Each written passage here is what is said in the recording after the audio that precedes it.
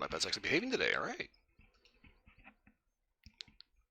Good on you, buddy. All right. I hear you. Okie dokie.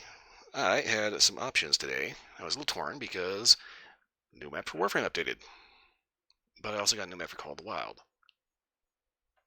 So, kind of put out a little question of what I should do. I feel like I'm a little off. A little bit, not too bad.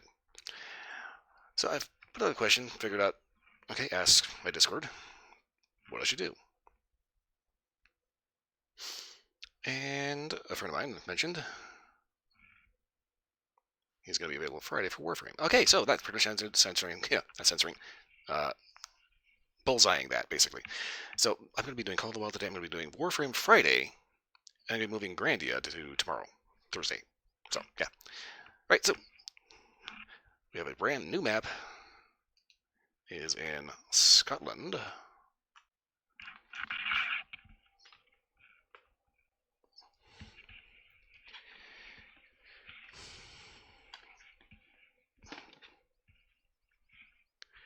Okay, there's a card underneath my mouse pad that's going to fuck something up for sure. Okay. Okay, doke. So, I have just gotten onto this map. I basically just got the first outpost unlocked, and that was it. I can barely remember what I've actually got unlocked. I haven't actually had a chance to really hunt anything yet. The name of the map is, whatever the fuck that is. So, yeah. Anyway, our initial outpost is right here on this little island. And I'm pretty sure Hogwarts is around here somewhere, so.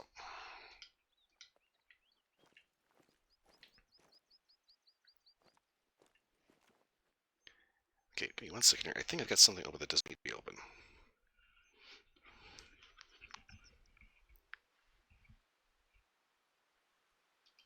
I'll go ahead and kill the Steam window because that does not need to be up. Okay. Now, this map does come with a new gun. I believe it is a semi-automatic 12 gauge. But there's stuff we have to do in order to get it. Okay.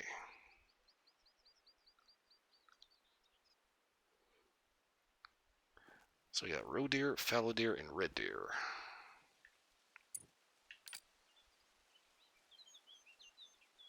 Okay. This also introduces badgers and American mink.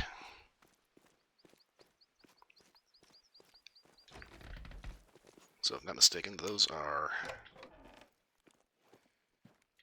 Okay, something is funky here.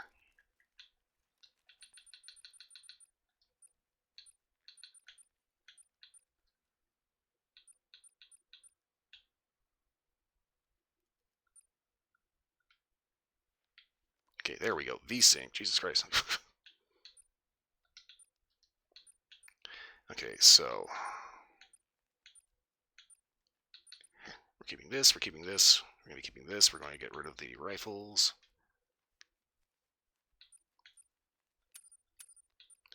And I'm going to take my 308 AR.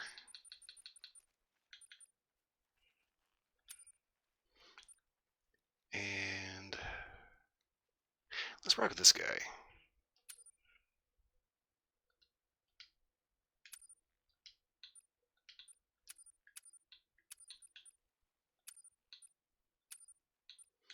Okay, 4570, 10 mil shotgun. All right, so from there we need our 308. We need first off 22-250 and 308.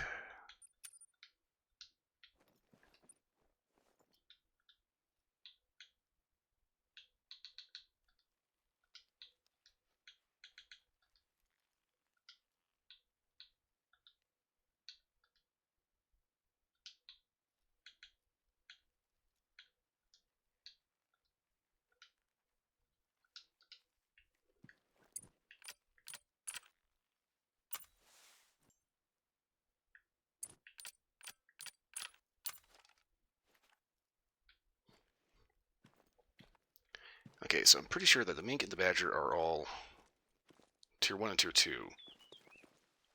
Wait a minute. 22-250. Shit. Alright. Wrong gun.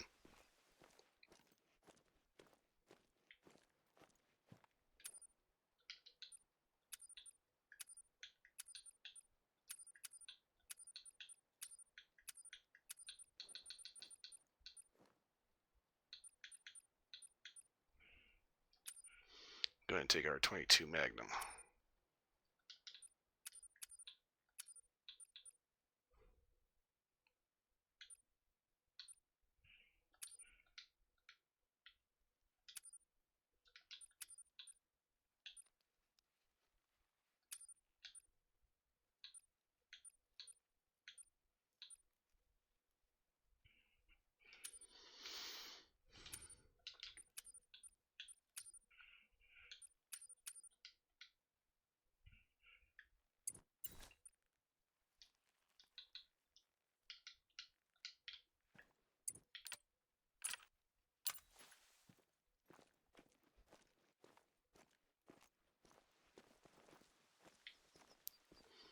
Okay, so our current objective is take down a male roe deer within 30 meters, male fallow deer from crouched, and a male red deer with a single lung shot. Okay. So first things first, we need to get off the island. The cool thing about this is that there's like all these cool ruins. We can actually take a look at our initial watch house here. And yeah, we have this nice, modern, lovely kitchen. Front room. Dining room. Actually, I guess this is more of the foyer. Okay, other side of the dining room. Backyard.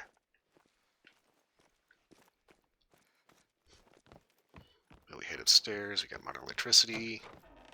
Nice bathroom. Study with fucking Grankin's shotgun for some fucking reason. I don't know why they're constantly jerking off over that damn piece of fucking rusty tetanus waiting to happen. Okay, lovely sitting room. Complete with cards.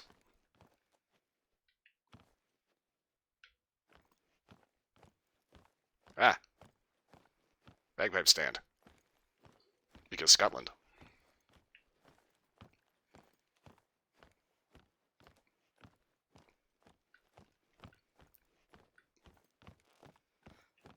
Third floor. I actually don't think I've actually went up to. Okay, master bedroom. Complete with ensuite. And guest bedroom.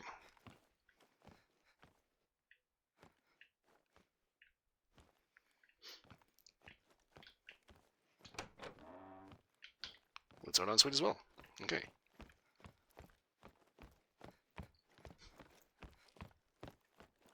Huh, no shower in here. Can make sure which one's the actual master. But the cool thing about this is that this is all set up in this ancient old ruined castle that has been restored to a lovely little hunting lodge. Now, as I pointed out, I've only just gotten to this map. This is literally it. So we need to get over to this house over here. So I'm going to go ahead and spawn in our ATV. Ah, too far.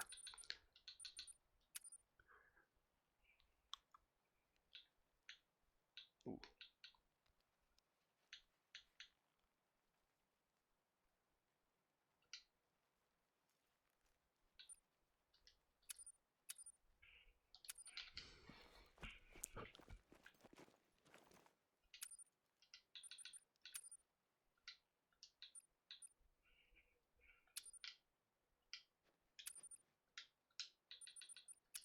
Don't want the green or the black.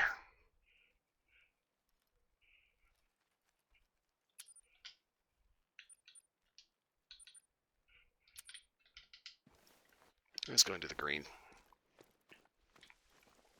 Another question is, where did it spawn in at? Oh. Outside. Yeah, it's kind of funny. It's like, you know, you've got the actual lodge over here. Let's see if there's anything else over here. Ooh, there is. Alright, actual castle hall. Nice.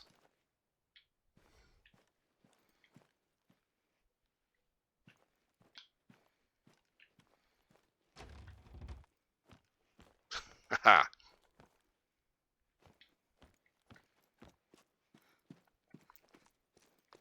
So how neat is that? Make an actual lodge with modern appliances in a centuries-old castle. Do we have a dungeon?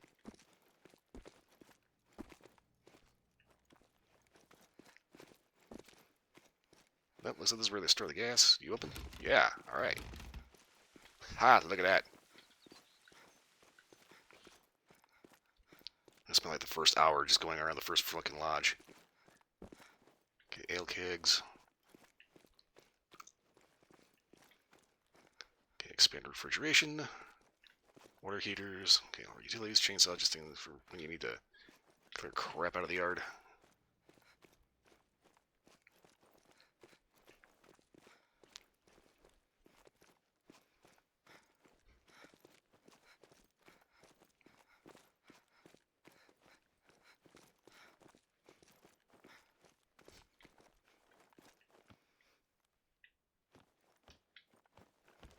Oh, here we go. Game room, full pool table, full liquor bar. Alright. I'd say this is probably one of the nicest lodges we've ever had. Not to mention one of the most expansive.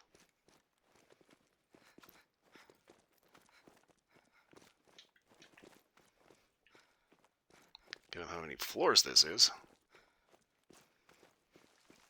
Good lord.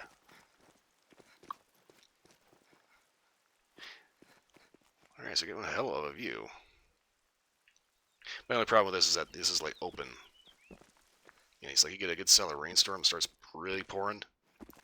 All that water is going to come rushing straight into the game room. Or like keep going down and get into the other shit. Oh man, check out this tiny room.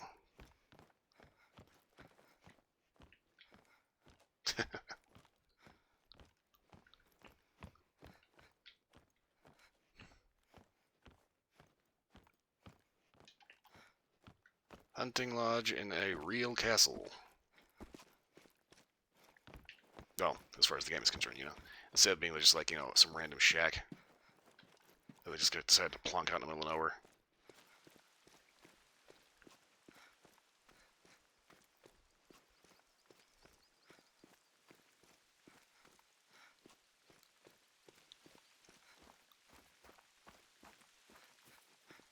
Okay, so clearly in centuries past, they used to have a boat dock. That's apparently how that's actually been resupplied. So this thing about castles. Castles are fundamentally not like whimsical grand palaces and homes, traditionally speaking. You do find those in certain time eras, but fundamentally a castle is supposed to be a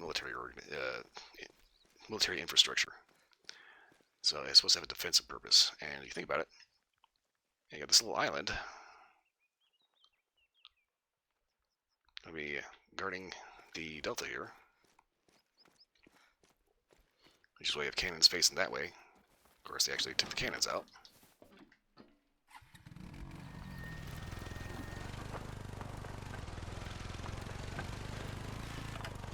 Which is why I'm all the more tickled to actually be up here with an actual, you know, AR-15, AR-10 pattern rifle. With Glock 20.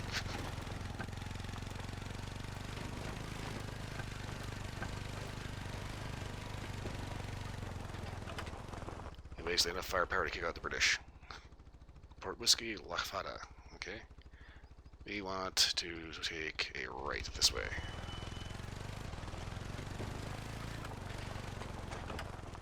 Okay, are these just flowering trees or are these actual fruit trees? I imagine if it's flowering, it's going to have fruit at some point.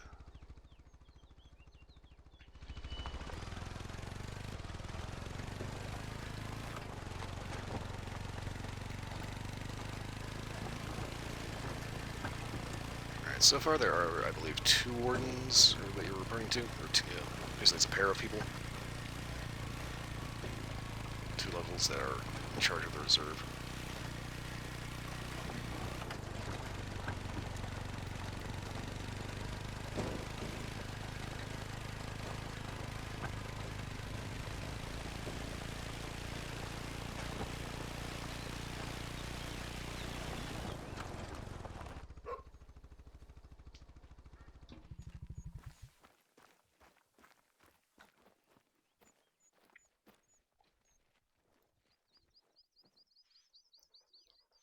Okay, so this is looking to be a pretty gigantic map.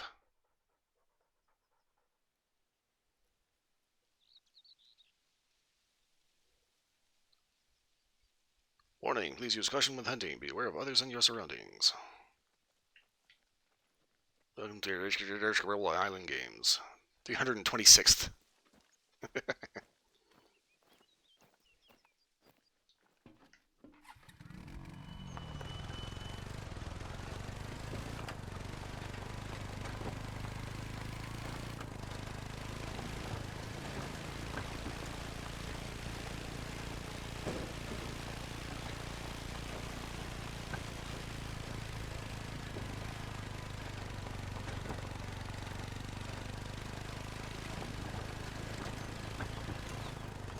Okay, we got a ways to go. Should be on an actual road, on a right turn.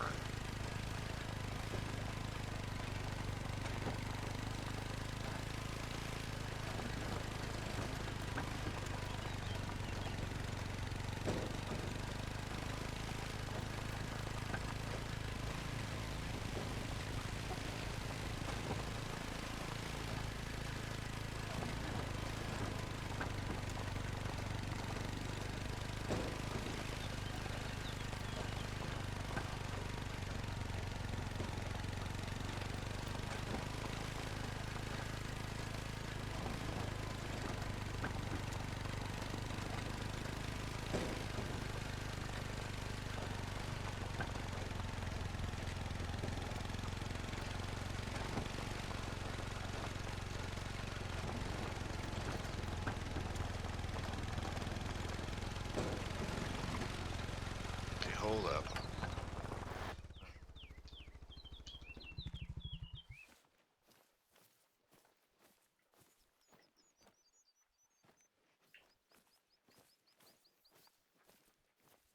Those hogs or badgers?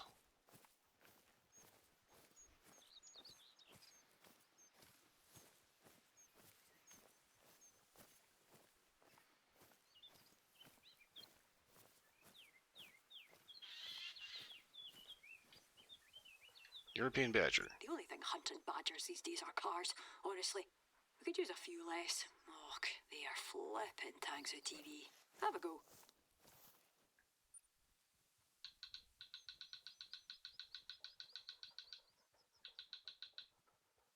Tutorial log.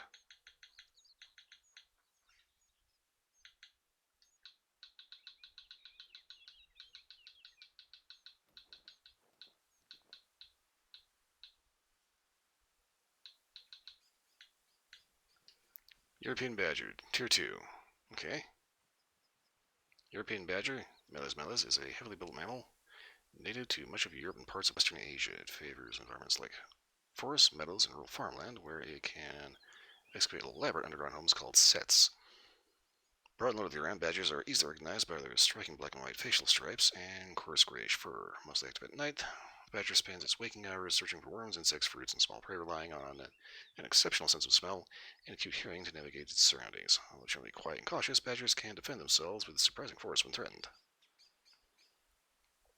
Okay, shy, resourceful, and determined, they become fierce and aggressive when defending themselves, their young, or their territory. Found in woodlands, grasslands, farmlands with loose soil, dense cover, and abundant food. Poor eyesight, good hearing, excellent sense of smell. Which means you want to approach them downwind. Okay. Living groups maintain complex set systems and use scent marking to communicate and defend their territories. Nocturnal and crepuscular. Class 2 ammo. Difficulty average. Okay.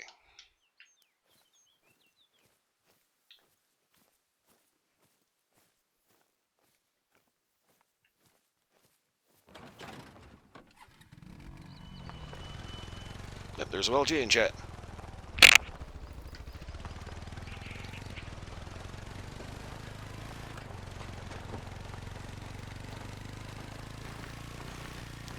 Okay, so if it's looking like our hunting outposts are probably going to be like actual infrastructure.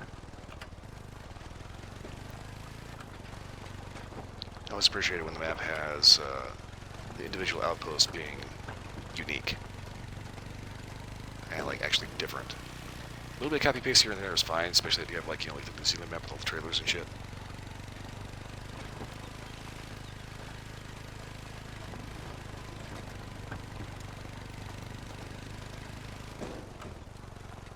Okay, outpost number 2 is a nice little country house, complete with a car.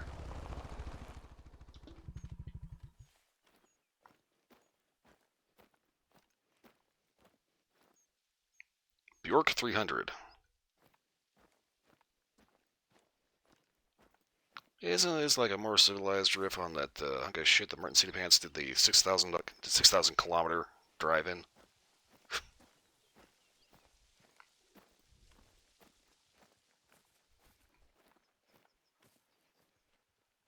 Highlander. Apparently that's the local beer.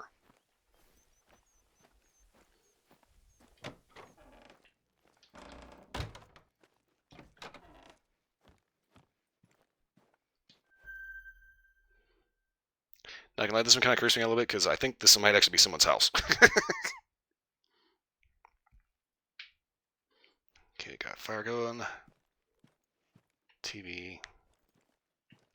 Bookcase. Fan. Leather couch. Storage closet. Ah. Kitchen and dining. Okay, all of these have nice kitchens. It's like they're way nicer than the crappy one I got in my apartment. It's like I can barely do anything in there. Okay, somebody's got a load of underwear.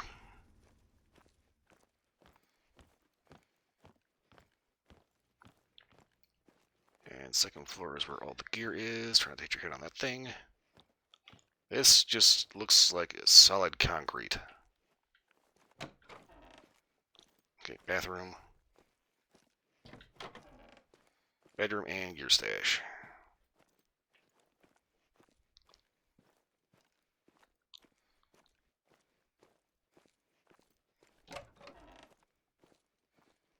Okay, guest bed. Complete with gaming PC.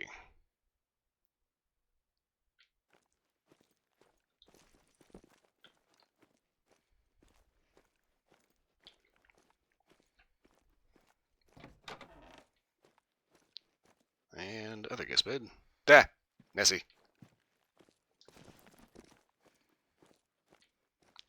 I think that would be really funny if they actually had, like, a very rarely seen lake monster that pops up every so often.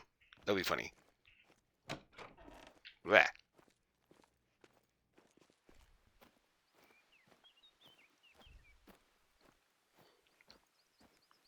Oh, broken gutter. And so he's got the fire going.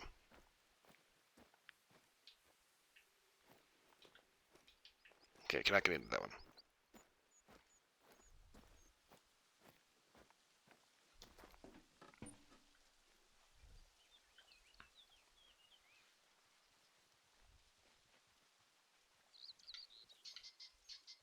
Okay, road trip.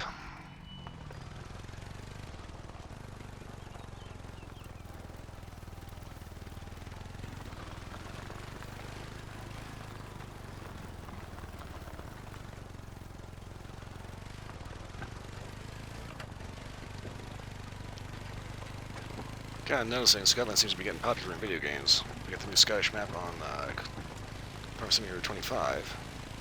Now we got this. What's next?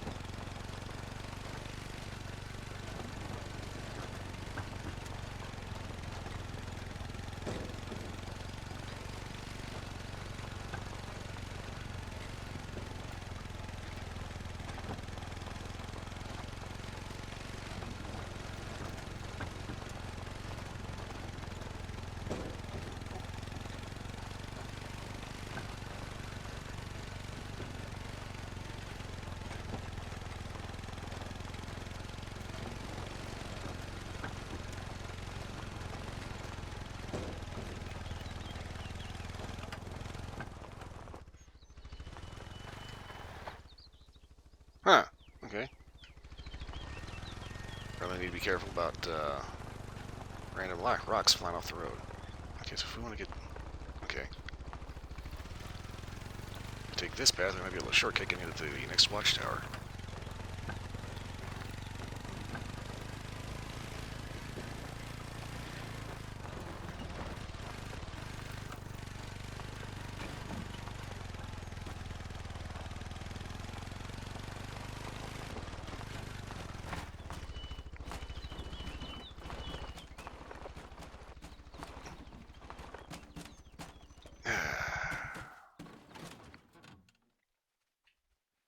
Really? Okay, oh well. Okay.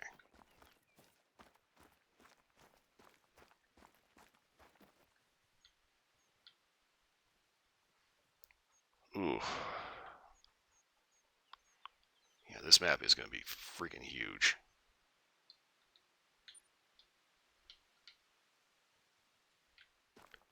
Okay, that's fucking 4 kilometers out there. Let's not take the stairs with the ATV.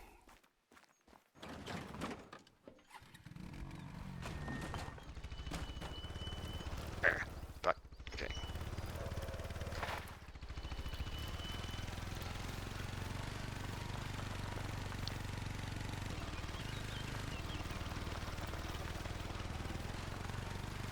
Always remember, fight smarter, not harder.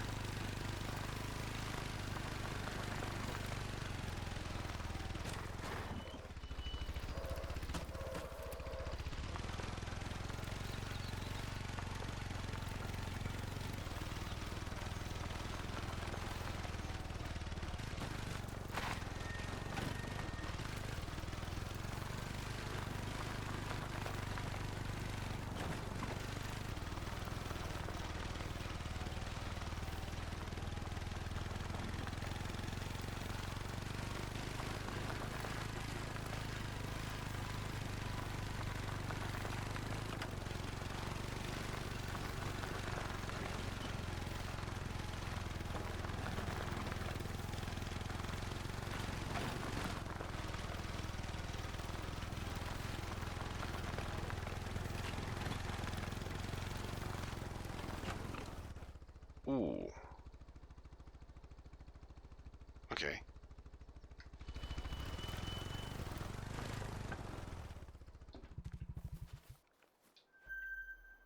Okay, fellow deer drink zone. That's always good.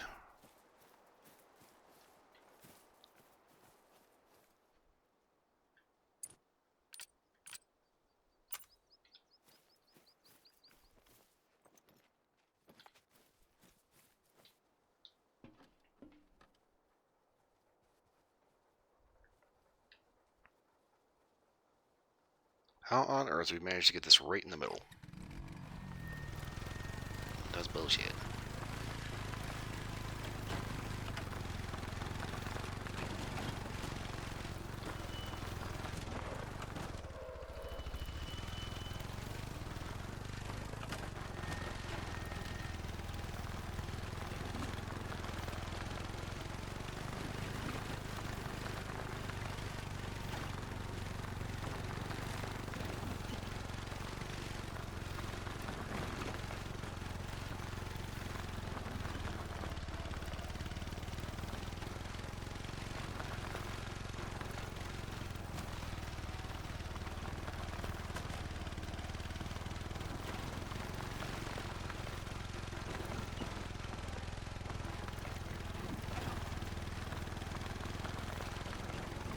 Please tell me this is an actual point of interest instead of just a fucking rock cairn.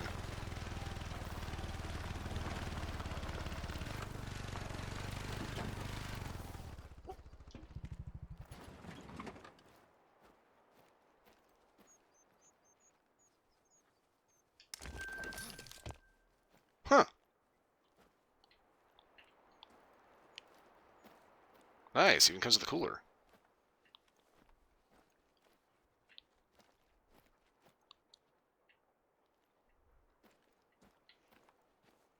Okay, so are we meant to try to take shots across the lake from here?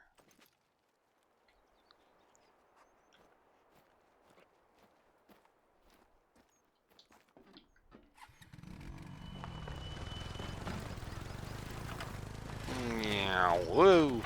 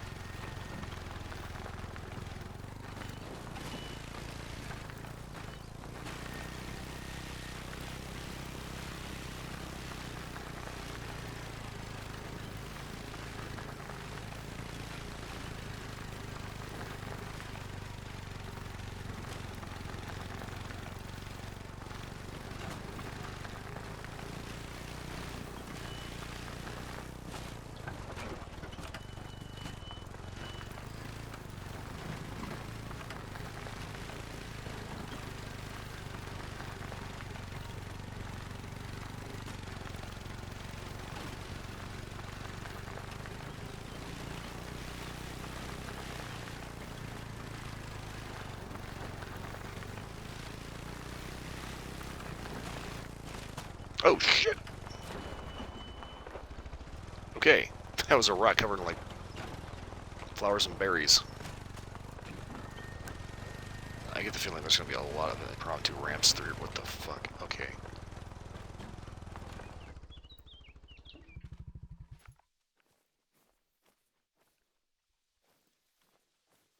Huge moss-covered rocks. Oh, this is gonna be this is gonna be a problem. They look like a bush, but literally granite.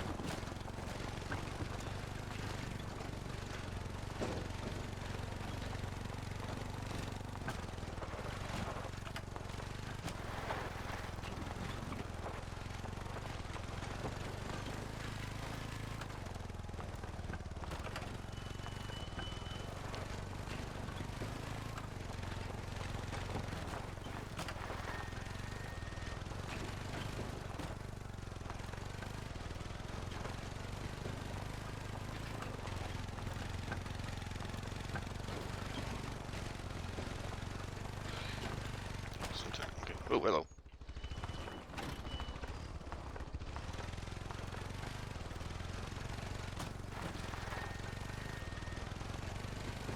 Okay, I gotta admit, this is quite possibly some of the strangest terrain we've actually been across. Okay, rock cairn. Okay, Future Heritage Forest. The Future Heritage Forest is the latest victory in a string of efforts aiming to restore ancient rainforests to Scottish soil. Before evictions and clearances punctured the highlands, this area was chock full of many such sacred sites. Oak, birch, and hazel raising their hands to the heavens, basking in the warmth of a friend they have known since birth. Way to get strangely poetic at the end there.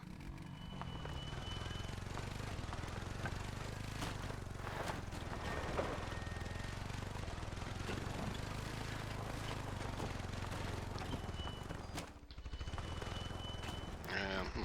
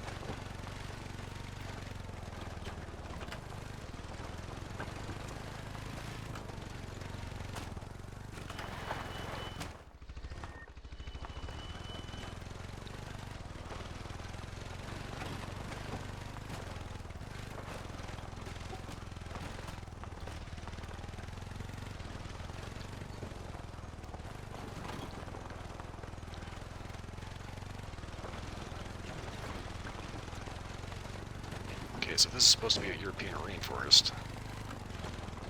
I imagine this means we're going to get some rain eventually.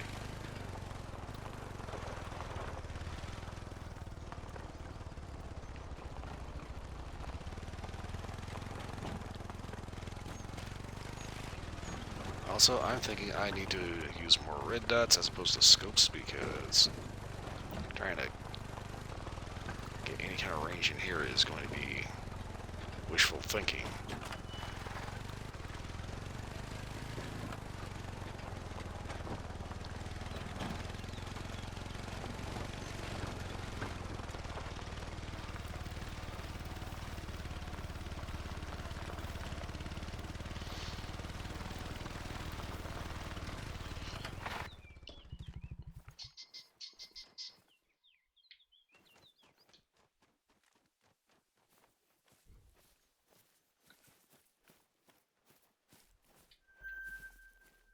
Okay, pheasant feed zone.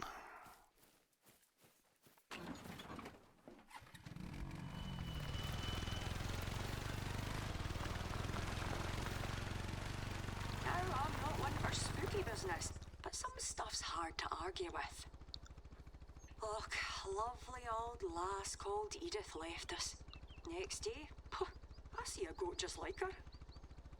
Now, you know what that means. A hunting challenge. Deer, black grouse, and of course, goat. Get to it. Right. The hell triggered that?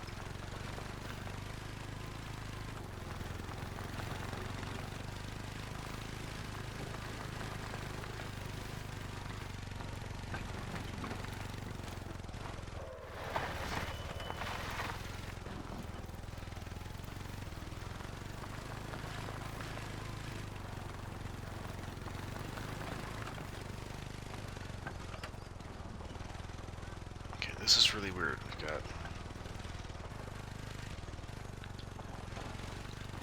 this strange mix of like super dense woods.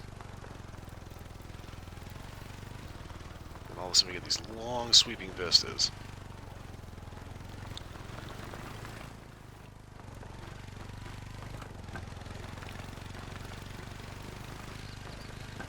Like, a couple minutes later you end up basically in a shoot house or a forest. Sausage roll. Right. Wahada. Sausage roll, really.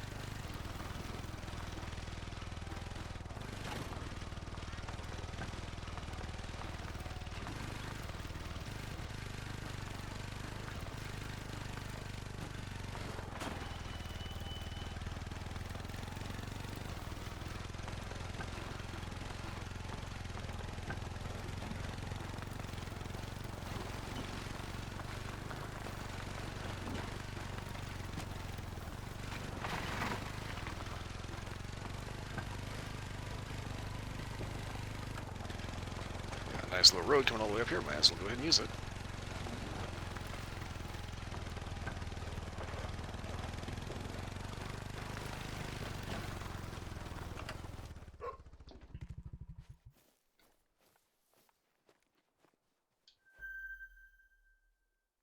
Okay, this is their watchtower. Just this one lonely little rock on this big-ass hill.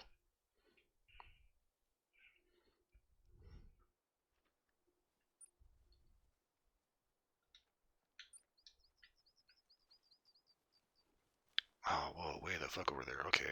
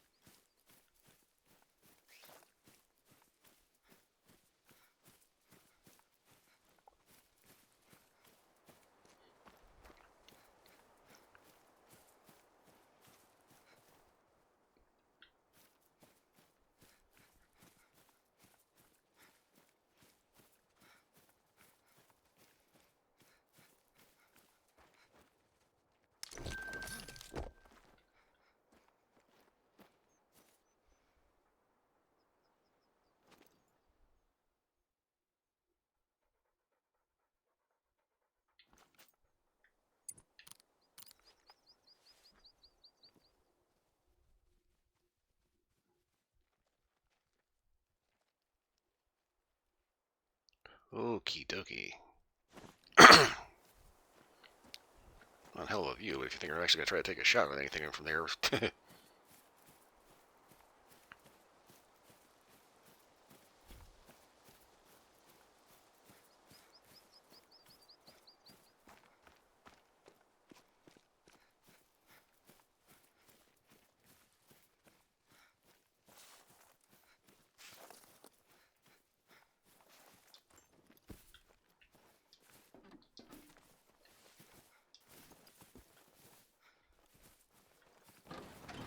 Okay, I think we're on a pretty good trajectory. We can just go ahead and take this around as a shortcut and just get around the lake.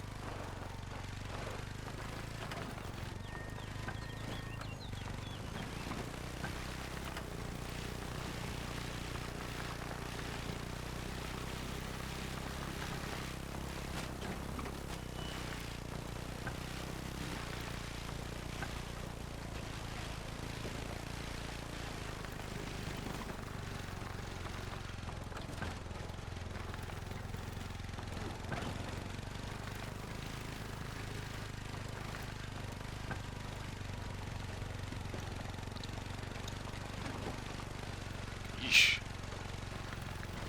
Going down that hill is like suddenly this game turned into a Forza title. Okay. I don't trust that to not be a rock.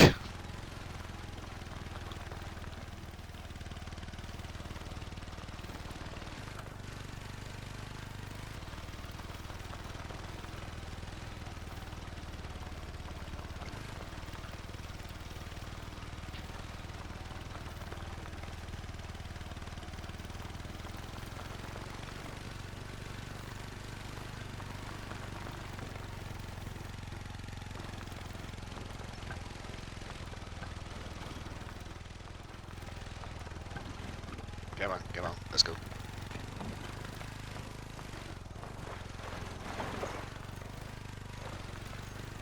Once we get another country house for the lodge, turn and go. That shit piece of crap. Okay, around the fence.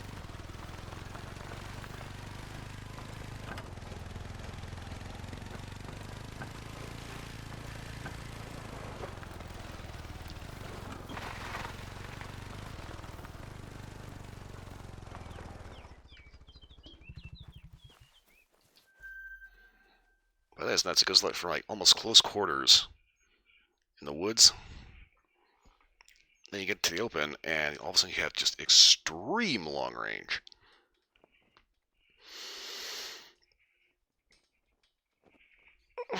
Stretch, everything feels sore. Okay.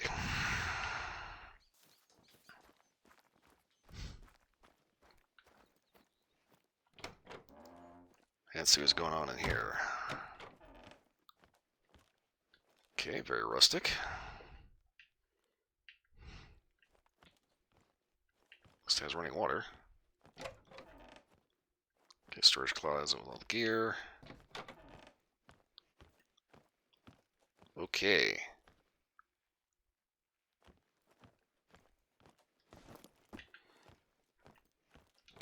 So like the last lodge was, your outpost was kind of like, country house. This is clearly, nobody lives here.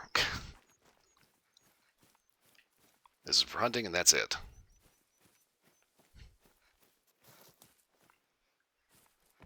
Yeah, wood, cinder blocks.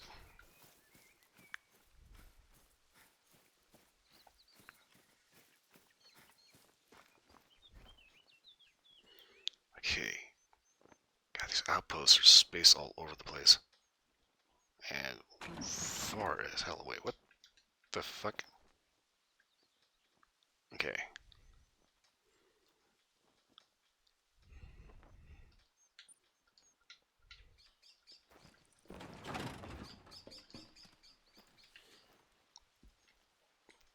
Noisy bird.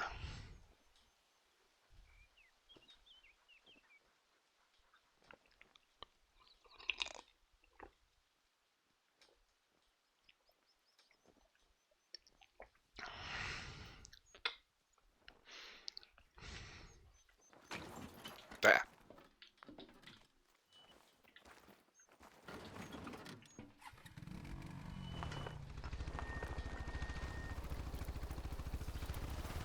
I swear the dog wants to be a hood ornament.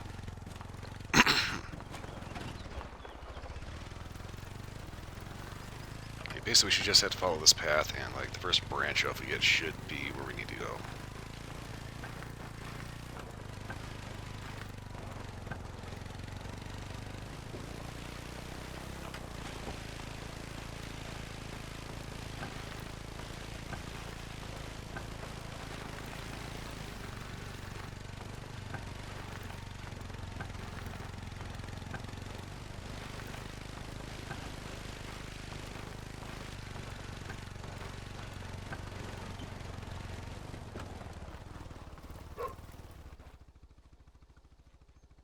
Hmm.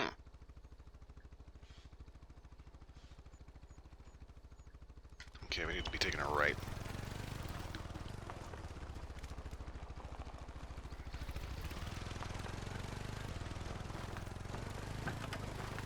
Okay, this isn't so much a road as it is kind of a suggested line of direction.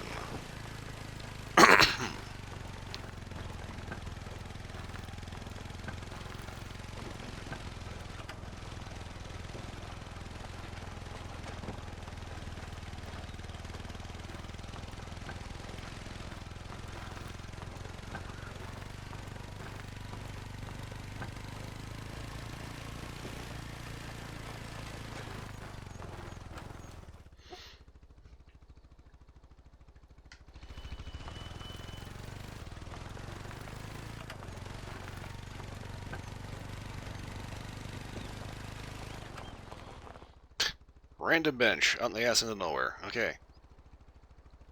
So I guess it's supposed to be a footpath.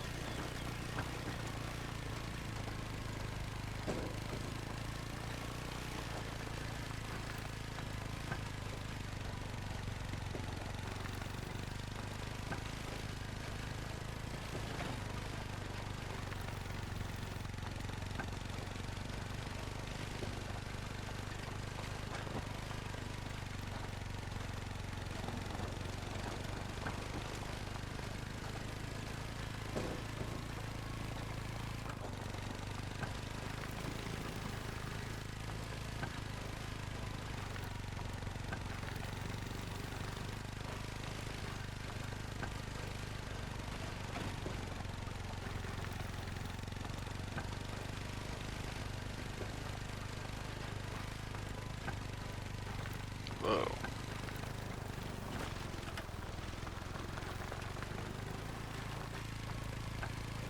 I think that's where we're going.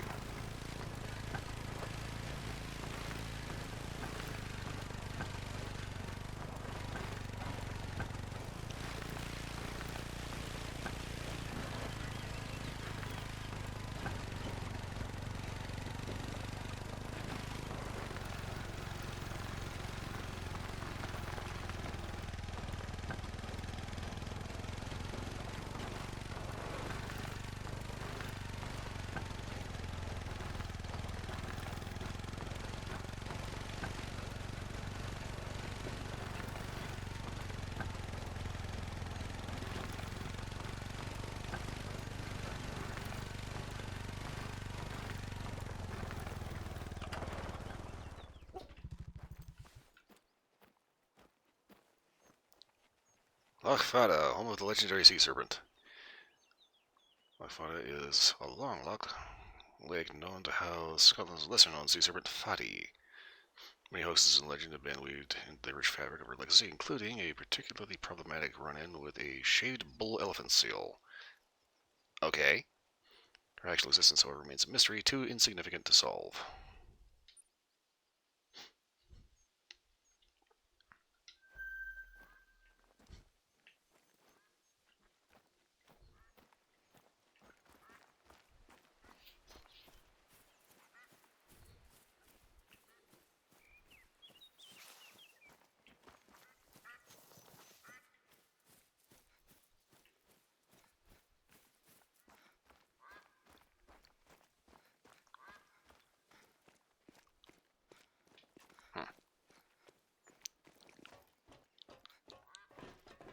So it's pretty obvious the staircase is new construction.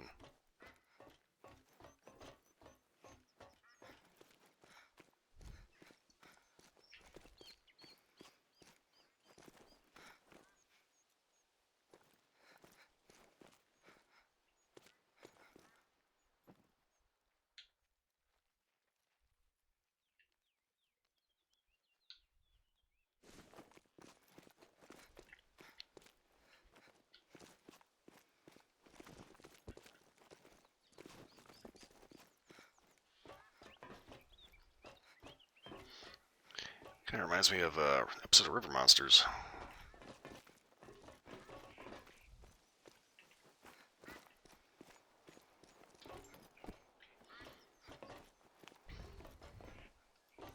So basically, what happened is Jeremy Wade ends up going out on Loch Ness,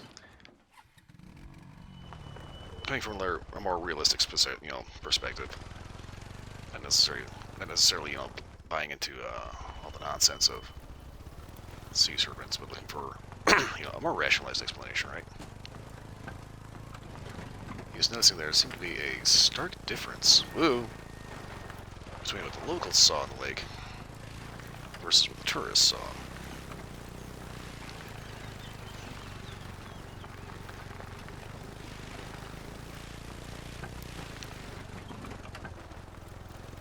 Tourists all like to make up some weird nonsense about some surviving dinosaur, whereas the locals always saw what they thought was a sea serpent.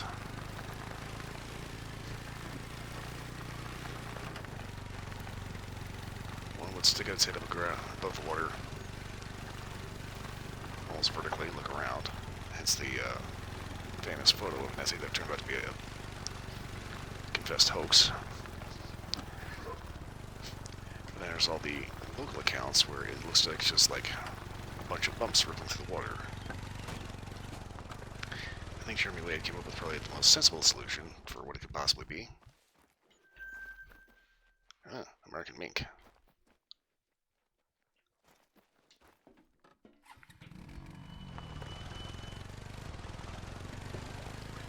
And Jeremy Wade comes at it from a biological background, as well as background of being like one of the top anglers out there, right?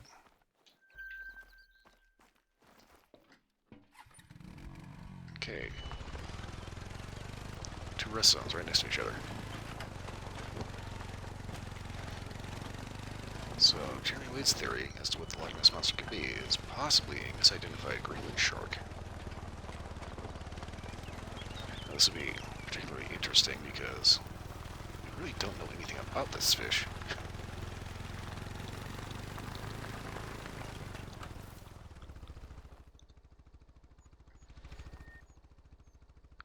And the things we do know.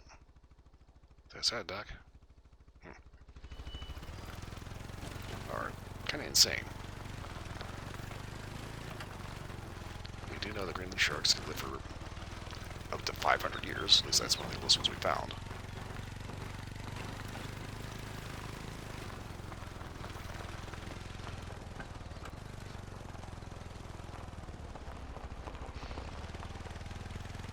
They are bottom dwellers.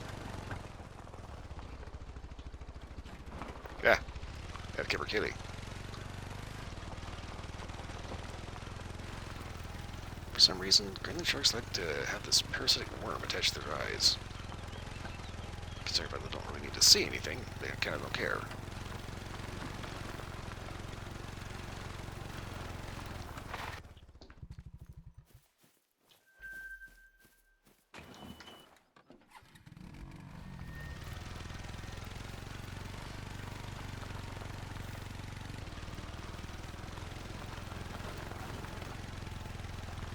also know that the Greenland shark lives in some of the coldest waters in the world. What we don't know is whether or not they're capable of surviving in brackish or fresh water. Now, bull sharks can, we know that for sure. I believe lemon sharks can as well. Or, actually, that's the yellow shark. Oh. I think I just rolled over a badger nest.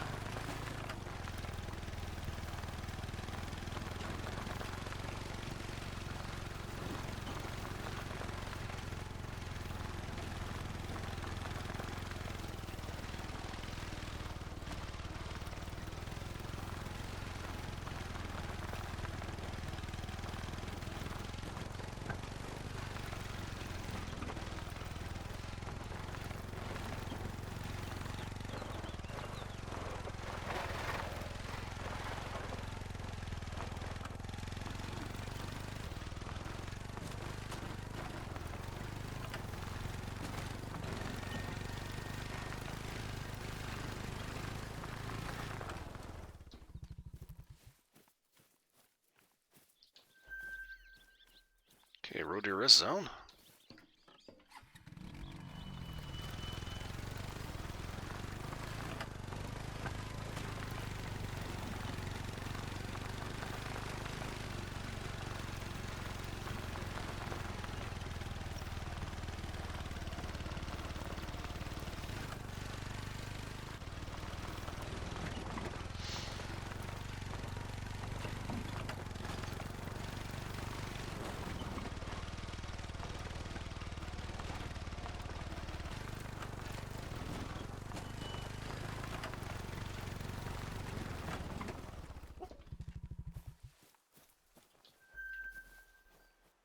Eurasian pine The marten. toughest part of hunting martens is figuring out which spot they've chosen to hide in, because their flight can be lightning fast.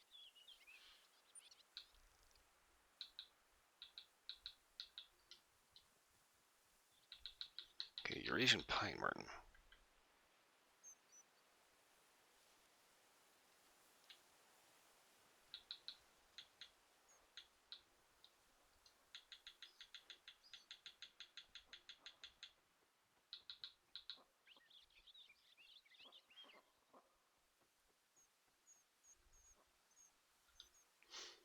Okay, class 1. The Eurasian pine marten, Martis martis, is a medium-sized omnivore from the Mustelidae family, known for its sleek, rich brown fur and distinctive yellowish throat patch. Got a chill all of a sudden. Blech.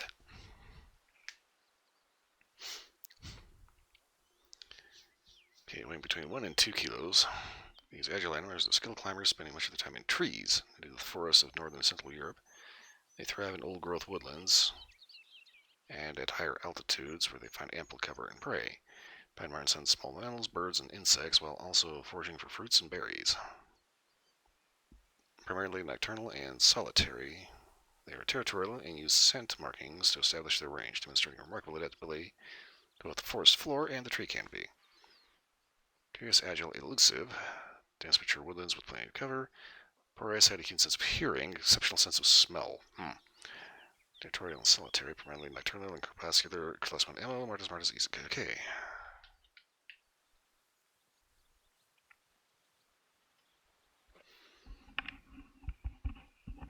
And this is a food zone.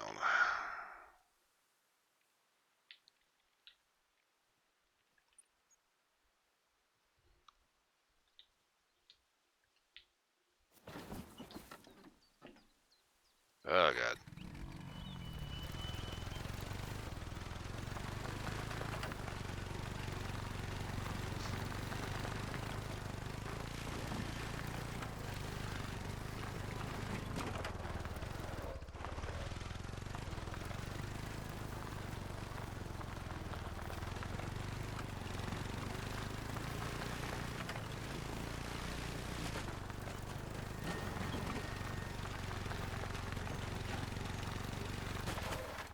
Log.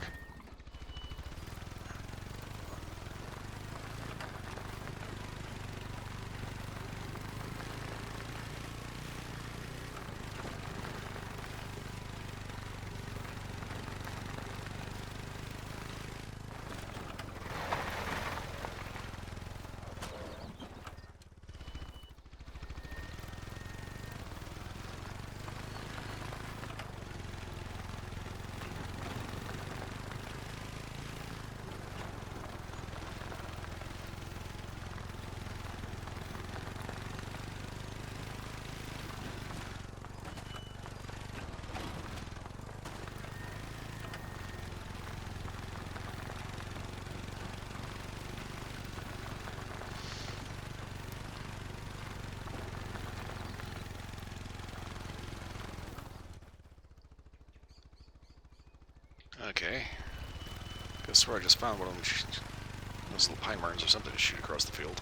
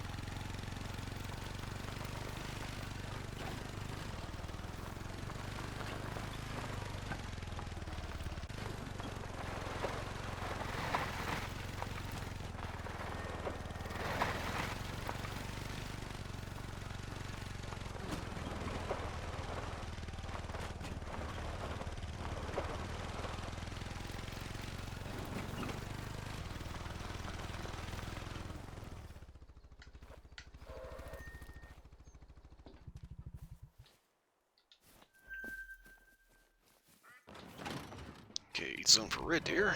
Not red deer, roe deer.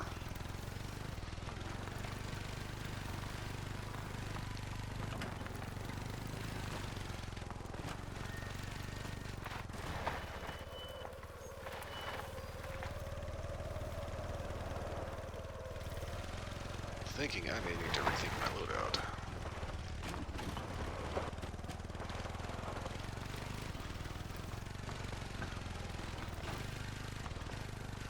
So instead of the 22 mag lever action, I may want to go back and grab the SKS instead.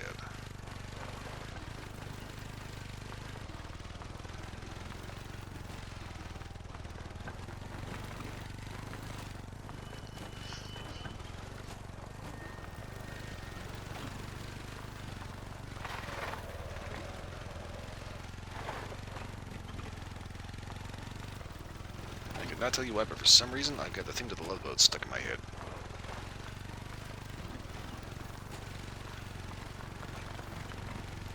It's proving quite irritating.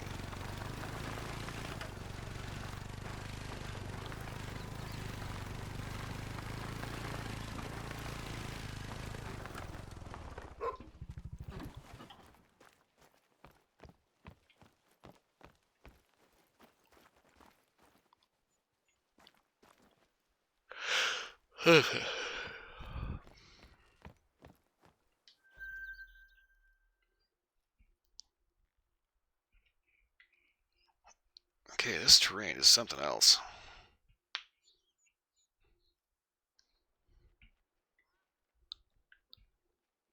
God, it just keeps going. It's just expansive.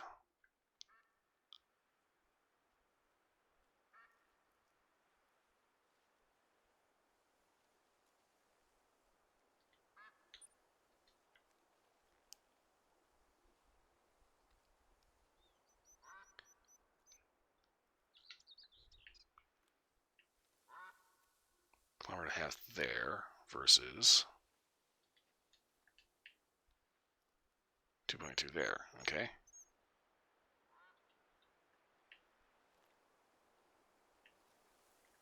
All right then.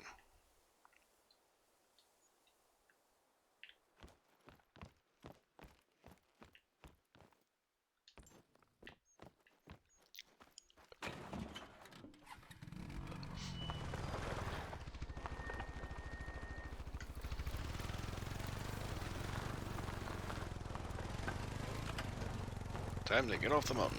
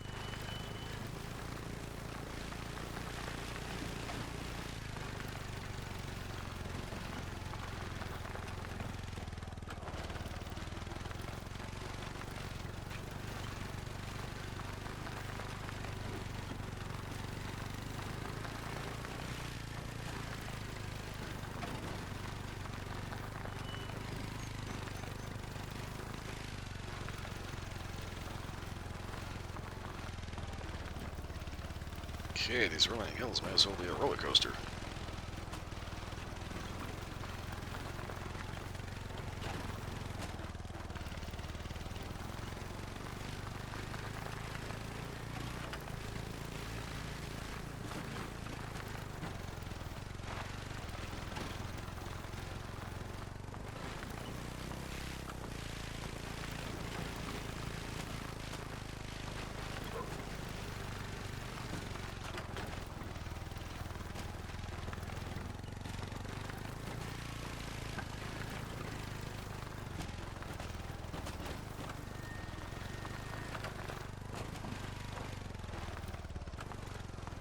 Ah, had a loose hair tickling an eyelash. Oh, that is annoying.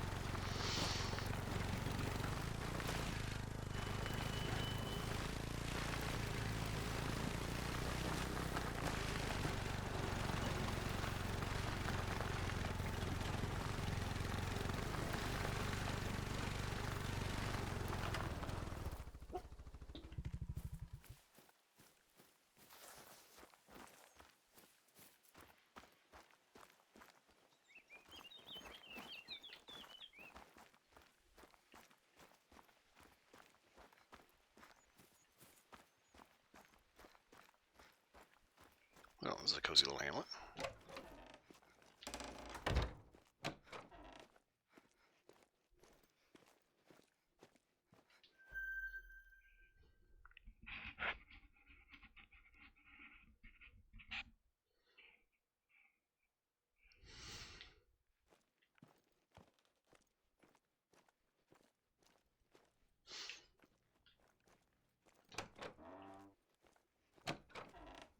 Okay, bed and gear stash. Bathroom. Back door. Oh, so you gotta look at her garden patch.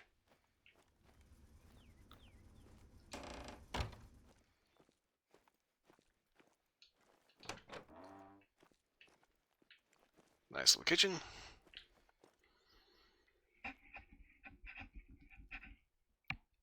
Okay, not a bad little vid. A little behind the times, but you know, not bad. Cozy, very cozy.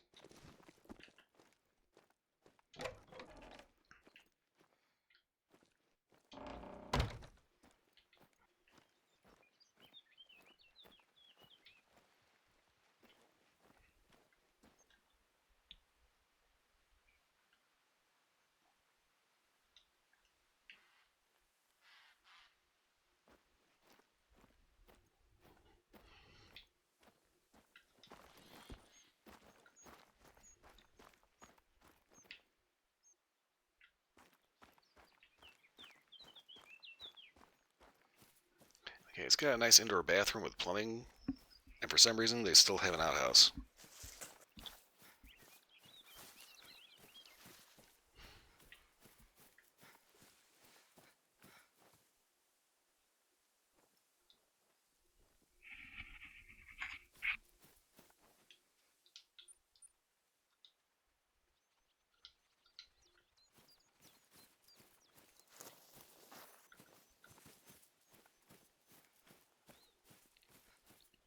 Okay, apparently I'm supposed to do the lookout point thing, like, third thing I do, and just like stuff happened.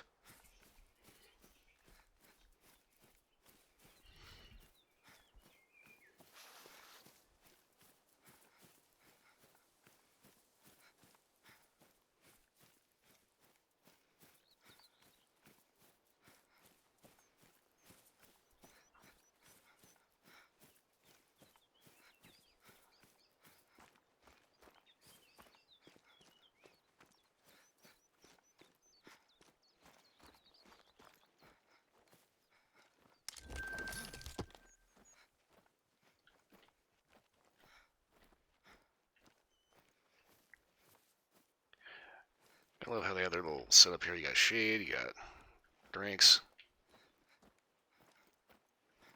Guarantee you there's going to be food in that one. All your gear. Trail cam. I don't know what the hell you're going to put a trail cam on, because, like, the forest is down there.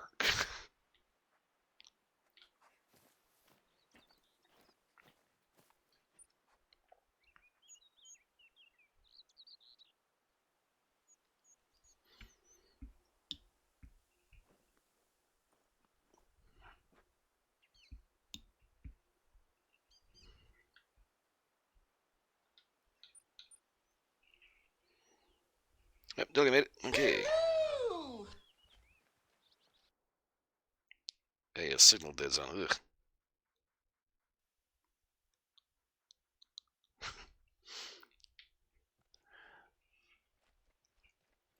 Yeah, it's almost like these places actually want you to do something, you know? It's like, don't they understand you're supposed to be watching live streams?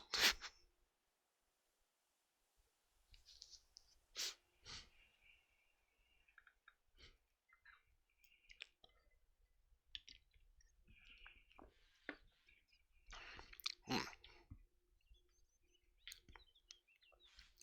Got a weird taste in my mouth. That is just not good tea. It shouldn't be. It should be the same tea I've been drinking for a couple of days now.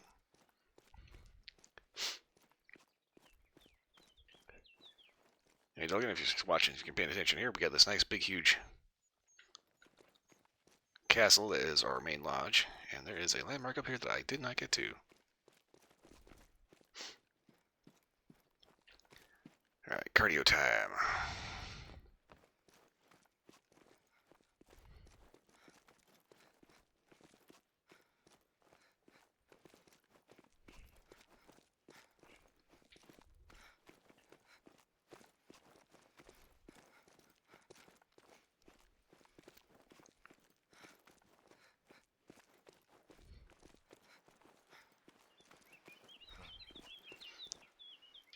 Came up here the first time, didn't end up hitting the actual mark here. See, Castile and Eileen. I'm pretty sure I fucked that up. However you're supposed to say that. Was first has been the ancestral home of Clan Rowan since 1621, when poet and courtier William Rowan was made the Viscount of and the castle was constructed shortly after. The central keep was burned to ashes during the Jacobite Rebellion, and has since been restored at considerable expense by the Rowan family, who currently use it as a private lodging. Rowan was known for famously fleeing the burning wreckage with the family annals, a fistful of baronetcies? What? Huh? And as much gold as he could carry. Uh, okay.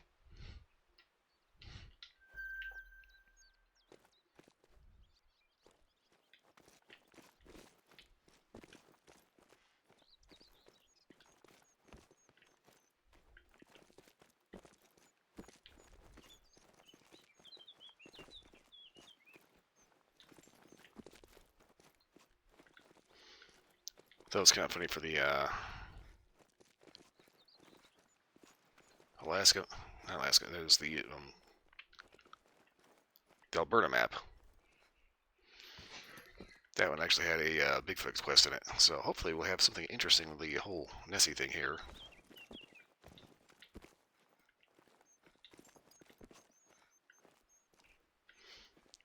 Unfortunately, they will not let you take the express route to get back down. You have to go all the way down this big spiral staircase.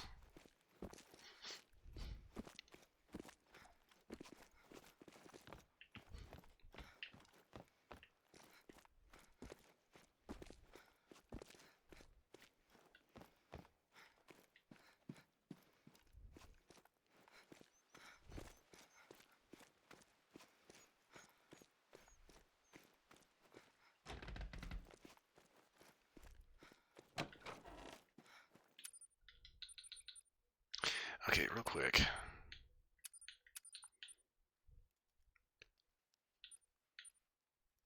Let's not do the 22 Magnum. Let's do the SKS instead.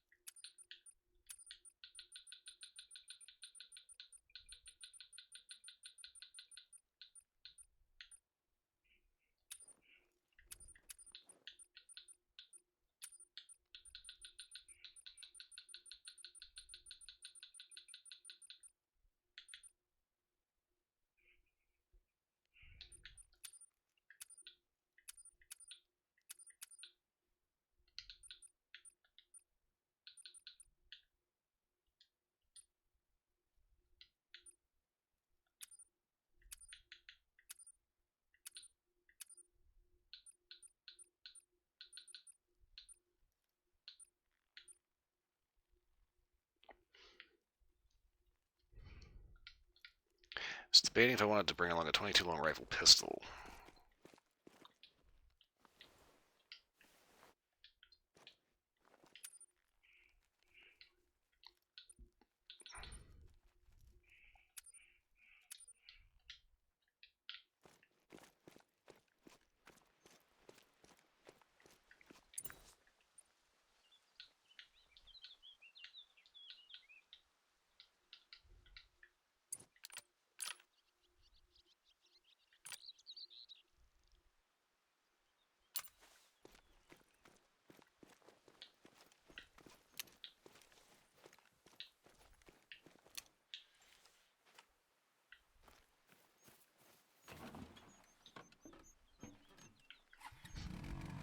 I suppose as long as I get the bird shot, I should be right for class 1.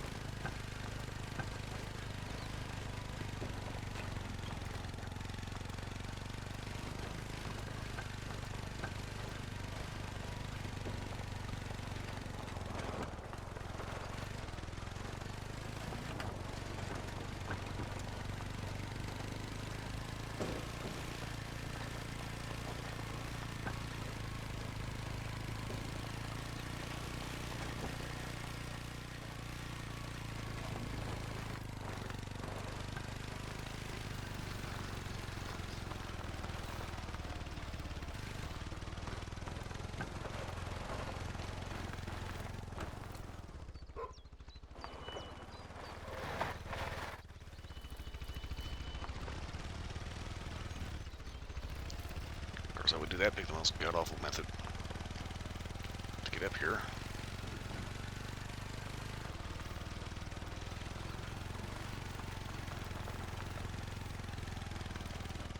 Play. Impromptu salad.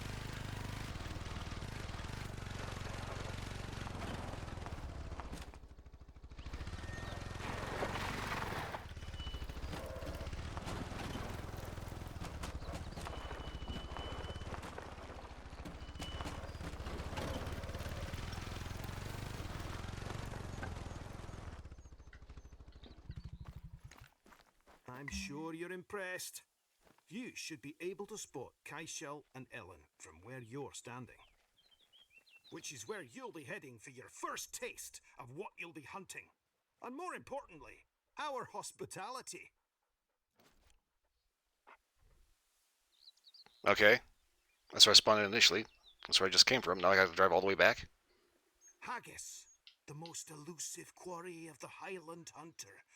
A majestic beast found only here in Scotland. Typically, one leg is longer than the other to aid them in scampering round mountains. Which makes breeding a challenge, so they requisition the help of an opportune hillock. Regardless, in just a few days, you'll join the ranks of the truly legendary.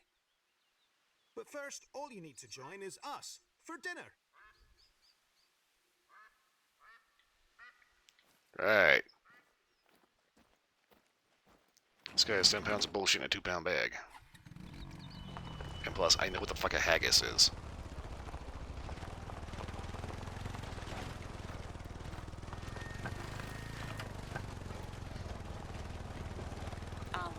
Since you're out and about, reckon you could take a few snaps with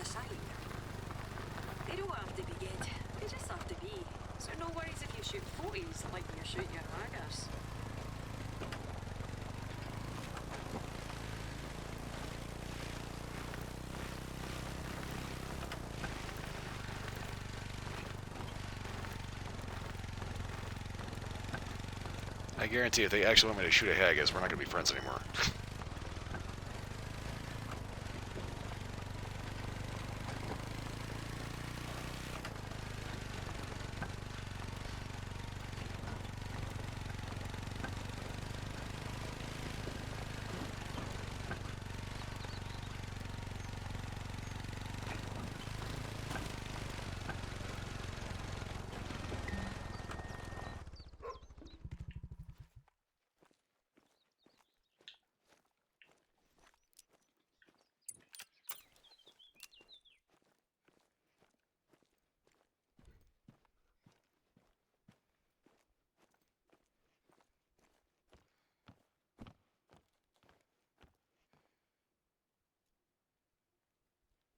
Yep. They look like haggis. Right, hope you liked your haggis. I'm Isla, the gamekeeper here at Tornasheen. I trust you're brought to pop his podcast on when you need to. I'll be about to keep you in the real world. Suits me, I can do some actual work while Roderick's on one. Anyway, next step's the tour, so tune into episode 2 whenever you fancy and give me a shout when you're done.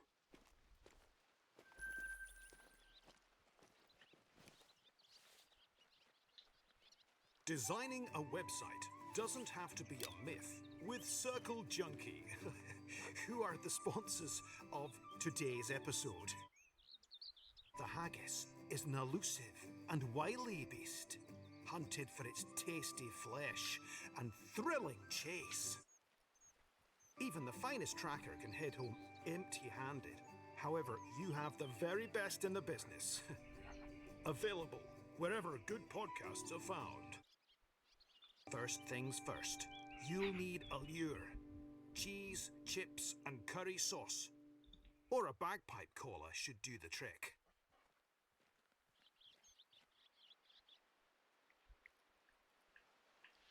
Is this dude fucking high? What the hell?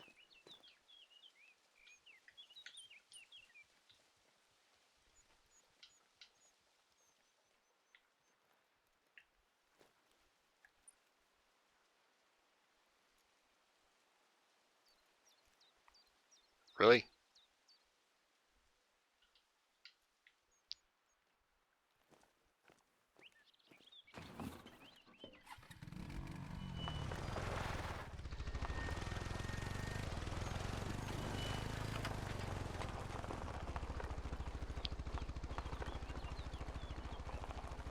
Okay, so get on the main road, take a left. How the hell does my brain do that?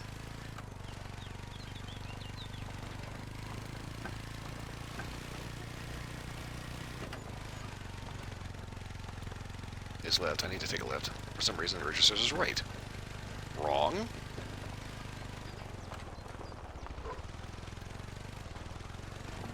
I guess not. Ranker.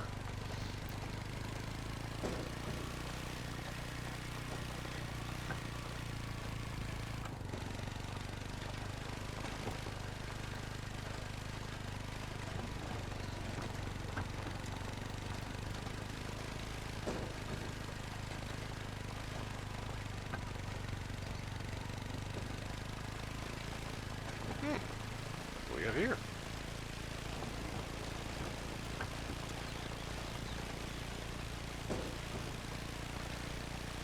Nice little community you have.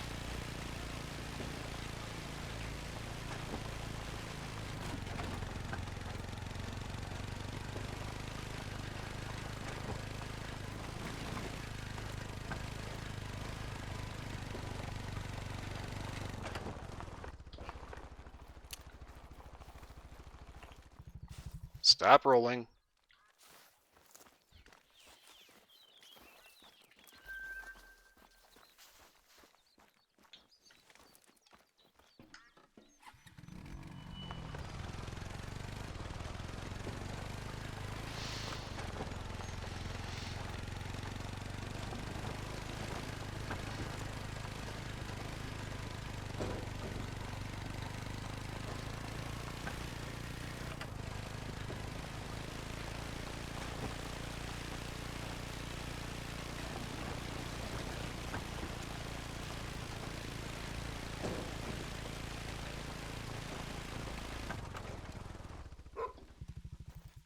be a long drive if I keep finding these things all over the place.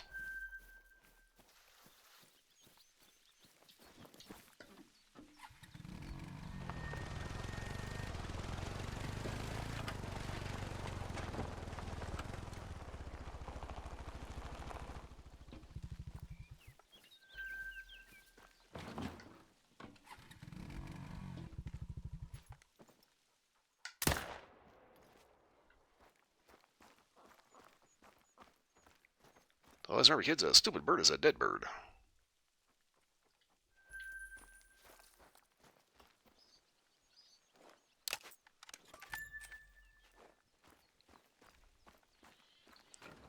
Alright, next outpost, I'm going to, I think, bring along a 22 caliber pistol.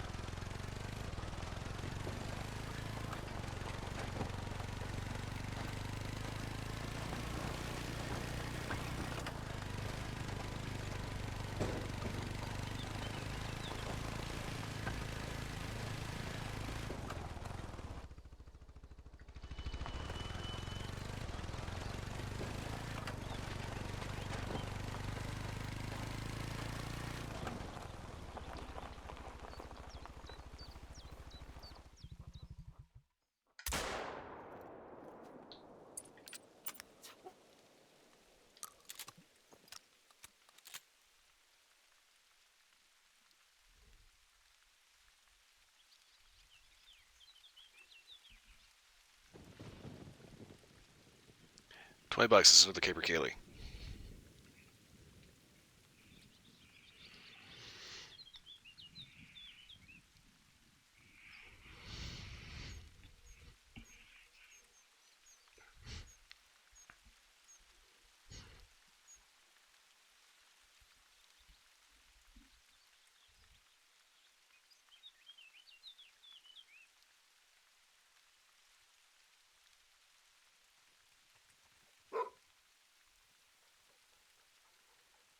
Okay.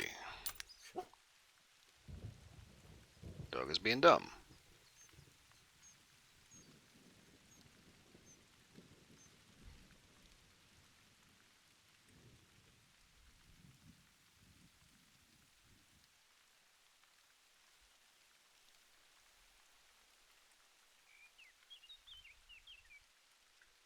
Are you fucking kidding me?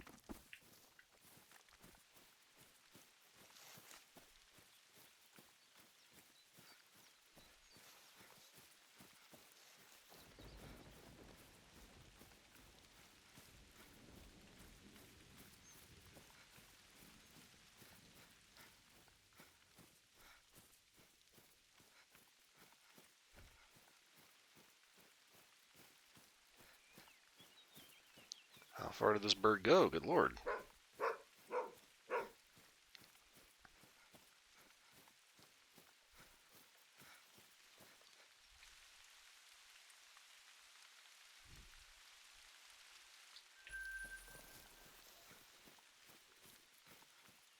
Okay, apparently Tweety was kind of hauling some booty. Okay.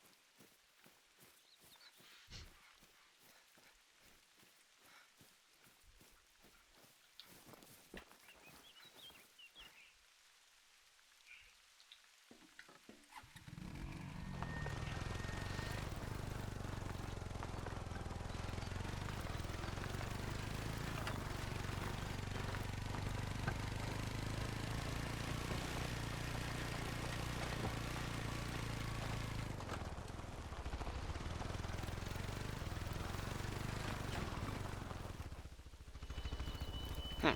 Okay. Interesting.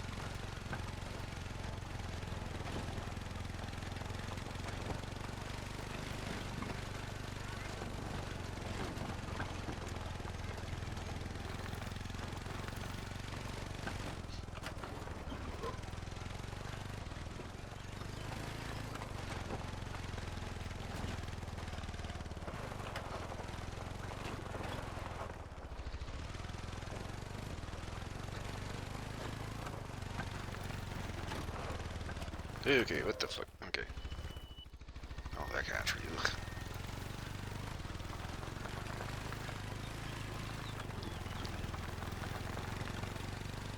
This forest is kind of giving Silver Run Forest flashbacks from Farm Simulator. Oh, that clearly has got all the trees out of the way. That just are just like nothing but a pile of sticks. Instead of like a proper tree, you know. Okay, that one lone tree on the hill.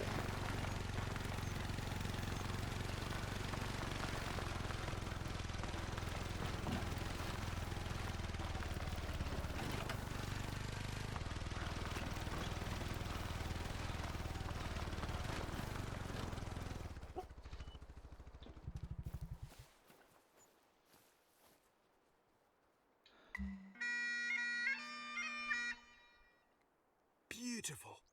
Now that's the sound of rebellion.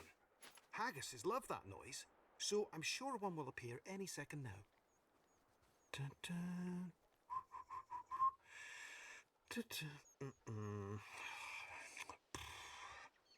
Well, better go have a look.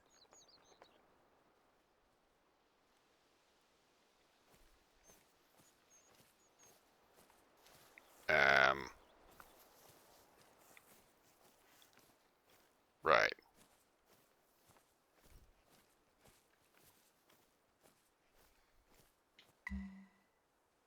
Hey, Bill. You're saying you found haggis tracks? No harm in following them, I guess. Wait until Roderick hears about this. Honestly, looks like raccoon tracks.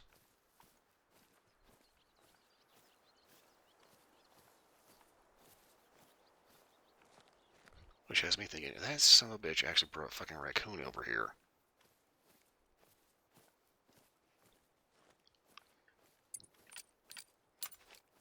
You might want to pray that I don't find him.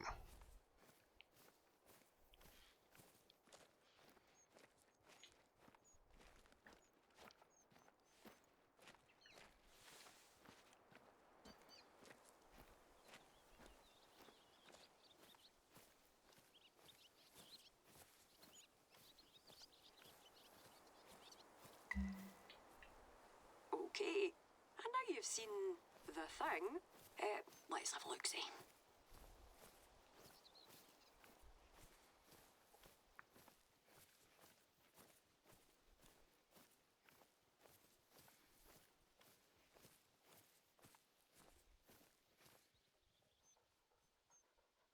It is literally haggis in a tree.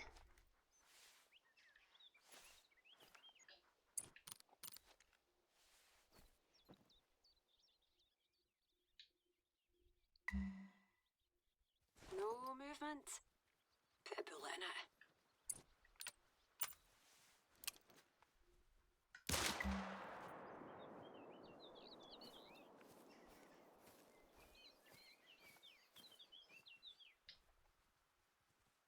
Well, I'm not so sure the haggis you shot will taste so good.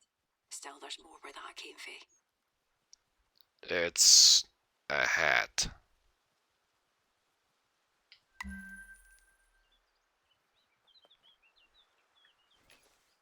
Hello, pal. Hikers have been telling me there's a din coming from Piper's Pit. It's probably nothing, but I'd appreciate if you could get a look. And because I'm contractually obliged to mention it, your man has a podcast episode on it too. Cheers. Oh, yay. The Phantom Piper of Tor Nashian is a tragic tale of times gone by. A lone child trapped in the dark, plotting the way for a horde of men above ground, alone for all eternity. Some say when the night is still, you can hear a wobbling above the muir. Little Rabbi, loyally performing his duty in the next life, a service for those who have long since given up on him. I'm going to shoot this guy.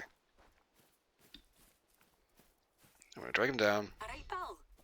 Didn't mean to remind you, but your haggis hunt didn't go so well the first time. I would say it happens to the best of us, but I've never heard of it happening to anyone else. Anyway, thought it might help if we went through making bait for the haggis. Now, you might not know this, but the wild haggis is a carnivore. Loves eating deer, their natural prey in fact. So let's get ourselves some of that.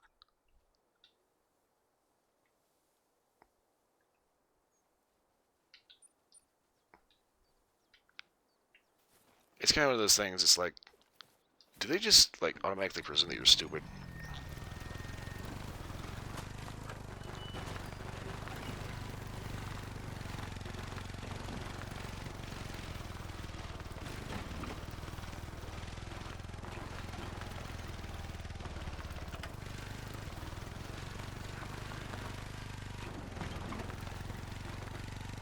They want me to shoot another hat again, I'm going to use the 4570. Just add a little extra insult to injury. Fucking piece of shit.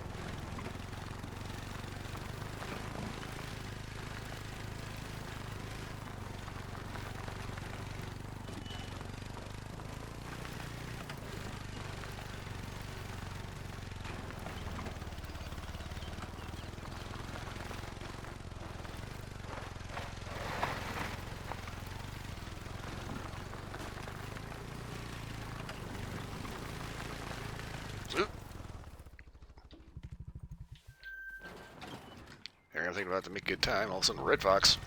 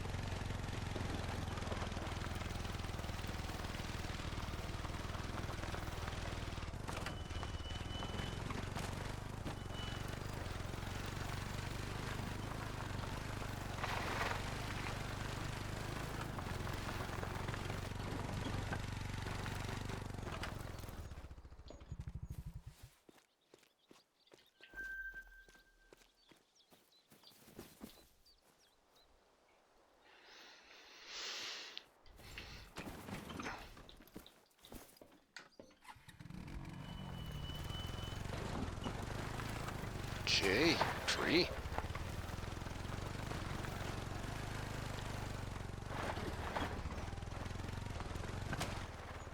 What the fuck? Big rock.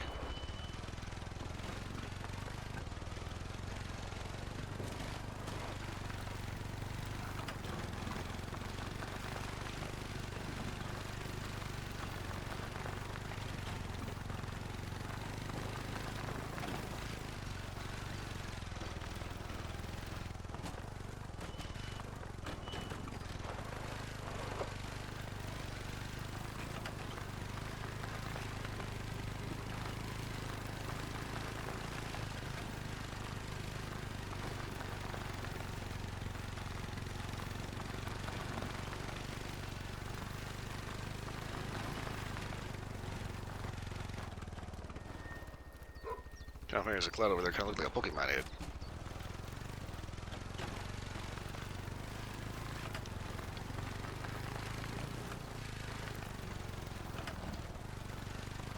Red grouse.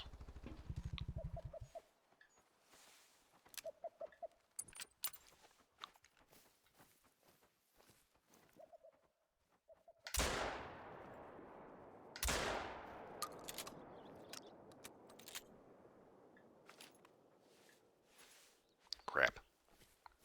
Oh well. There'll be plenty of time for getting red grouse later. Right now, let's see what we can do about this noise disturbance.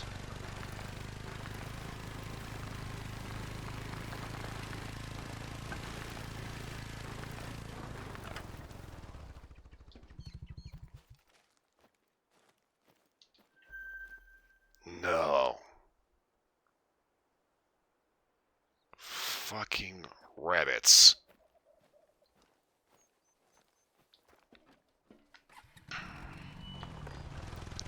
And here I was thinking that this map might have been free.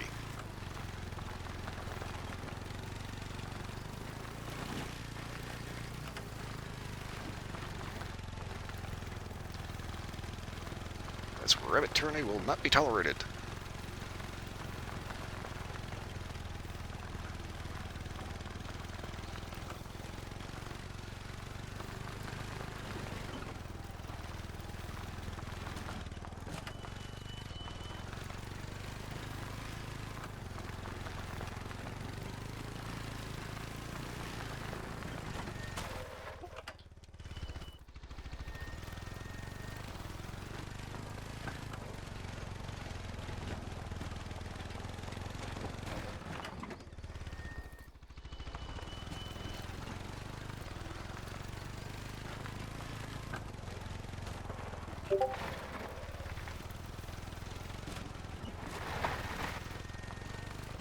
This is a messy area to get through. Oh, come on.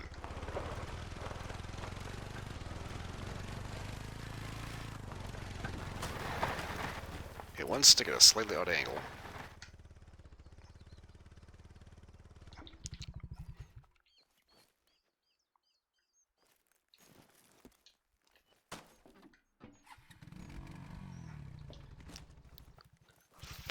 idiots. Ended up sabotaging my damn ATV.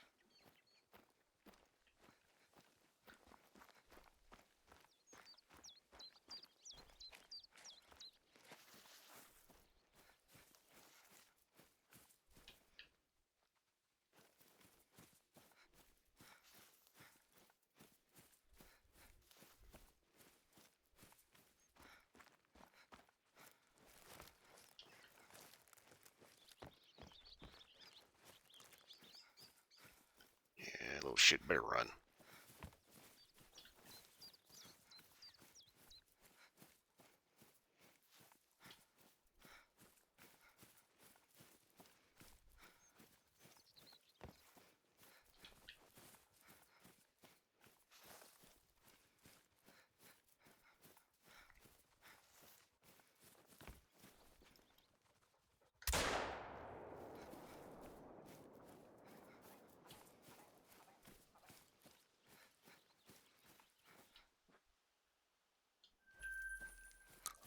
Yeah, that's what you get for getting my fucking ATV stuck, you little bastard.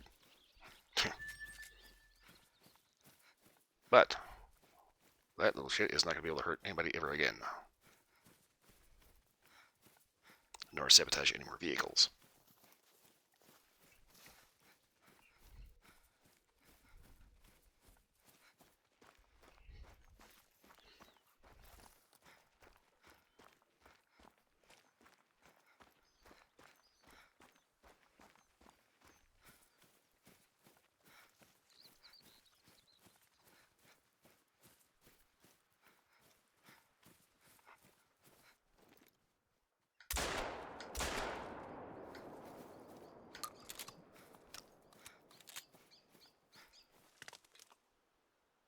Hmm.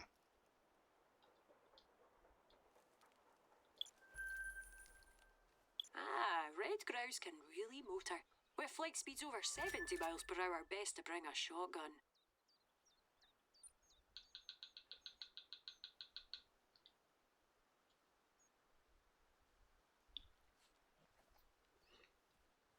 Not gonna lie, red grouse instead of green grass. Not exactly a smart way to hide there, bird.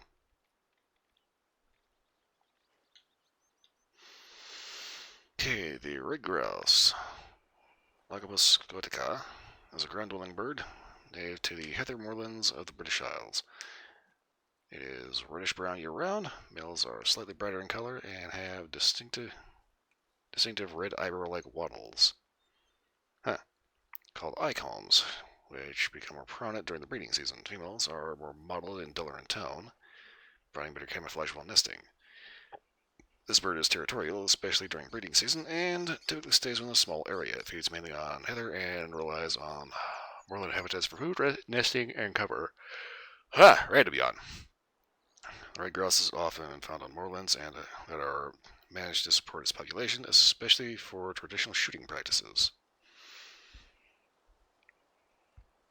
Generally wary and secretive, relying on camouflage and stillness to avoid predators.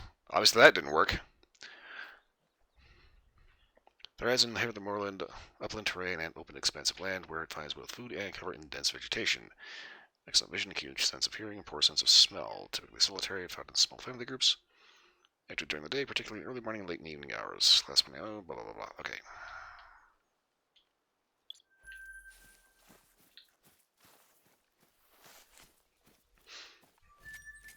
Maybe I'm just walking through the woods after chasing down a rabbit and having to trip over two of them.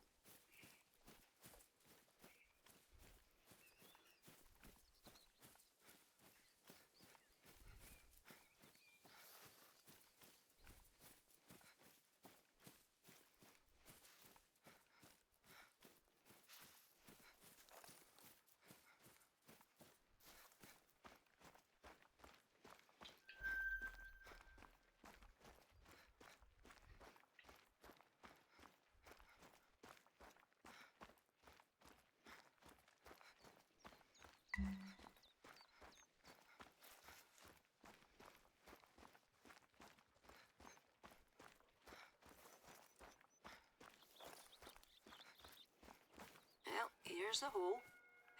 Be quiet a second so I can listen. Yeah. Oh, piping. Let's have a look around the hole,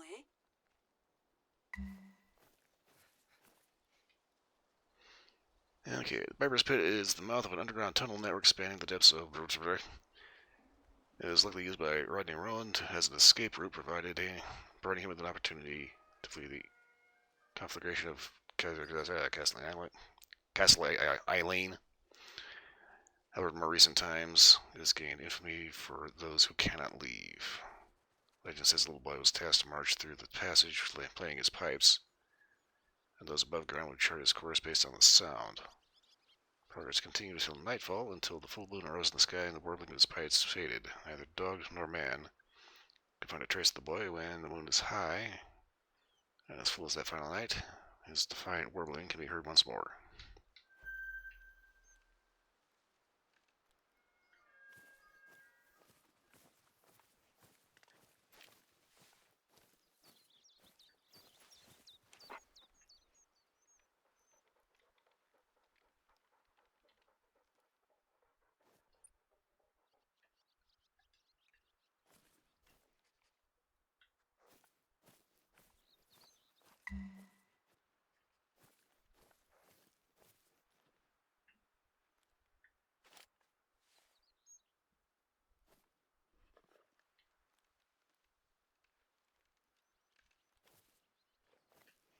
Take a closer look at the keychain.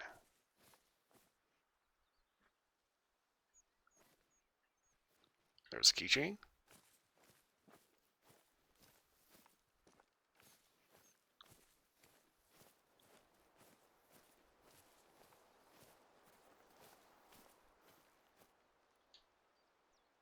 Oh, you little fucker. Oh, there it is.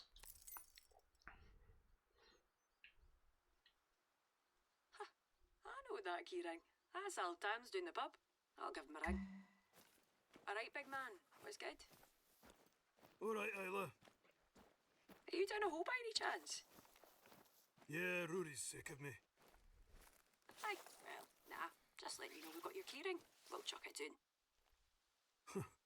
Oh, aye. I wondered where that had gone. See you down the hinds. Cheers now. Alright, bye. Chuck down the key ring for the good man, if you please.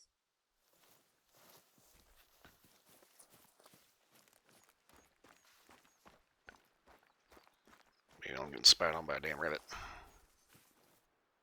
Well, fancy that. Was just all damned doing his pipes down the hole because his lad had it up to here. There's that mystery solved then. No beasties this time.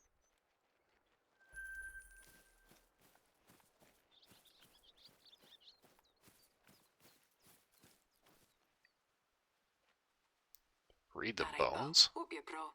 Good job on the whole stuff and that. Anyway, shepherds on the estate have come to me complaining saying their sheep are going missing. Now, I don't have a Scooby. Only a handful of wildcats around, and unless the badgers are on the gear, it is no them. I haven't a Scooby as it stands, so reckon you could take a look. Oh, and of course, wee Jobby has his own notions, and a podcast on the matter says it's a catchy. Ach, he's a bawbag, but I don't hate the way he looks at the world. Leaves room for people like you and me to do the hunting. So, let's try luring this beastie with a deer or something, and while we do that, get to the bottom of this properly. Okay. In the meantime, I think we need to talk about your English and lack of skill with it.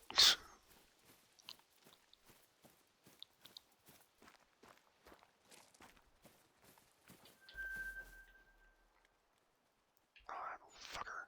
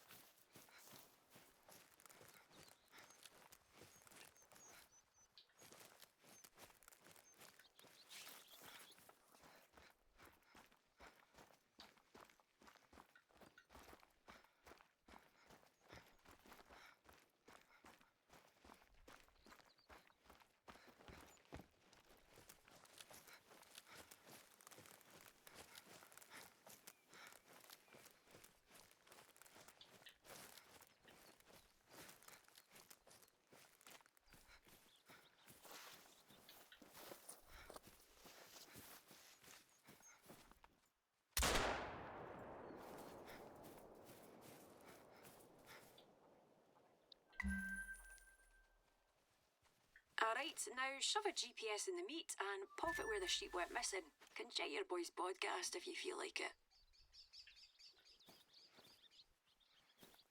Although the Scottish wildcat is rare, the kitschie is a constant threat to everyday life. A trickster fairy taking the form of a huge cat, larger even than a big dog. It causes perpetual havoc, stealing souls from the deceased before they're claimed by the gods. The antics of the kitschie force families to carry out the Fail Fatalak, rituals to distract the kitschie, such as playing games, making a racket, and watching over the body until it's buried safely.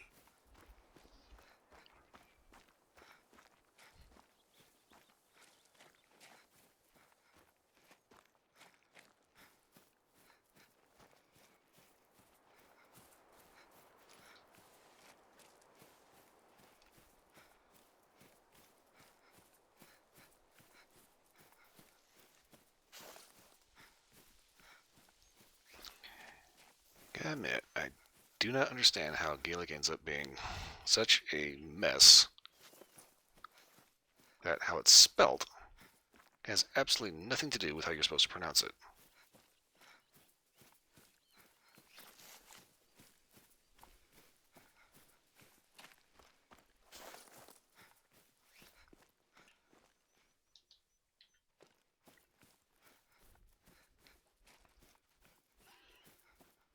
Okay, so we take Dead Rabbit, take a little GPS tracker, shove it up his ass, and dig it ready to park it wherever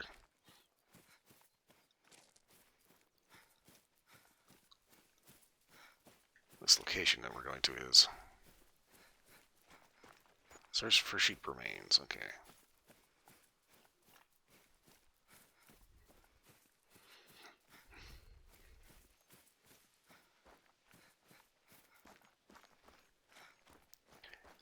So it's kind of funny rolling around ghillie suit here, and it's kind of funny because like Scotland is the whole point, the whole home of where the ghillie suit was invented by, Scottish game wardens to stop poachers.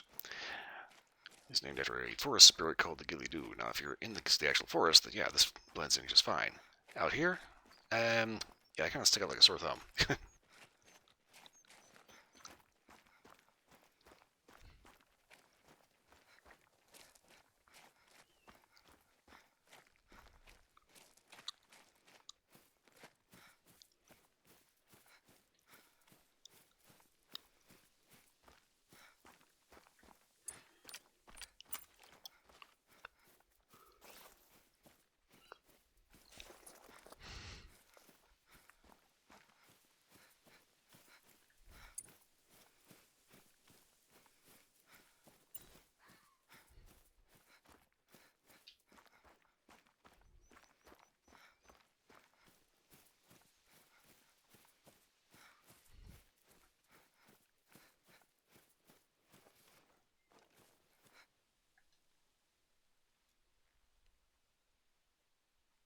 Yeah, okay, so we're gonna be doing this the hard way.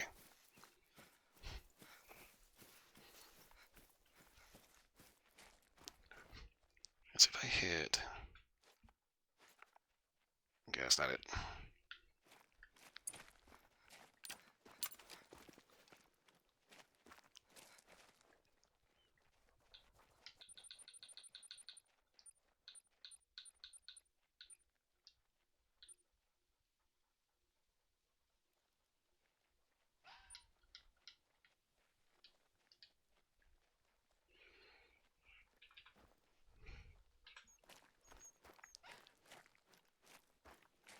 Save a little wear and tear on the stick.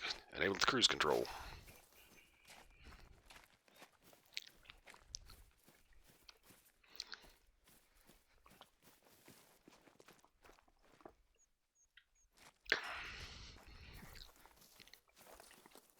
Oh boy, that was the last time I did that.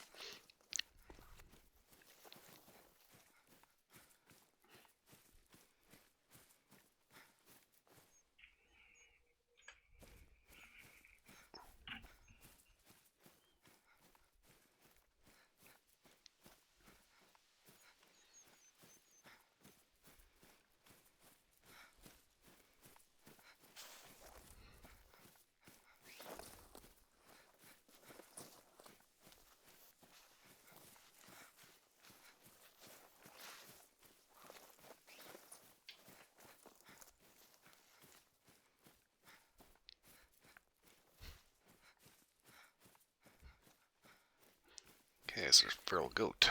Okay.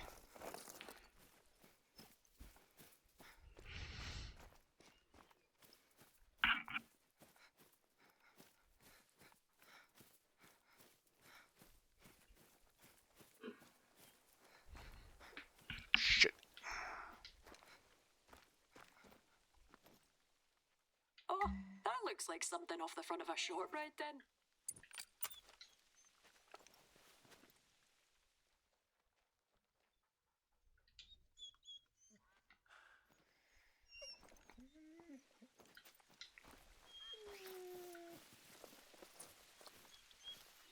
I really could do the dog whining.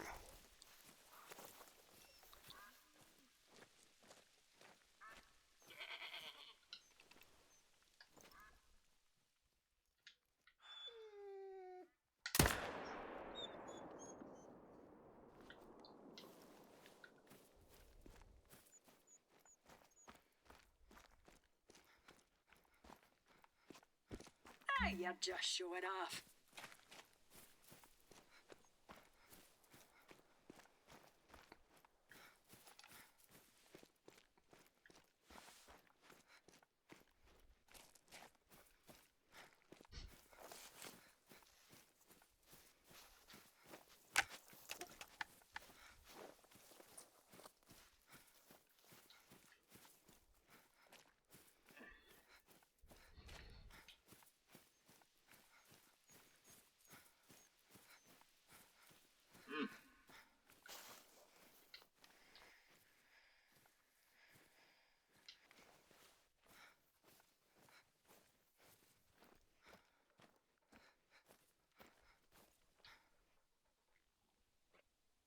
Okay, you got a good lung shot on him. Great. It's the offal we need. You can use sheep, cow, pig and all. If it's entrails, well, we're in there. We'll also be needing neeps and tatties. God, that's sweet. And potatoes for the outlanders.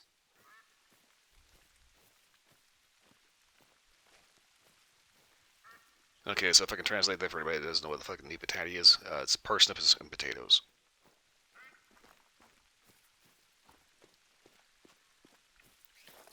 Parsnip is a root vegetable that was kind of pretty much what they were boiling and mashing before potatoes were actually a thing. Oh, motherfucker.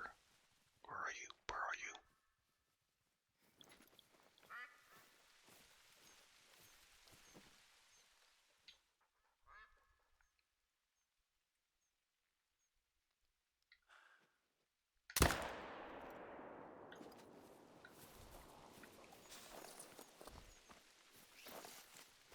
I've nailed enough gold tier rabbits, I don't ever give a shit about what to actually I end up taking them out with.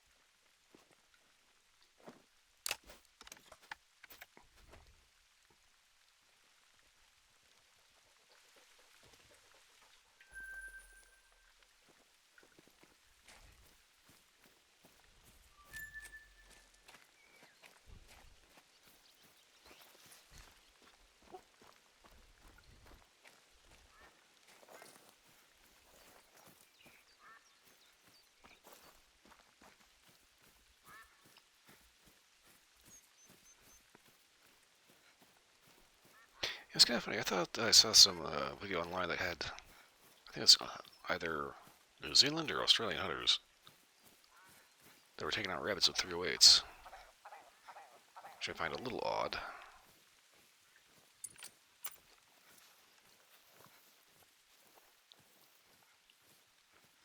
But apparently, that's totally fine in whatever country that was in. I think in the U.S., if you're going after a rabbit, you need to use like an appropriate cartridge. There is some tweeting bird that is sounding very annoying because it sounds kind of like a dog whimper.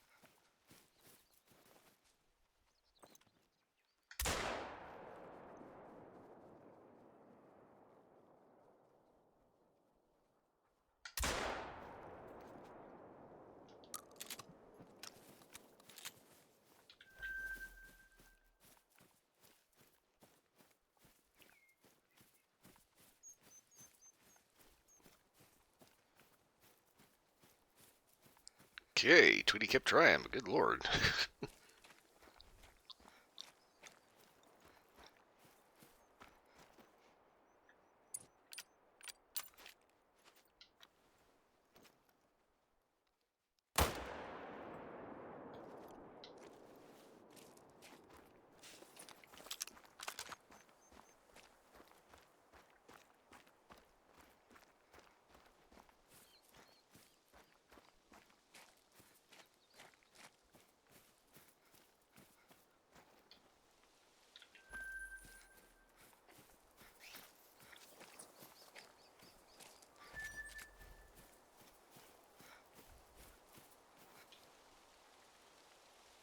Hmm.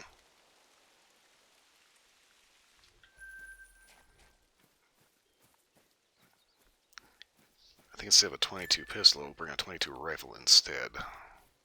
Just for situations like that, because I get the impression there's going to be a lot of birds on this map.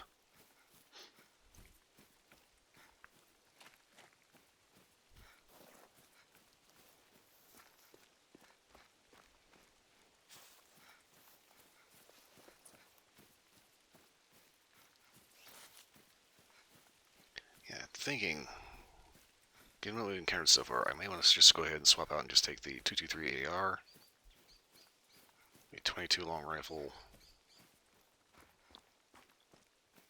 long gun,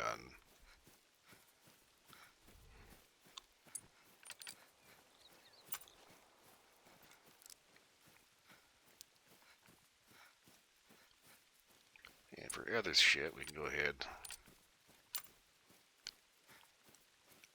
and use our single shot break action.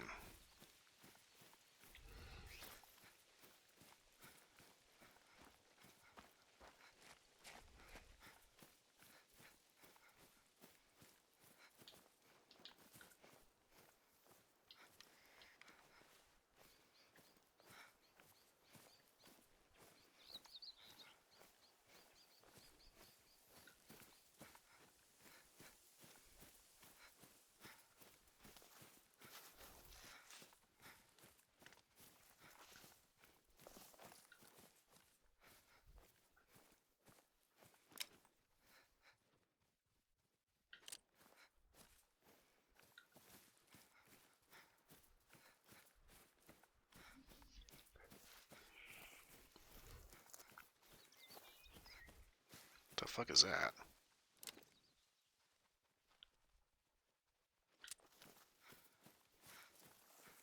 Goodness, have I found a moonshine stack? Moonshine shack?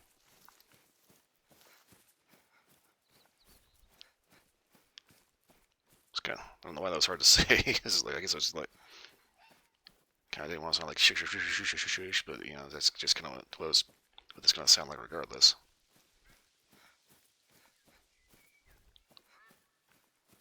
Okay, bale of hay. Vehicle garage, shovels. Hmm.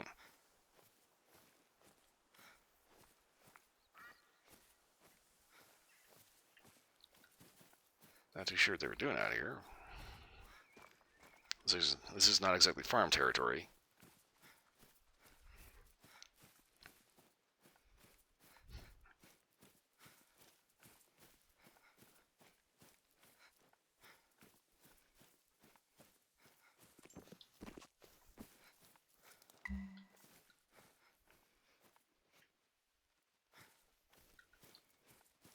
Okay, skeletal sheep.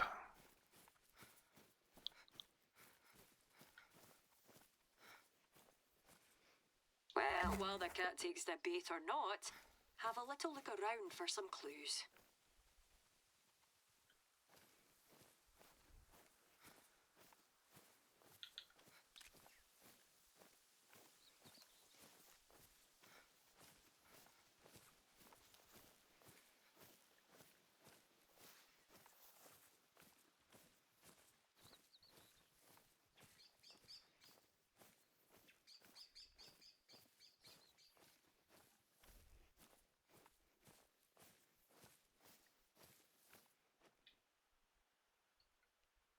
Those look like bird droppings. Not sure what kind from the photo, but they're big, so we're looking for something even bigger. Yep, keep at it.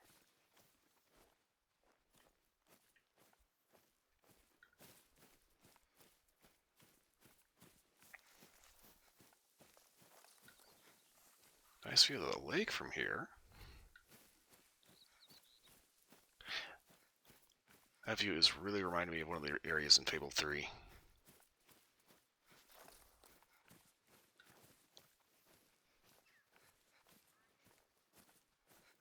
Uh-oh, those are tire tracks. Tire tracks, eh?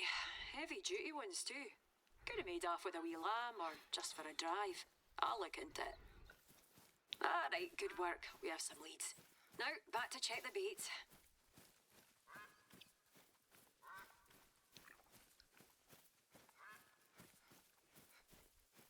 Here's a special challenge for you.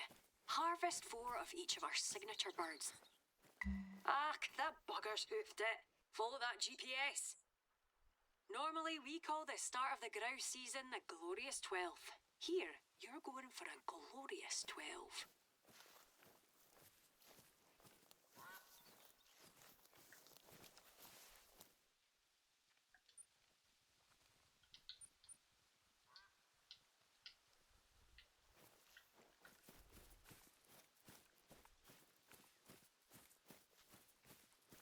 What the hell?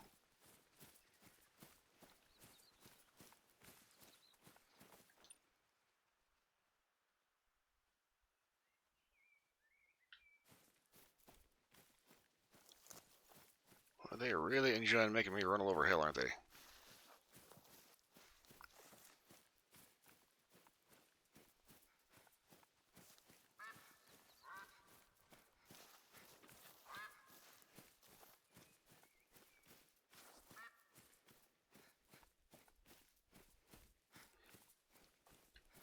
Given how fast it got over there, I'm thinking this might be a... There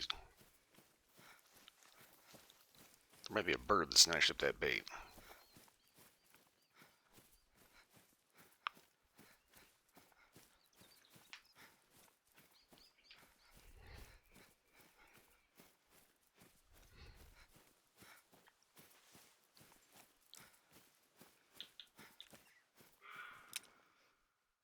Too fat lady! Nah, that's a wee roe deer. Best to keep your distance.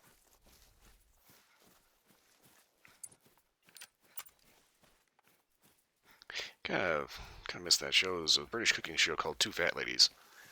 Now it's on to one fat lady because one of them unfortunately had a heart attack and died.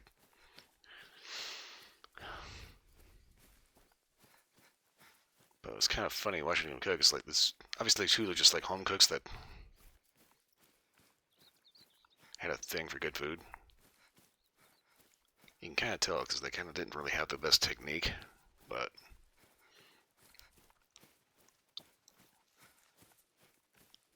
they were good for a left because they kind of ended up.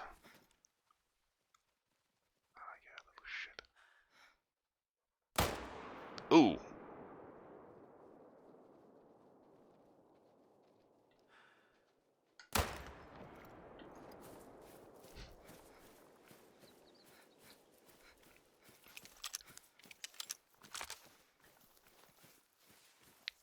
That little fucker better be dead. Look like I popped him back in the dome.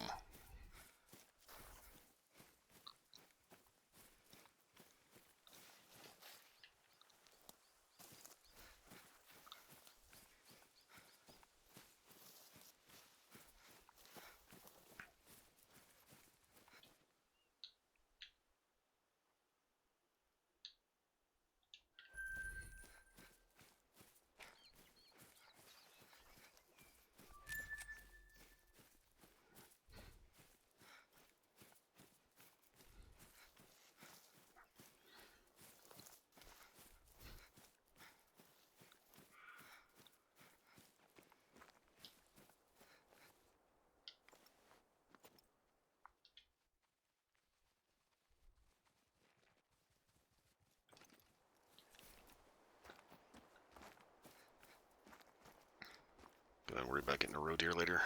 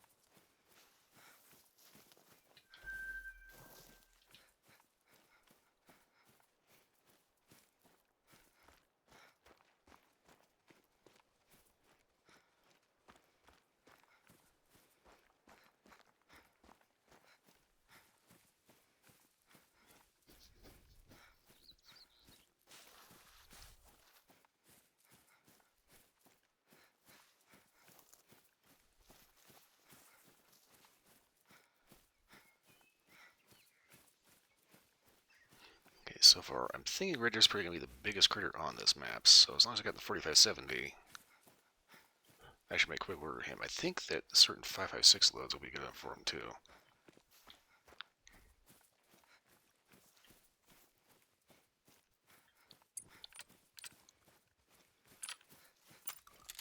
And if all else fails, we can always shotgun slug.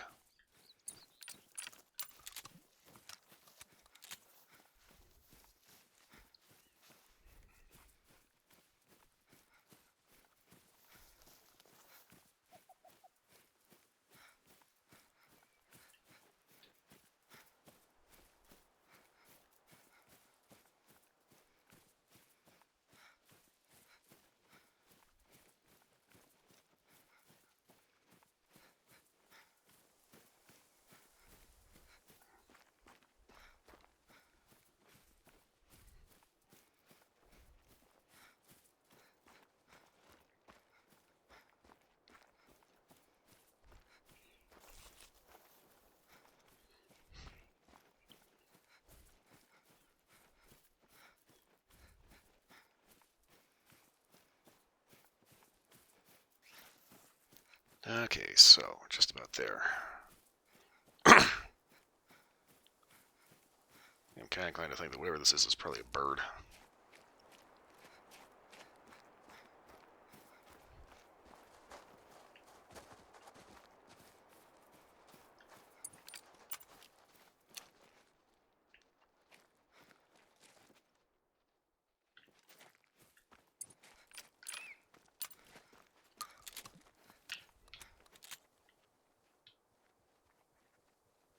Seek a deer.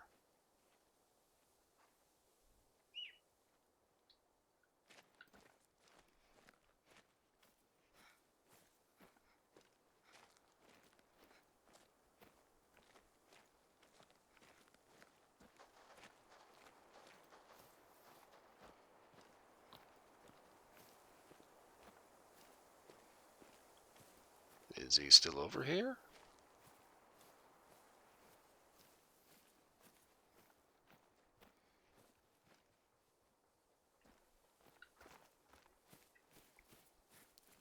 Okay, I was thinking if he was still there, then he's dumber than he looked.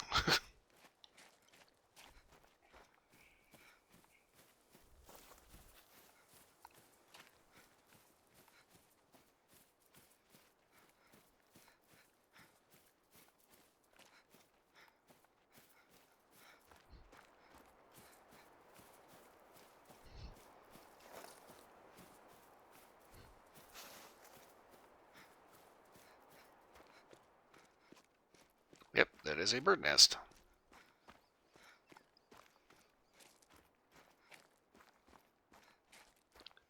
I should have known. Heard stories of this up north. Eagles carrying off wee lambs. Well, we've been reintroducing them, and well, the livestock can't give up. The eagles were here first, though, so I guess the sheep can do one. Makes sense that the old gods didn't suffer invaders, eh? Either way, we can let the farmers know as eagles they need to look out for. Well, all good, that'll do them. They're the size of bleeding barn doors.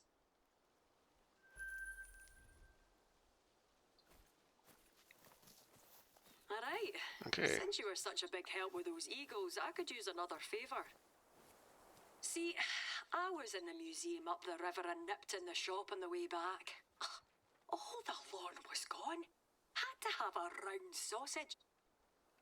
But more, well, also importantly, I've seen this before.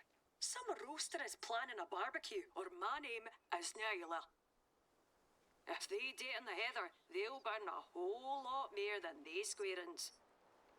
I'll be combing the other muir, but if you could check the ones I can't get and steal the bombs breaky, then I'd appreciate it. Okay, question. What the fuck is a brekkie? Ah, bloody hell.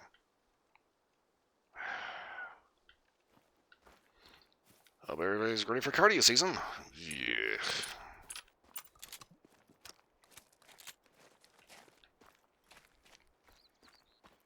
Right, pal. Need you to do a bit of investigating. I've had reports of illegal pig dumping. From the shot I have, It's a mix of domestic pig, and wild boar. Interbred and ready to hit the tune. Unfortunately, we have to hit it first.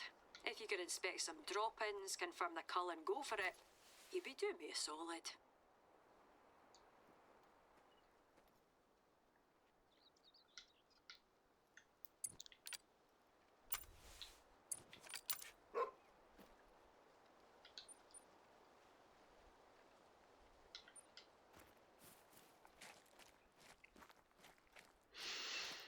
Okay, find this. What was it, Seek a deer?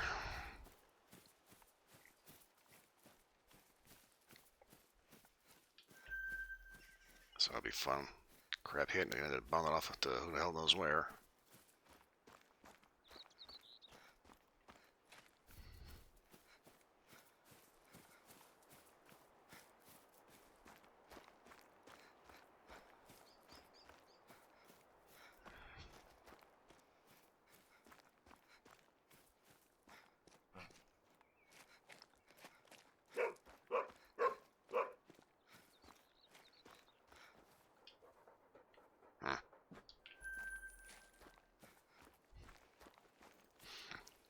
Okay.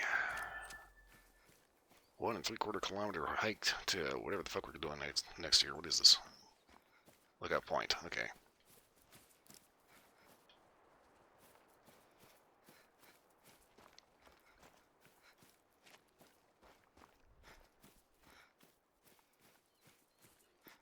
Eurasian pine marten. I'm willing to bet that they are going to be a huge pain in the butt.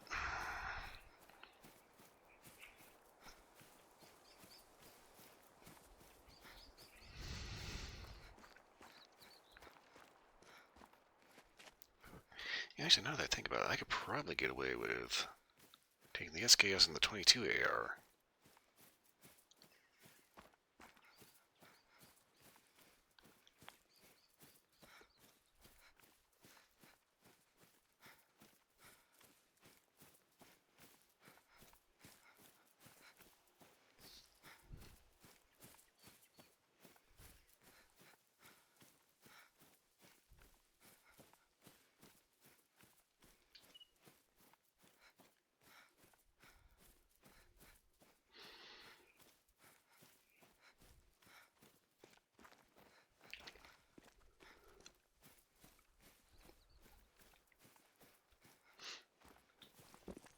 It's kind of nice to have these maps that actually offer, you know, like a little bit more, like smaller game options. Gives you a chance to kind of experiment and play around with things that you don't usually end up playing with, you know?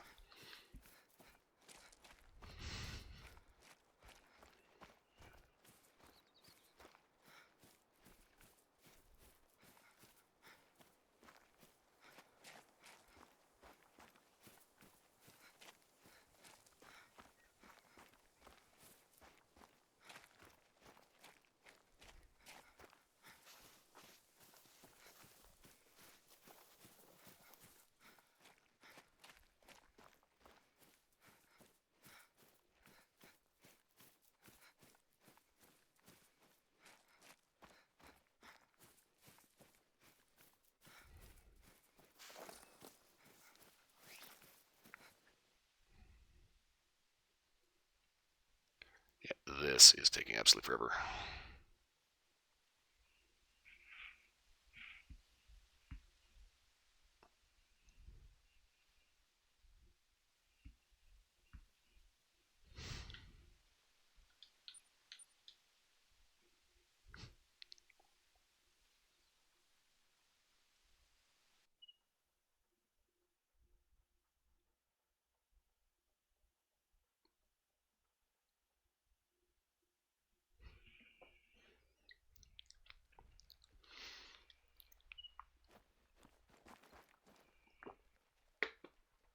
Okay, so they got a satellite.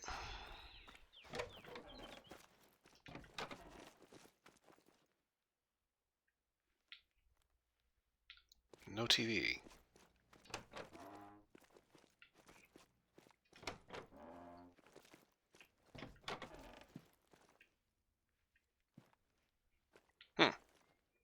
Spotted an oversight. Okay, so if we take SKS, swap out the 308.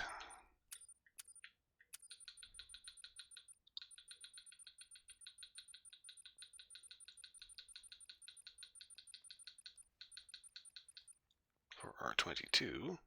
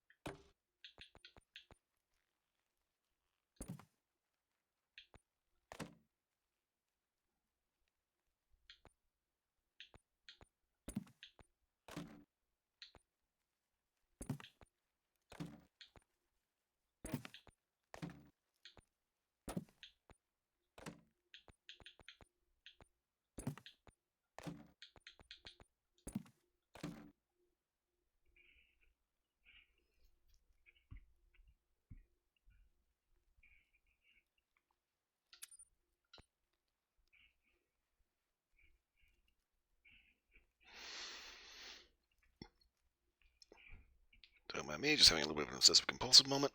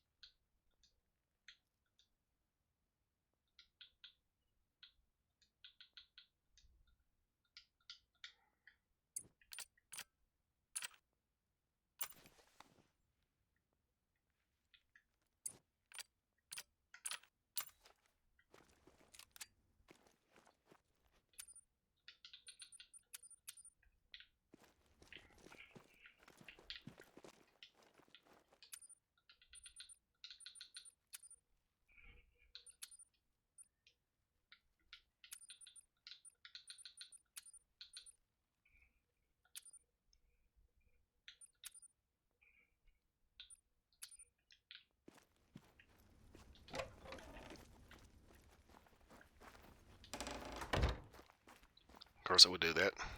Go out the wrong door.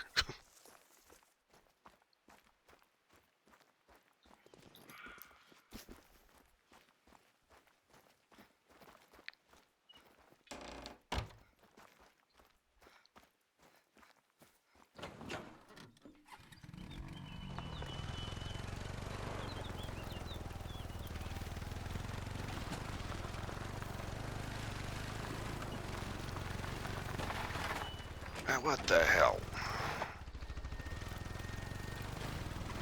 Like a tree stump, okay.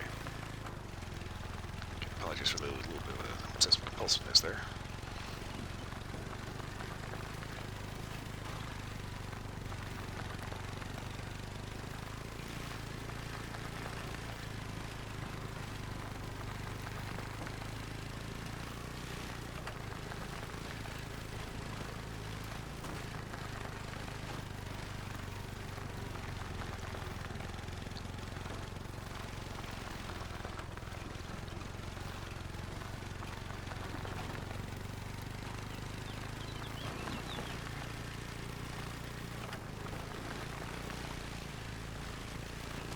Oop.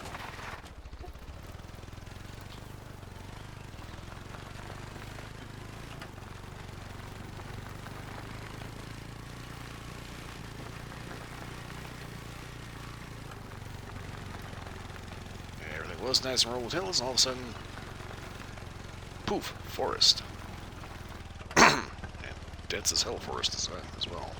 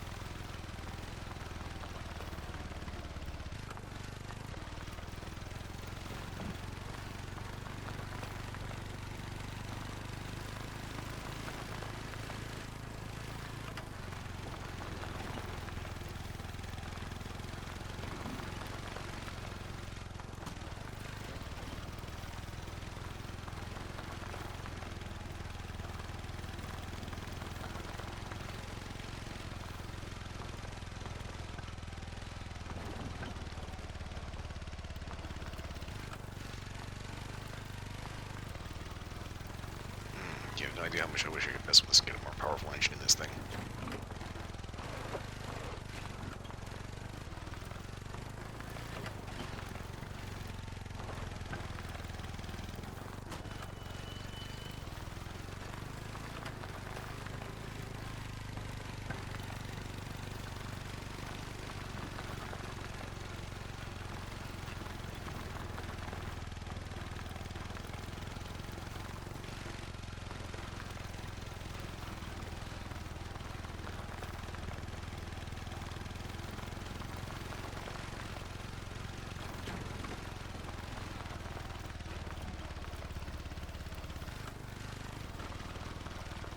Come on now, let's go.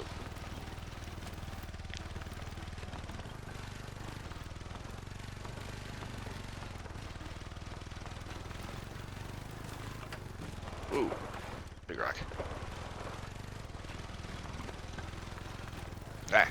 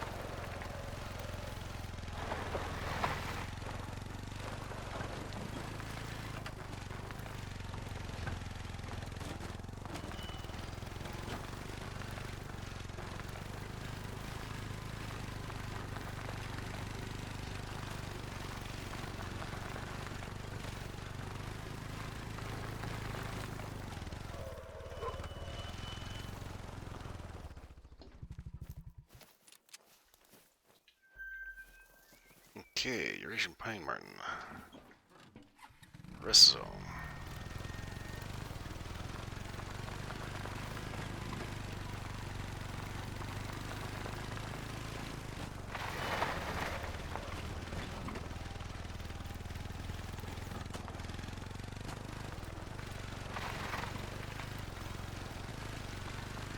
why sometimes this ATV has a mind of its own.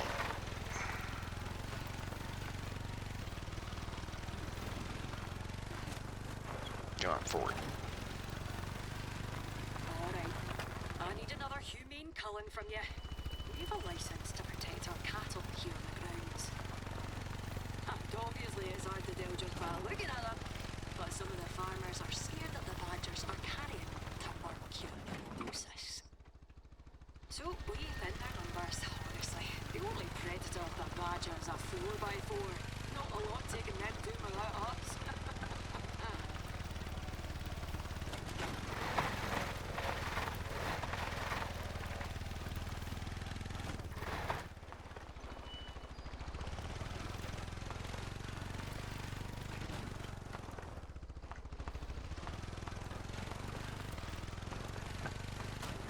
Alright, come on. Quit bouncing on every fucking pebble. Oh, look, that one was kind of big.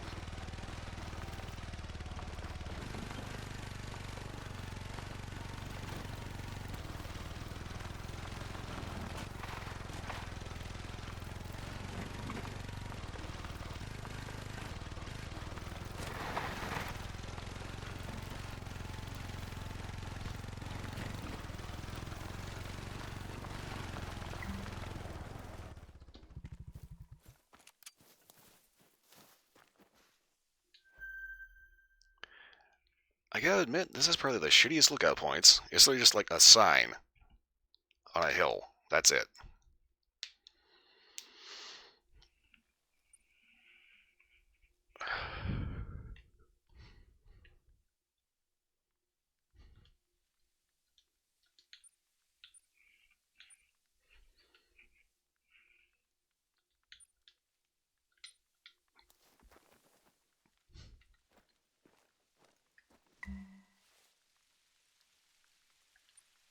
You say you seen smoke?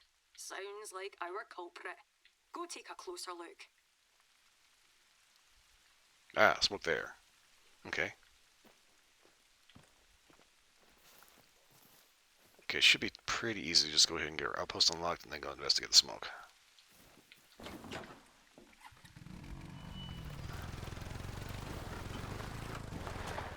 Put that away.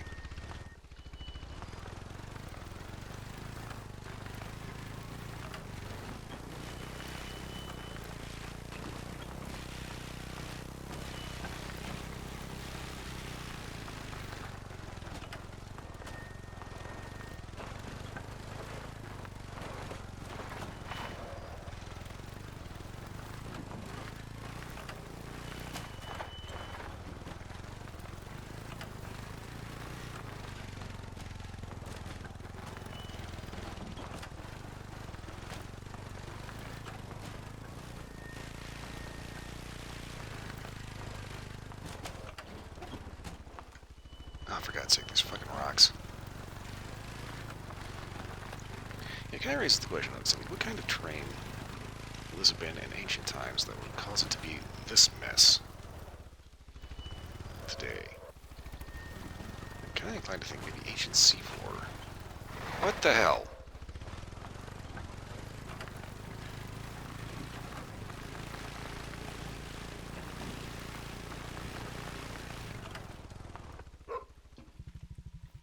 Wow, really?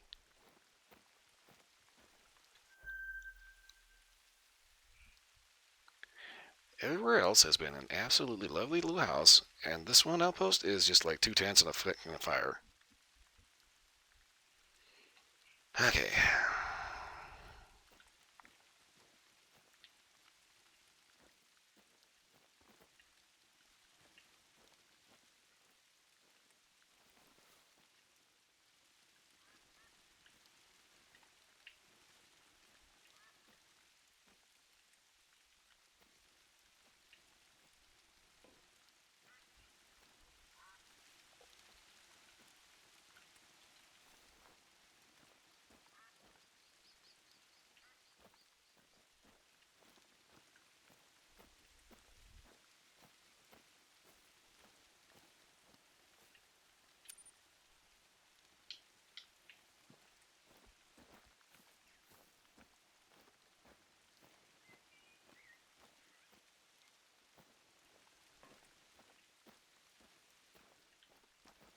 Okay, apparently I'm not allowed to pass the time.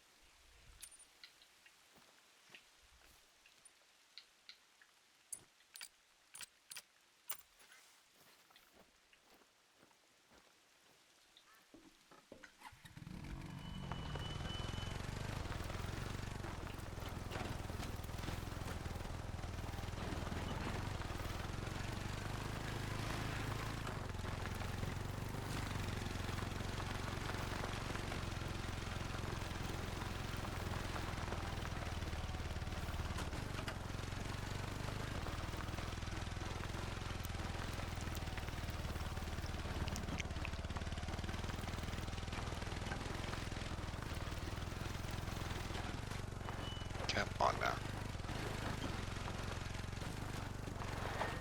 That's probably the most irritating thing about these ATVs is that they do not like to grip uphill for shit.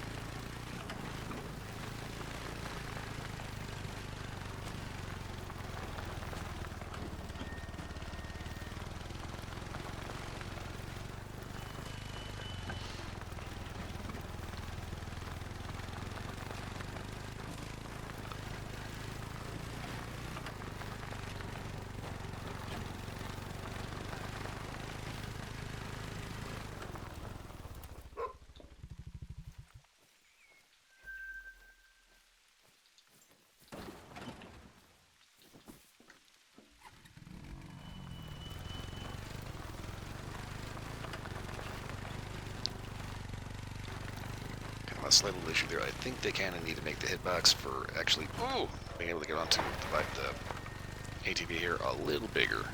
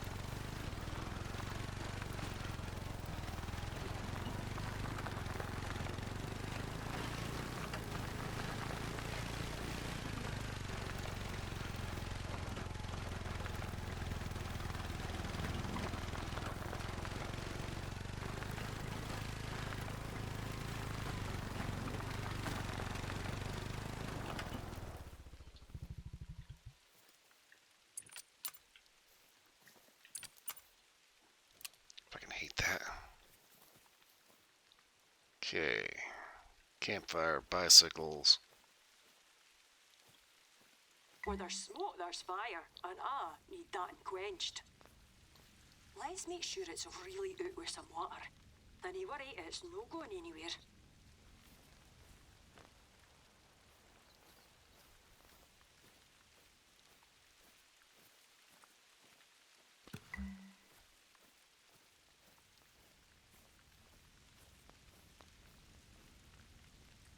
Alright, we pissed on their chips. Now we'll eat 'em tea.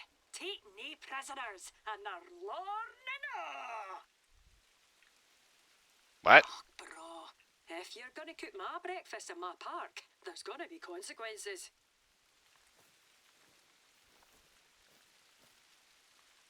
Everyone has the right to roam, but the only person cleared to burn the muir is me. 'Cause I do it properly. Despite bams like this one coming through, I actually wish Roddy cracked open the whole asylum. What's the point running the best kept private estate in the world if it's also the best kept secret? I need to work a deal with Navid in the shop though. Can't he be doing without my scratches and Lorne? Right, that's me. Later then. Okay. Yeah, Lorne is a type of sausage. You know the drill. We've had hunters whinging, saying the stone is whispering, spooking the deer. Well, since you've done such a good job with the other stuff, I'd appreciate if you could give this a look too.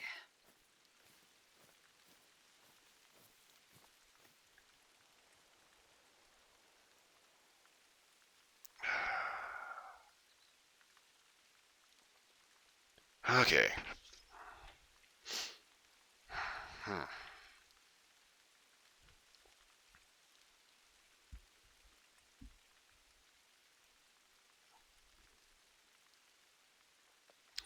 That.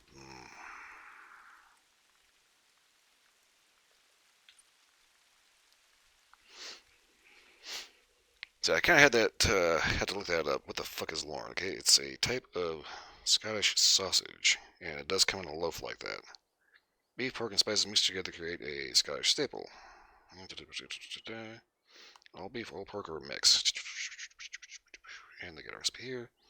Okay, 1 pound each. Beef, pork, 2 cups of panko, teaspoon of black pepper, 2 teaspoons kosher salt, teaspoon half of coriander, half a teaspoon of nutmeg, half a teaspoon of mace optional, half a cup of cold water. And it's just formed in a loaf pan.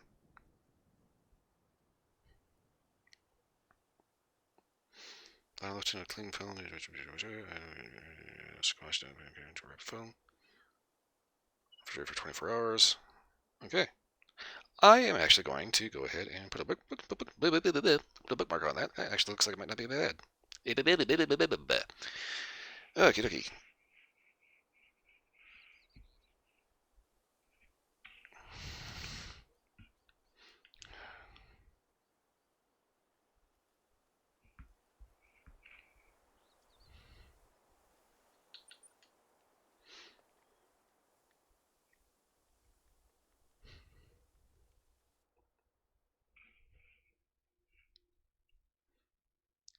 So yeah, Lorne is basically a breakfast sausage.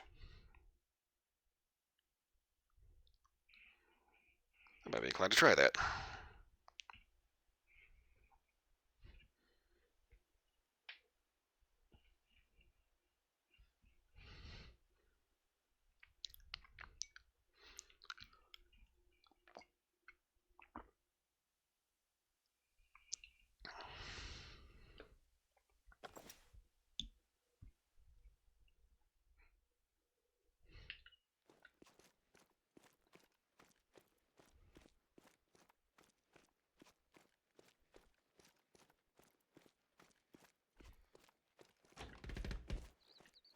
Open the door straight into my face.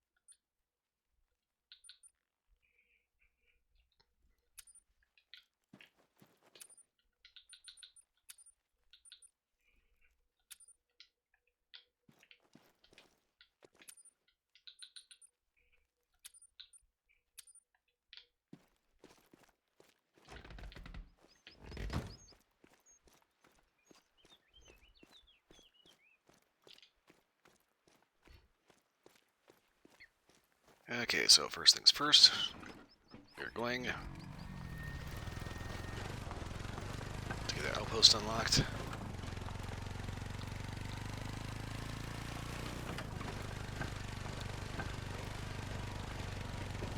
Because this long-ass drive everywhere is starting to get on my nerves.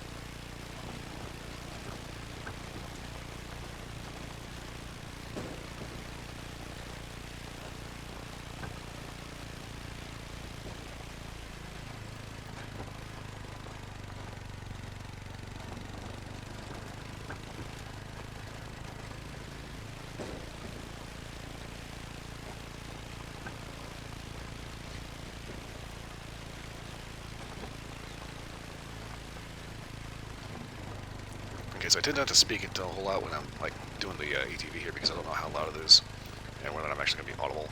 Because I've had viewers complain about how, they can't hear me with the sound of the engine. I'm not too sure how accurate that is.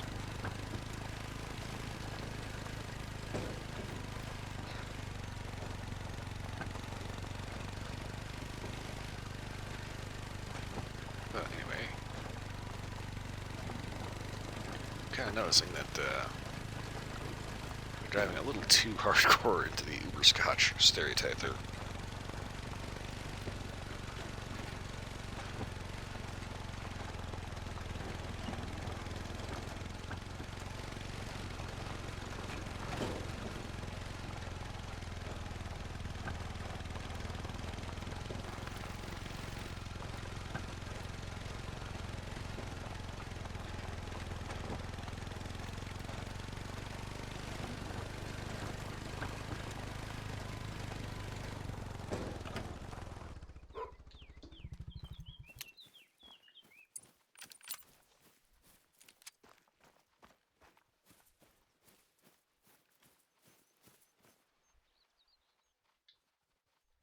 Badgers are missiles made of beef, piss, and vinegar. Even if they look like mashed potato loving jobbies, they're bitter wee Neds with fur. Oh, pieces of work, I tell you.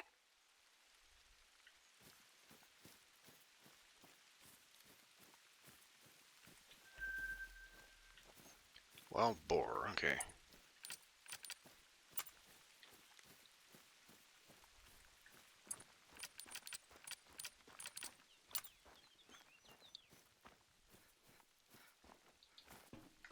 So basically, we're going to want to keep the SKS on us for a while. Dog, god damn it. That dog is asking for a bumper as a suppository.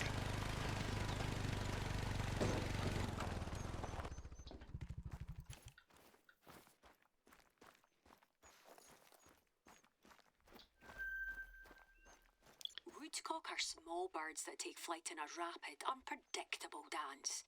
Best to let the birds get away from you before shooting.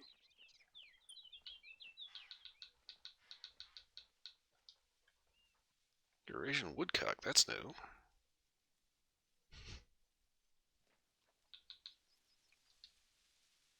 Hmm.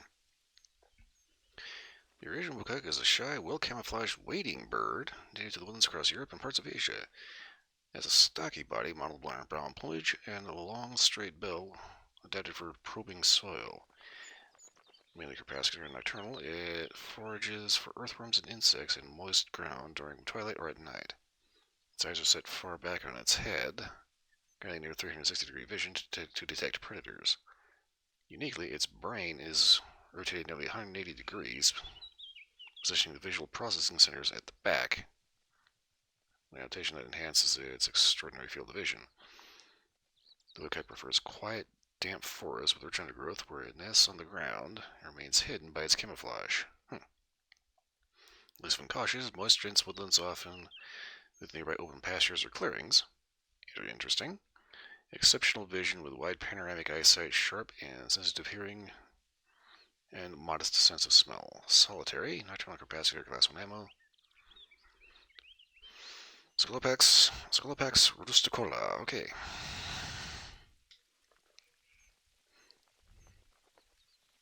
Salt, pepper, coriander, nutmeg, mace. Yeah, I'm going on about that sausage recipe.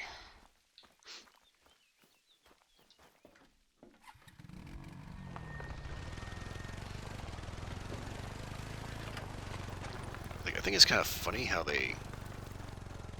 Oh, god damn it. Of course, I'm going the wrong way. It's kind of funny how in these maps, the story is based around you basically being a local. Alright, I don't care what the sound is. If I run over it, I run over it.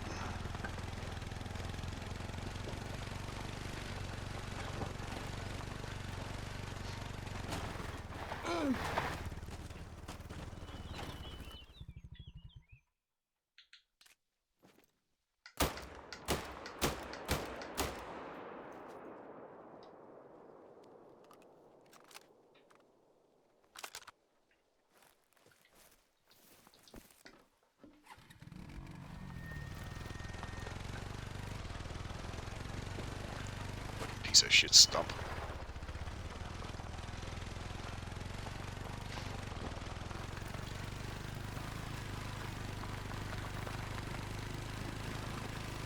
So far, I do not know if I like this map or not.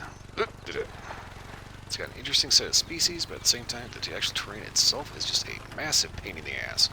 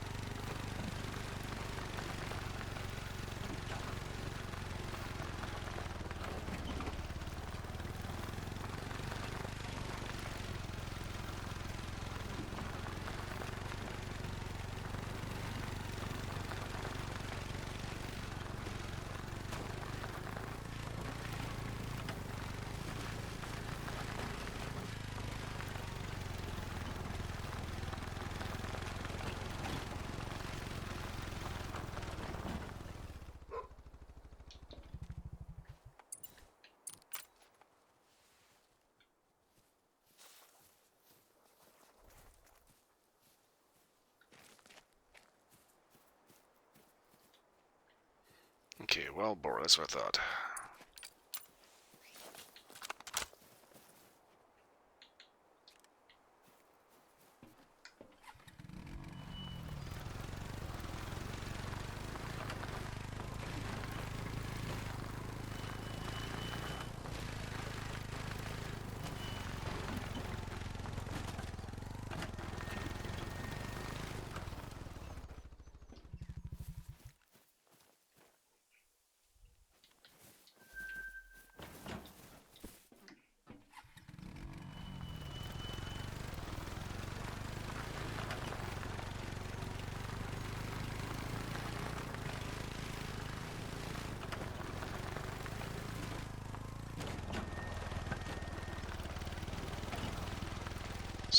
I've managed to get so much air going through the forest.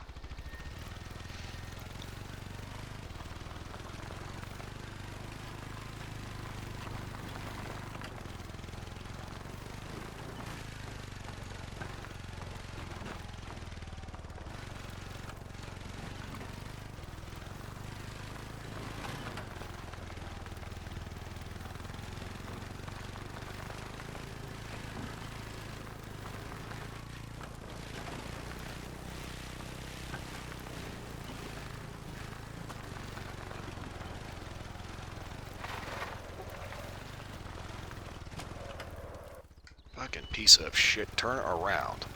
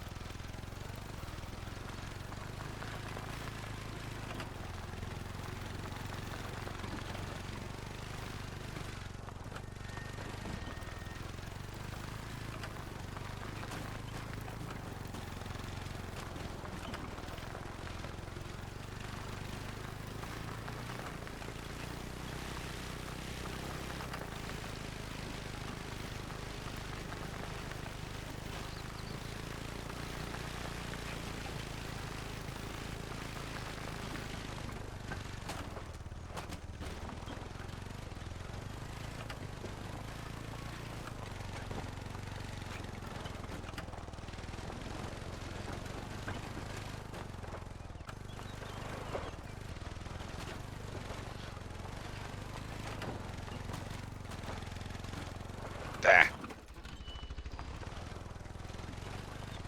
Alright, cabin in the woods.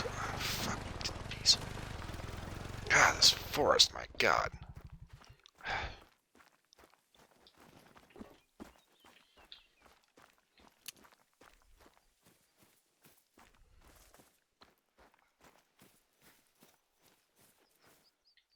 Huh.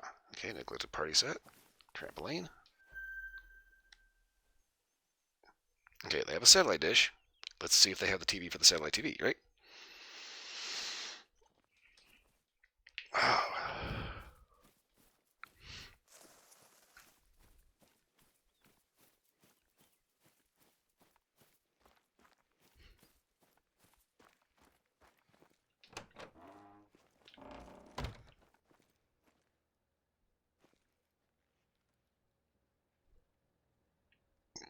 Whose shoes are these?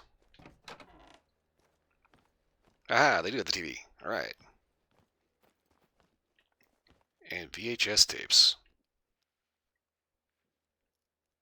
Hope the VCR's in there somewhere.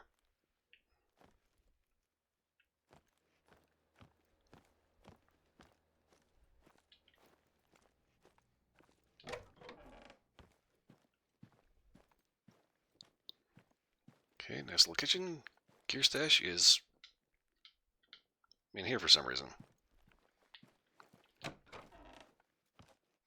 Bathroom. Oh, looky.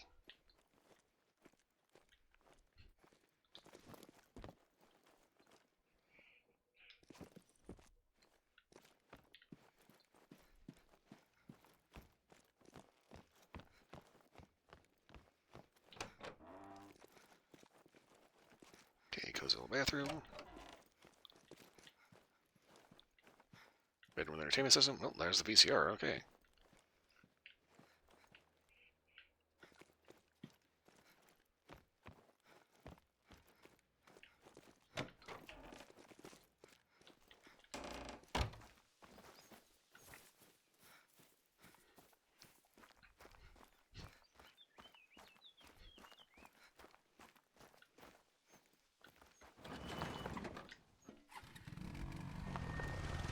Alright, try not to run over the dog, or it's not gonna get shit because the dog keeps wanting to get fucking plowed by a bumper. Oh my god.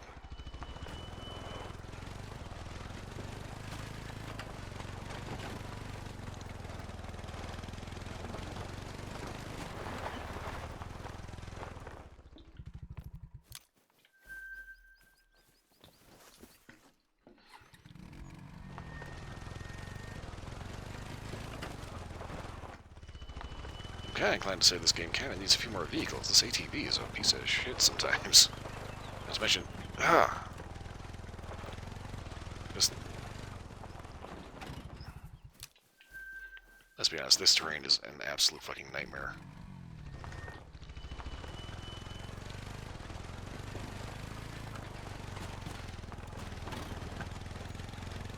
There are so many rocks and stumps and sticks and shit that are trying to flip you all over the place.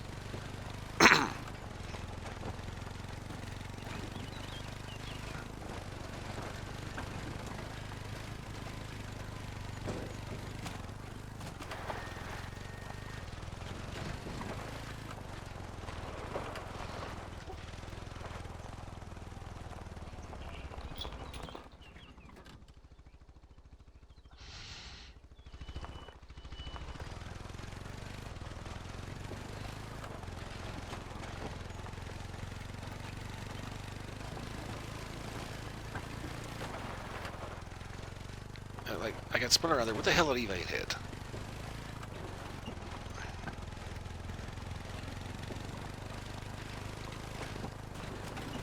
Oh my god.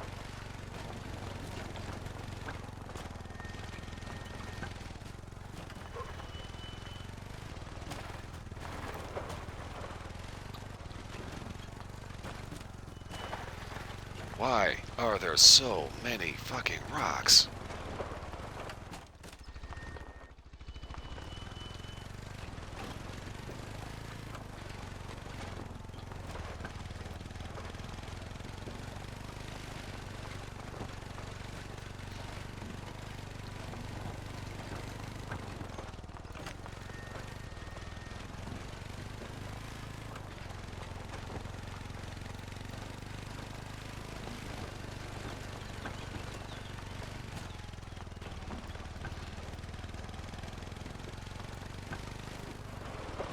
In the grasp I was on the of road. whispering stone, the half-light flickers and sputters. Where the worlds come close and travellers find themselves trapped. Those begging to hear the voice of the one they love can cup their ear to the rock and listen a while. But whose parting words they hear is a mystery. Indeed, it could be better to hear nothing at all. Right, let's have a look. Hey, while I do, reckon you could do me a solid? Brush away the moss on the stone there and snap a photo. The website could do with a wee spit and shine, looking like teletext the new. If you mind that. The Whispering Stone, or Clutch, whatever the hell that is an ancient menhir dating back to the Bronze Age. The original purpose of its placement is unknown. Huh.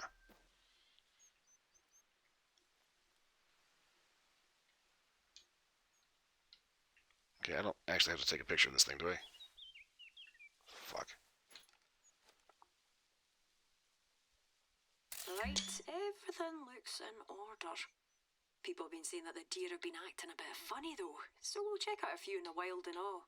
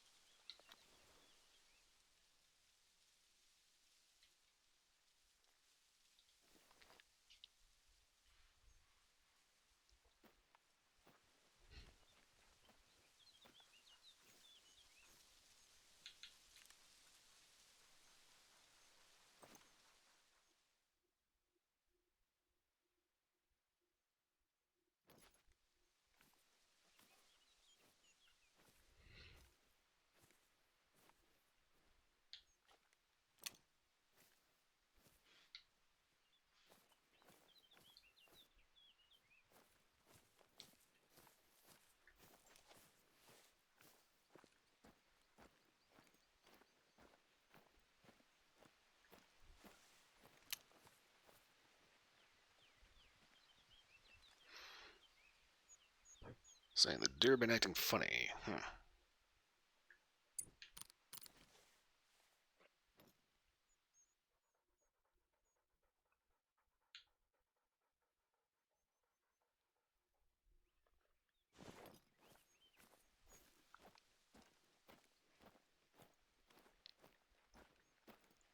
There's the question of funny how.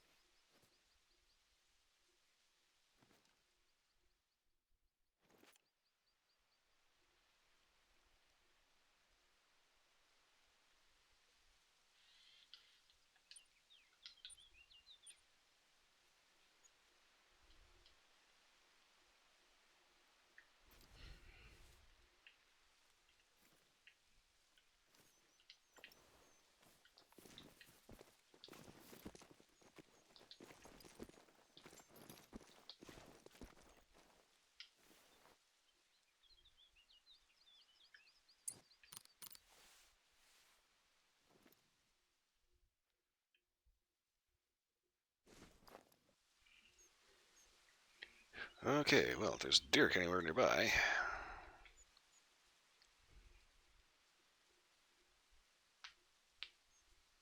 So we didn't spook anything.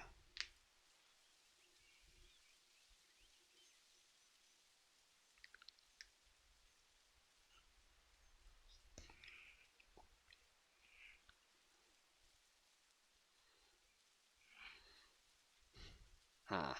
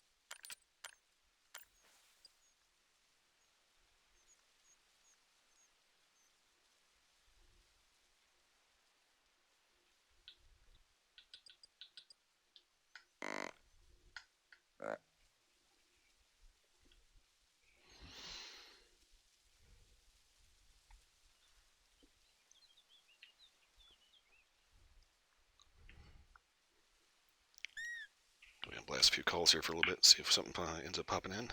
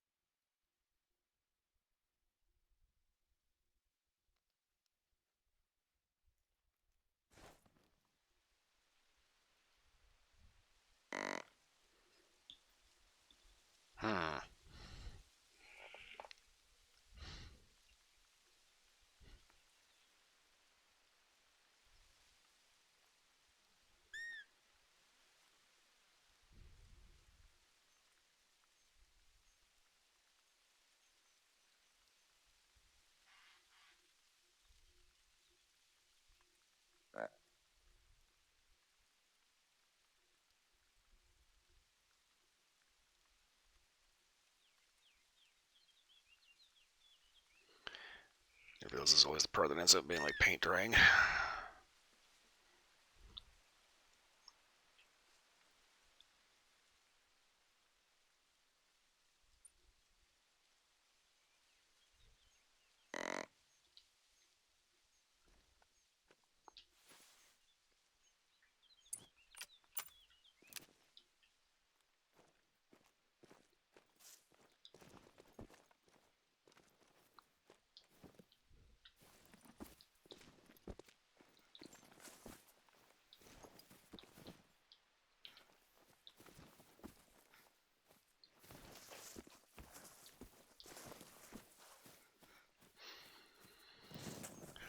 Okay, so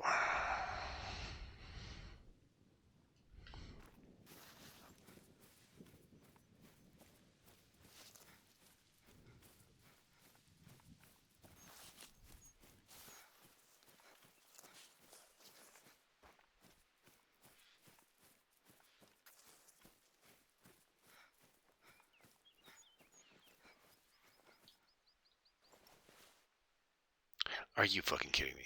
Fuck. Alright.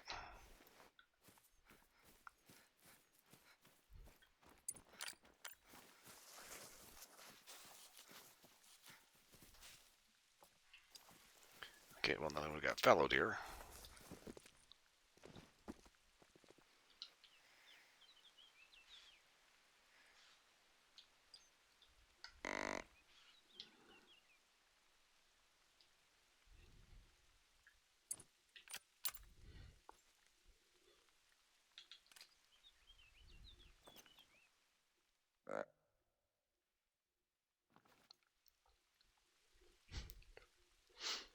Okay, we'll sit here for a minute, chill, give it a couple minutes.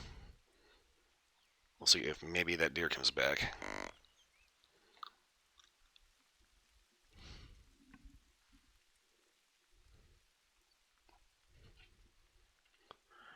Hey, I see like a piece of flotsam floating around over here, and it looks like something maybe moved over here. Technically something is, but it's a piece of dust or something.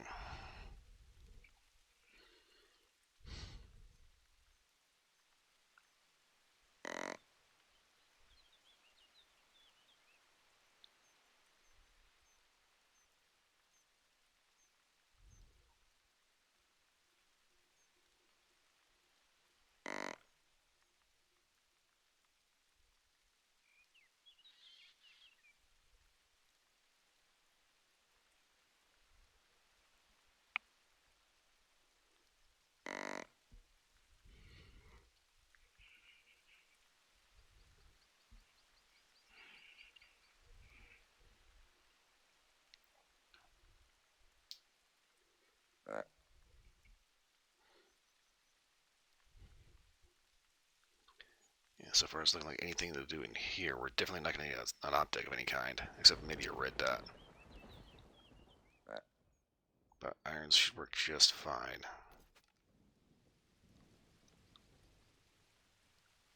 Everything here is good. It's close enough you could spit on it.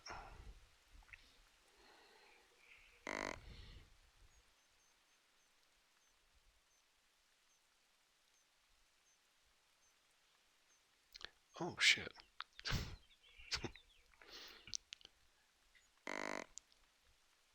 Decided to take a quick look at something. Silvervale managed to do a co-op session of RV there yet, and apparently she found out if you put the repair motor oil onto the little grill, it actually does explode.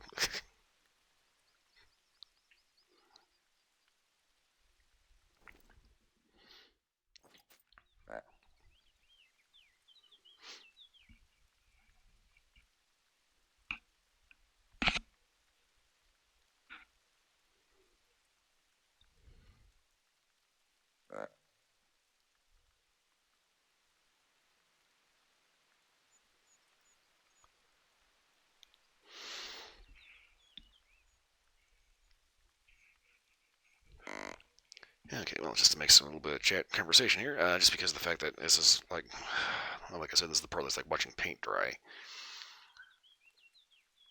Found a couple of interesting videos, and it was not really anything to do with like the North Korean leadership or power situation, government, anything like that.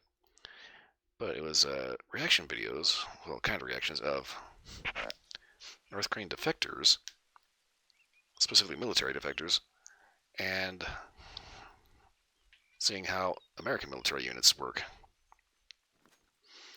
And it's kind of those weird things because in North Korea, the government chronically lies to their people, saying that they are the strongest military force in the world. They're not, obviously. They're like stuck in the 1950s. Most of the shit they use is crappy Soviet hand-me-downs. It's kind of one of those things that I think there's a very good reason why Kim Jong-un sent troops to Ukraine to support Russia. Didn't have anything to do with actually supporting Russia. He wanted to have some of his troops get actual experience in the field in an actual combat scenario. And yeah, he saw he had an ally that had an opportunity, and he decided to jump on it. I'm going to say that for the rest of us, this is not good because North Korea has this. What is this?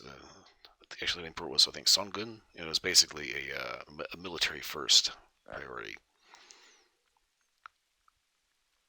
Even though their military gets treated just as poorly as their people do. But anyway, yeah. Now that they have a little bit of experience with what an actual fight looks like. Ooh. Here's hoping this doesn't end up turning out to be a bit of a problem. But anyway, one of the videos I saw, it was North Korean submariner reacting to an American sub. She was absolutely astounded that they were actually cooking on the sub. Like, making bread, cooking up burgers, fried chicken, all kinds of like international dishes as well. Because, it's like modern U.S. military is a very diverse, culturally diverse force. Because we're Americans, that's what we do. Anybody that says cultural appropriation needs to just shut the fuck up. Okay? There's a thing as cultural misappropriation, but you're supposed to appropriate other cultures and assimilate the good thing, the good parts into your own. That's fine. It's totally okay for the white girl to wear the Chinese dress to prom. It's totally fine.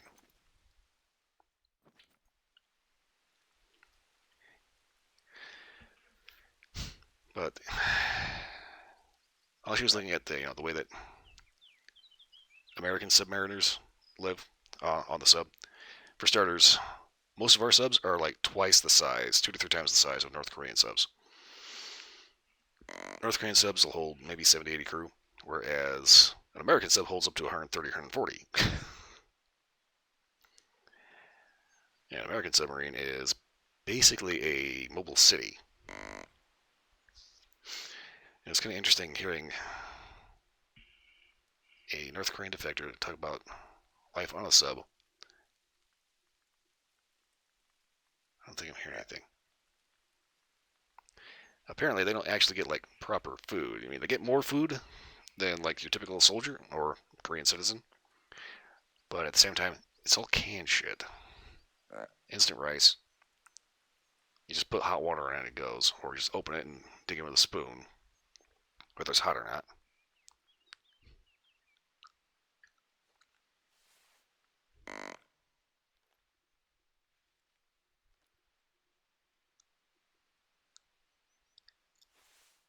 And they don't exactly have boatloads of water to go around, so they don't actually get to take showers. They do like the rag bath. Use minimal water and just wipe off with a rag. And it's like, I heard that and I was thinking to myself, you guys don't know you don't have water makers? So, here's the thing. On like a fair amount of yachts have these. It's called water maker. It uses the process of reverse osmosis to suck the salt out of salt water, and you get like this very nice, clean, pure, fresh drinking water. So if you have a nice yacht that has a water maker, you have some of the best water out there. Completely clean, free of all kinds of nastiness and gobbledygook, and most importantly, salt. But as long as you got power and you can run the water maker, you have clean water. Apparently, they don't know about those in North Korea. Okay, time to wrap this up.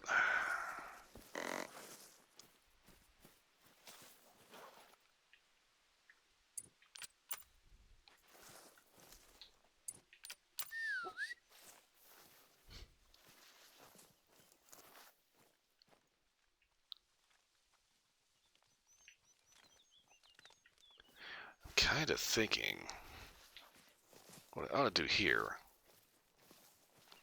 is we set up a stand somewhere. I don't know. I don't think there's any place I can set up a tree stand though.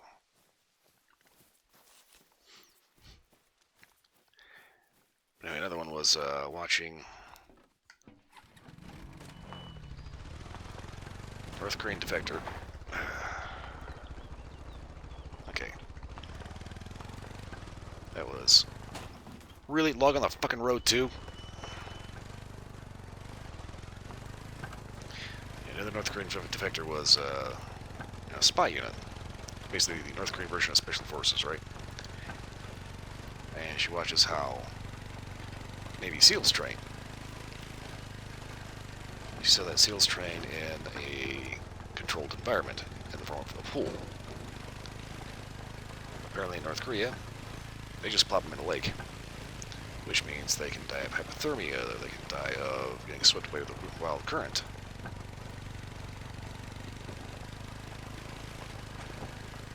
They have a ludicrous amount of training accidents, quote-unquote accidents.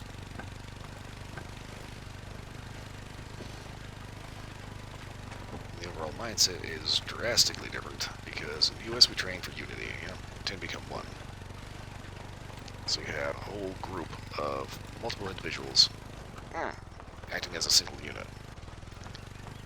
And in North Korea, what is with all this shit in this forest? My God.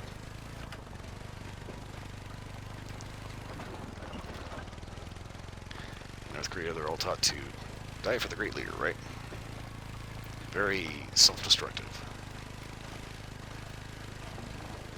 And it's kind of weird. Basically, their training programs are designed more or less to kill their own troops. Okay. The amount of crap on the forest floor here is seriously out of hand. Okay. Footbridge.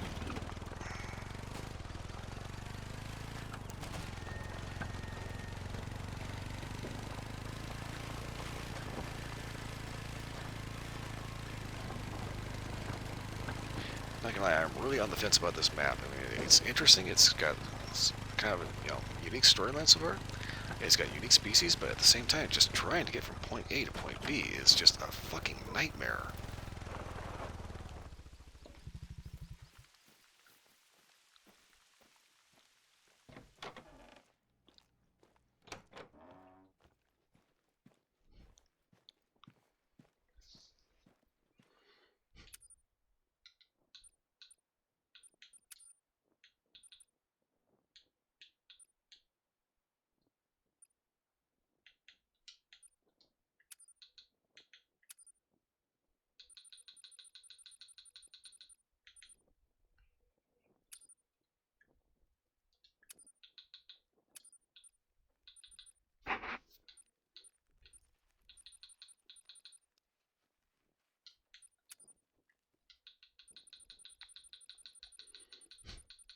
Okay, so I'm going to go ahead and grab a tent.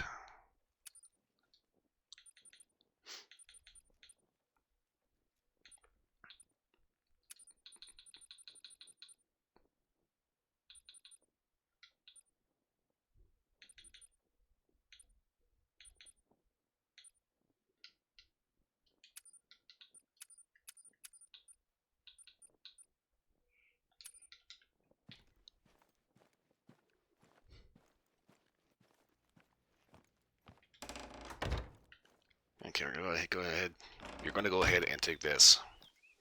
I got to this goofy rock.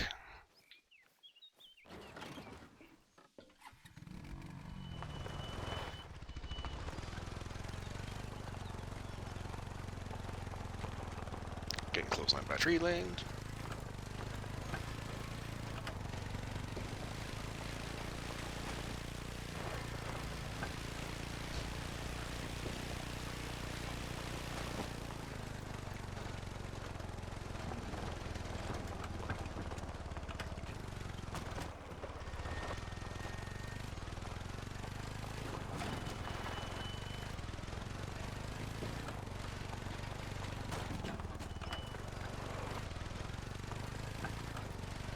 I'm starting to get a little fed up with this forest.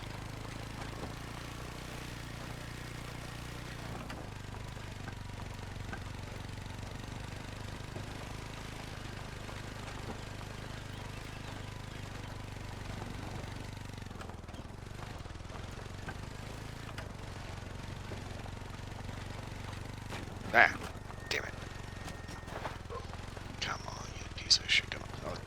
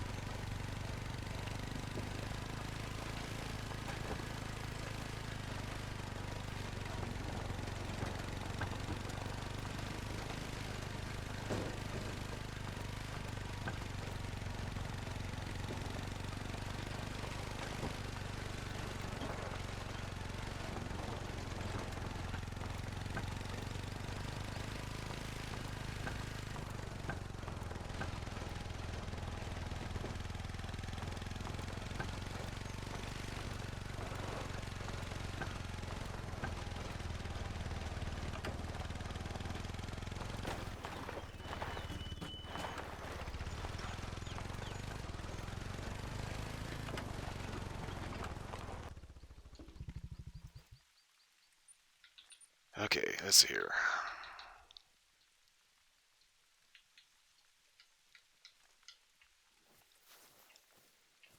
Where can we stick a tent?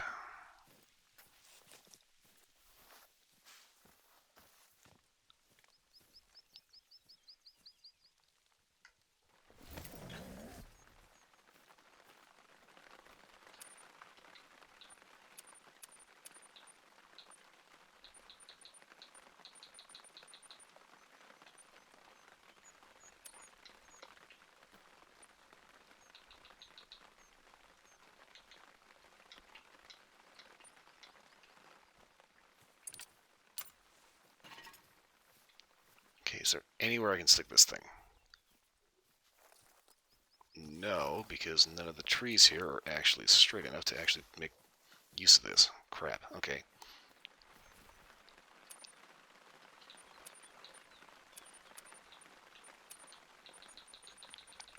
Good thing I haven't have his tripod lying around.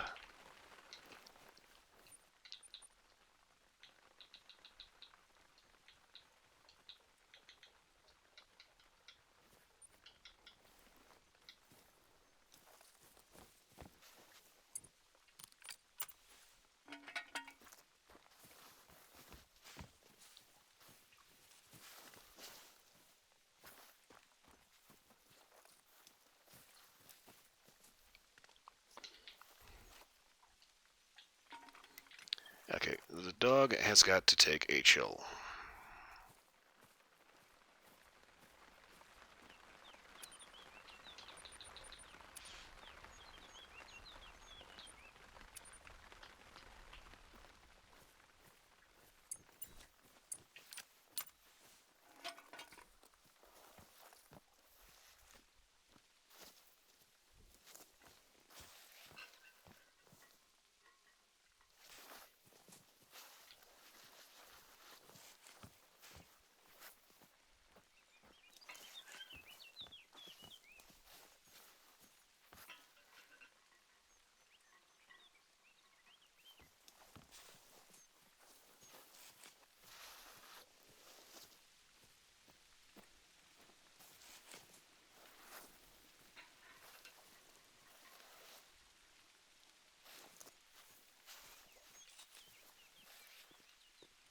Alright, seriously, why can I not deploy this anymore?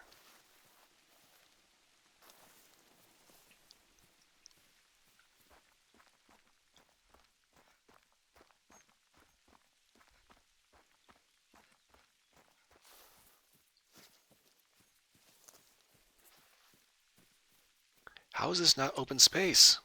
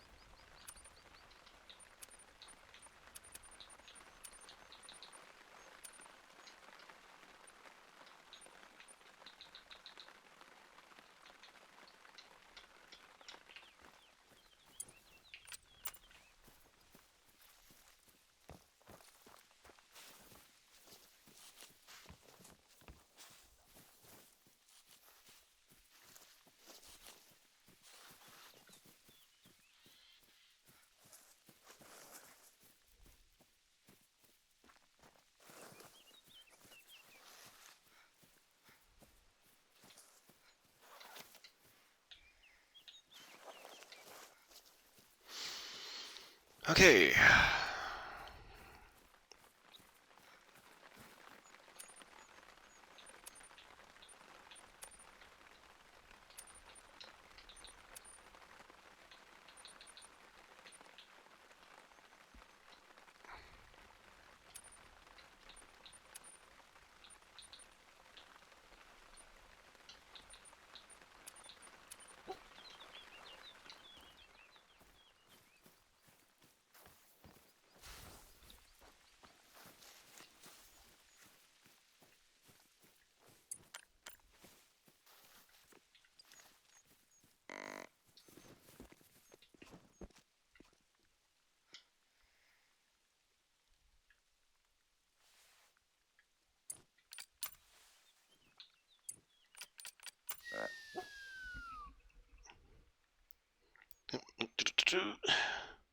Orlick 517, hello. Sorry I was a little late for responding to that. I was trying to figure out a place to actually stick something to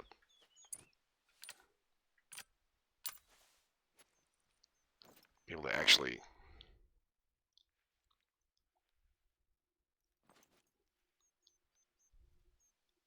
stand a chance of observing what's going on at the site. So there's a little bit of a story on this map that you're trying to find like some strange happenings by observing the wildlife around here. Problem is, actually doing that is proving to be kind of a pain in the butt. But anyway, that's what I'm doing. Hope you're having a good night.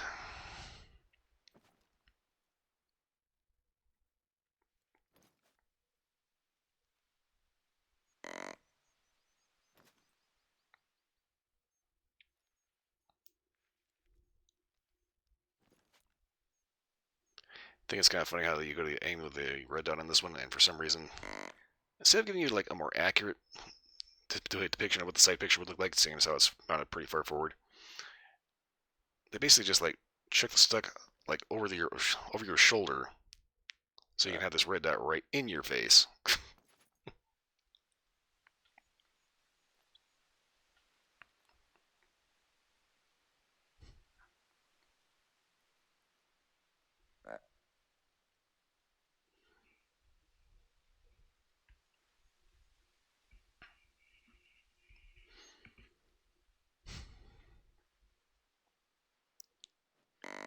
Okay.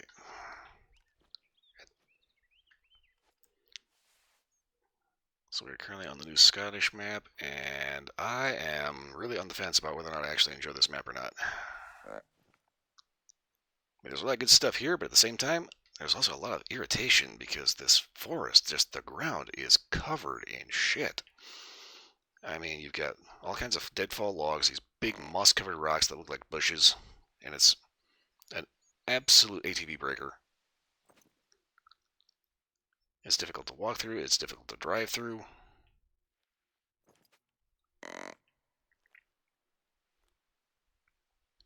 And it's so densely packed.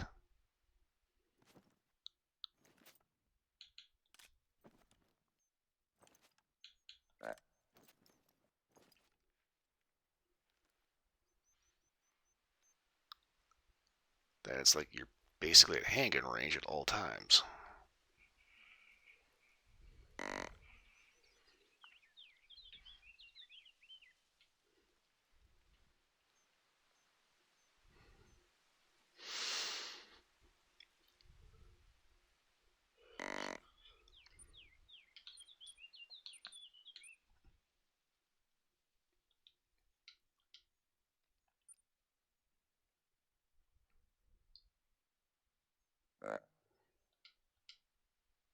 Okay, well, I'm going to go ahead and collect my trap. We're just going to go ahead and fast travel out of here. I'm not going to worry about the ATV. We got the Jeep here just in case.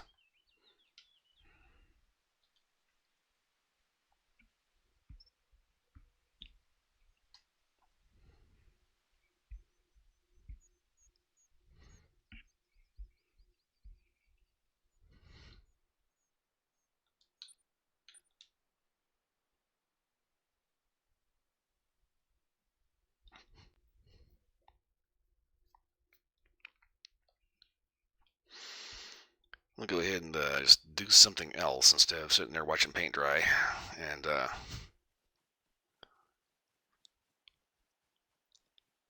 hopefully everything will just kind of wander back in. I'm kind of getting the impression this is one of those maps where one of the features is going to end up being a good idea. I don't think we'll have to do anything with like the carnivore feeder.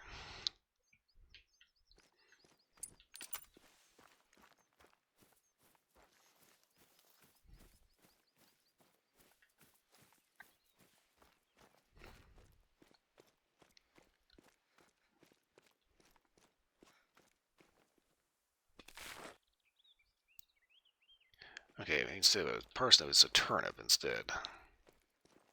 Right, you've picked your tatties and grabbed your neeps. There's a bit more, but we can do that back at the lodge, so I'll catch you there.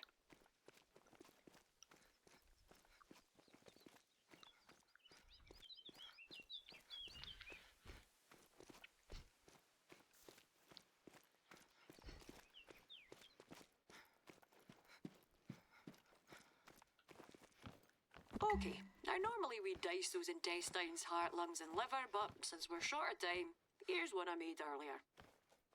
It's mixed with oatmeal and bunked in the deer stomach. Stick it in the pot and we'll let it cook.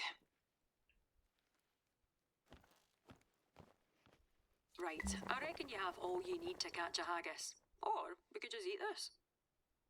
In the same way that corn-fed chicken tastes like corn, haggis ends up tasting just like their bait. Funny, eh? But don't worry, we'll catch a haggis one of these days. Just keep at it. Until next time.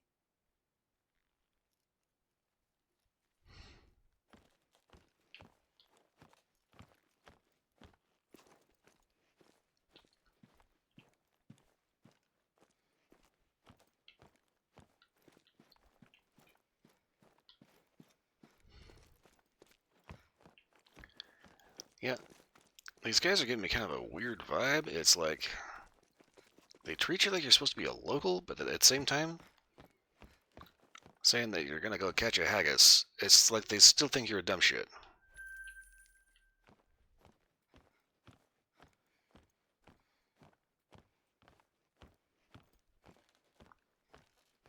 But free shotgun.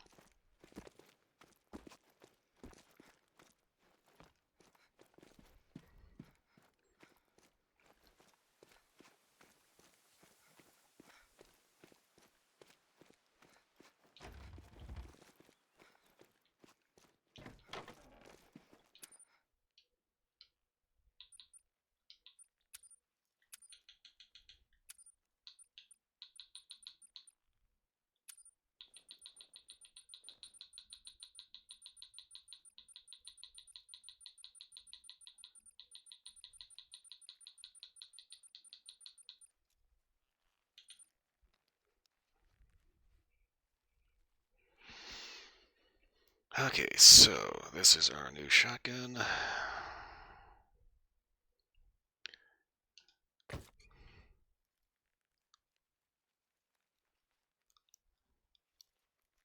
I want to say it looks like kind of like possibly a Mossberg 960.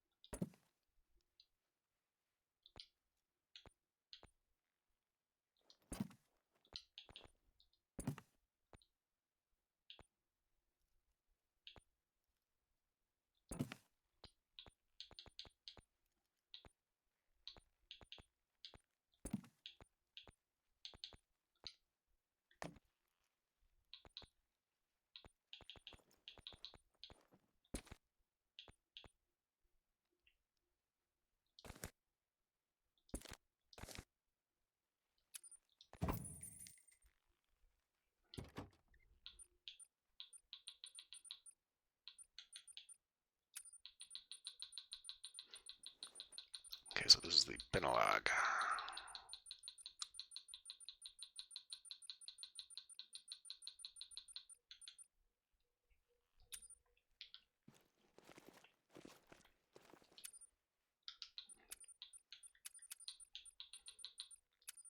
Don't mind me just having a little bit of a obsessive compulsive mess.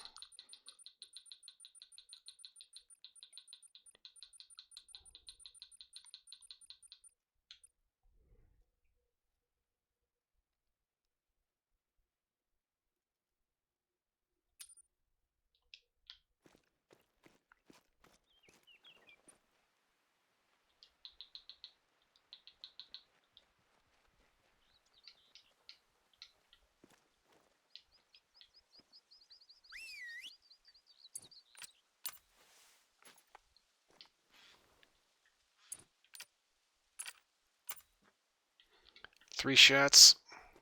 Ah. Oh, God. Okay.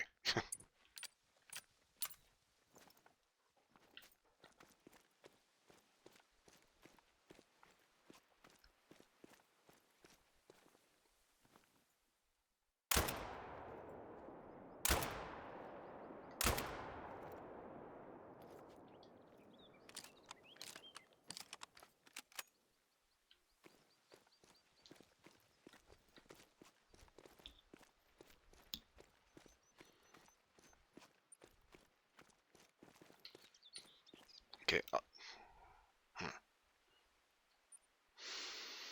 All right, now let's see here. Let's check our mission log first. Find well board rubbings. Pigs illegally. Okay.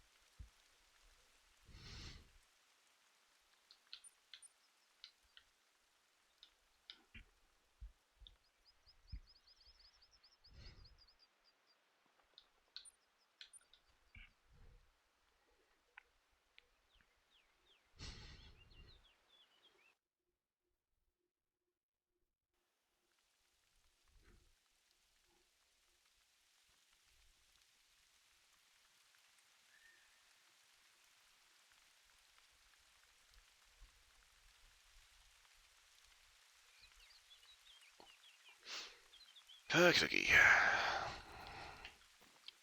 Let's go ahead and just wander out for a little bit longer here.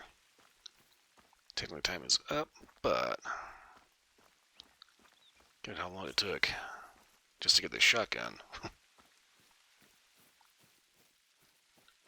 may as well see if we can find some birds.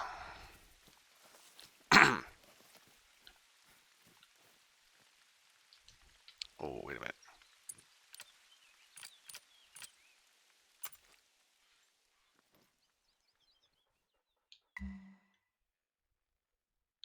Looks good to me. Day one down for science. Well, you're a hunter, right? Not a scientist, so do it for hunting.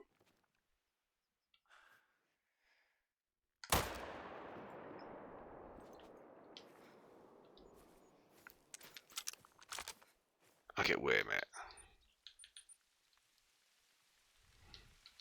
It's any deer anywhere on the map. Son of a bitch.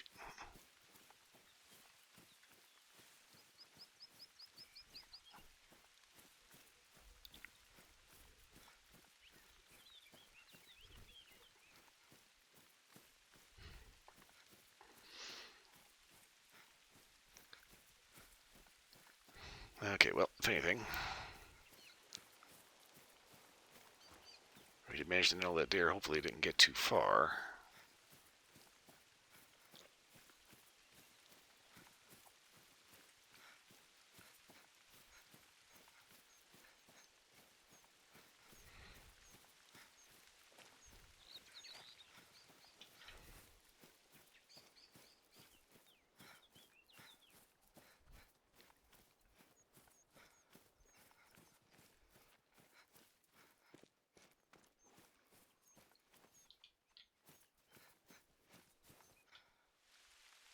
Ooh, buckshot. Okay, now. There should be whispering from the stone. I'm not expecting much, mind, but at least you found a nice deer.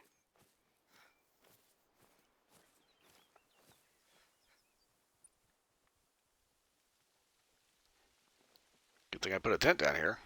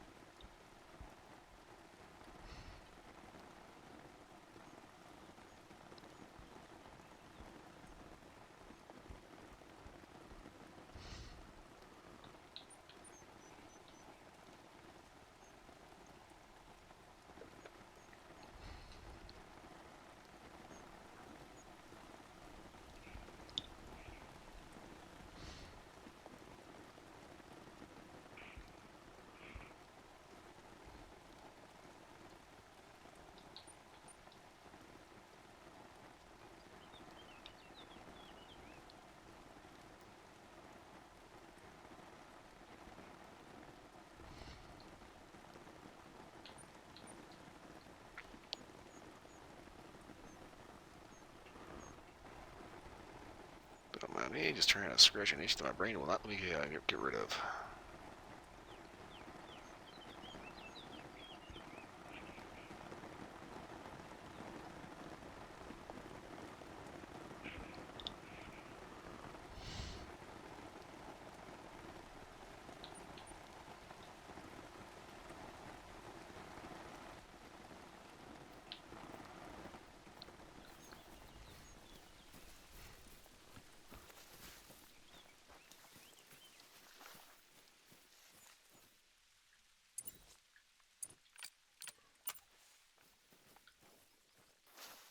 Oh, you hear that?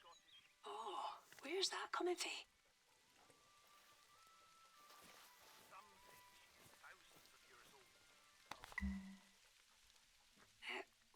headphones and... Hmm. Sounds like Roddy's podcast. No wonder they left them behind. It's either that or tuning your ears off. But I think the real myth here was that someone was listening to the Rodcast. No offence, pal. Well, that's me. Cheers, Newt.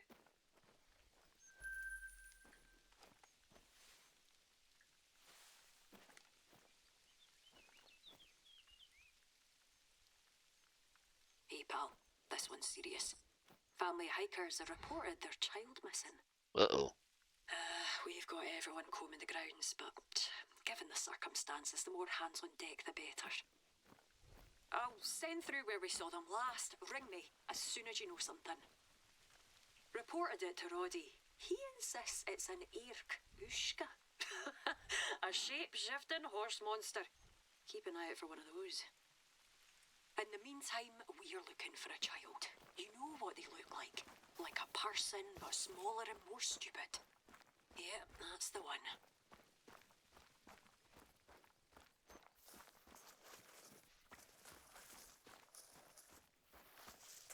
Okay.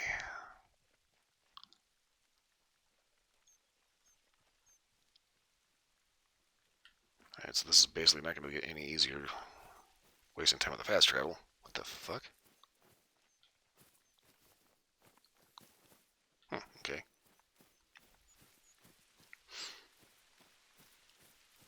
Well, so far, as much as I was concerned, I'm okay with her. This righty guy is a fucking idiot.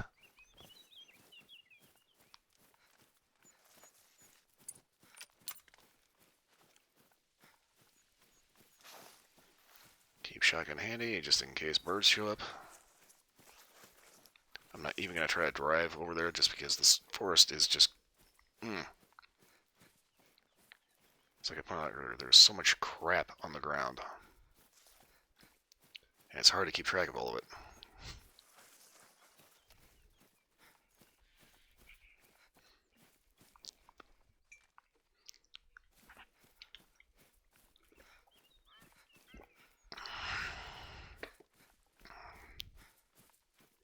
You got all kind of deadfall logs like this. You got these big ass rocks that don't look like rocks because they're covered in moss, so they look like shrubs. You got actual shrubs. Random tree stumps all over the place.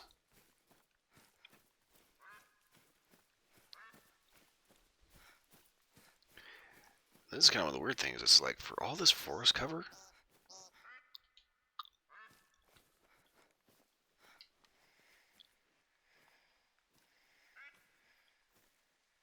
okay.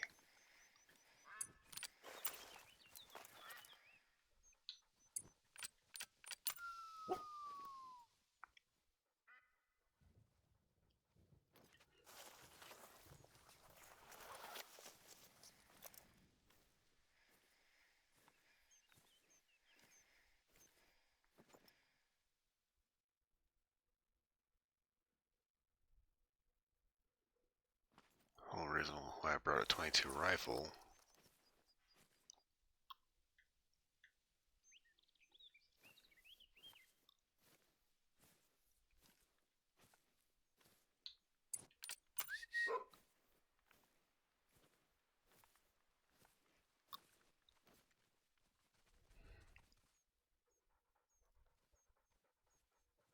So cute.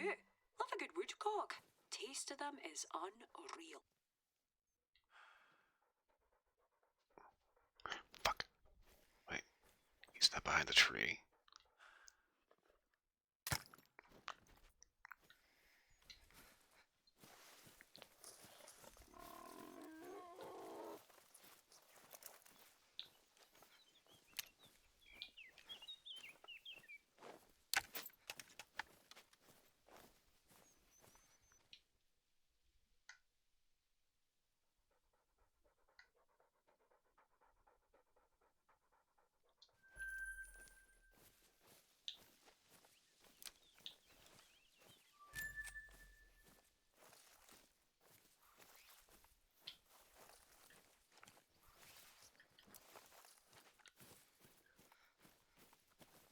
Oh, crap. Okay. That was the only bird associated with that need zone, so I killed that one bird and I nuked the zone. Oops!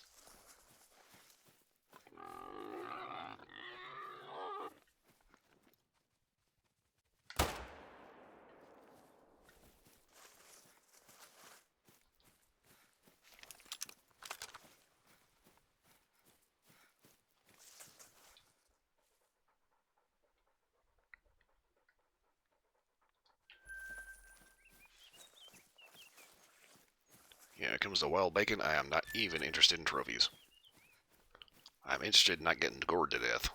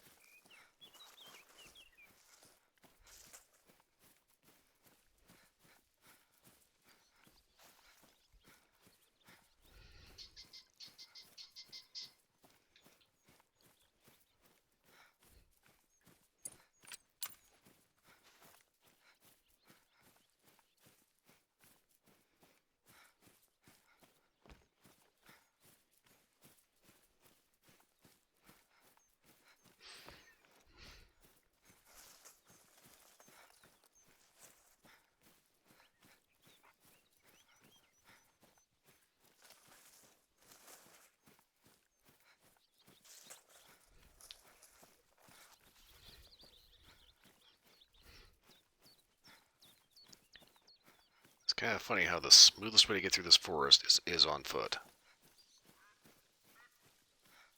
And it actually feels like it's faster because you don't have to worry about getting stuck on shit.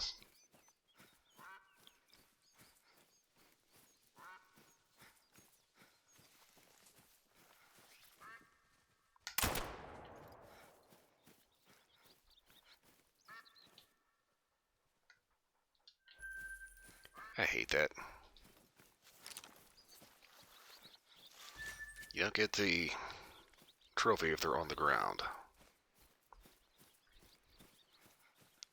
Still get the chicken dinner, though.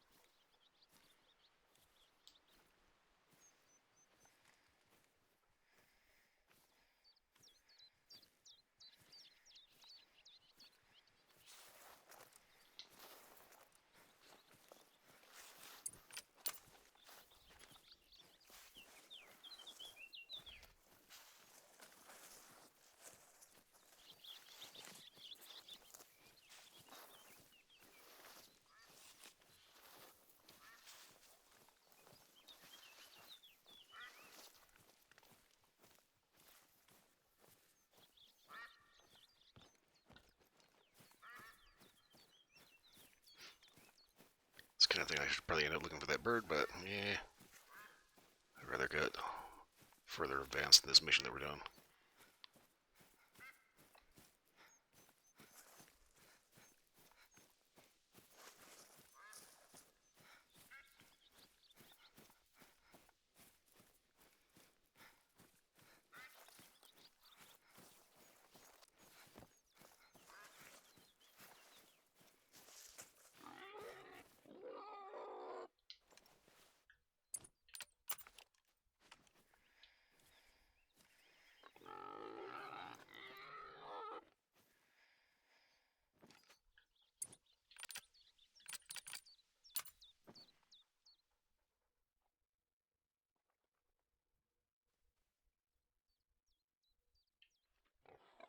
pigs can be a right menace when the fancy takes them. Feel free to stop them if you can.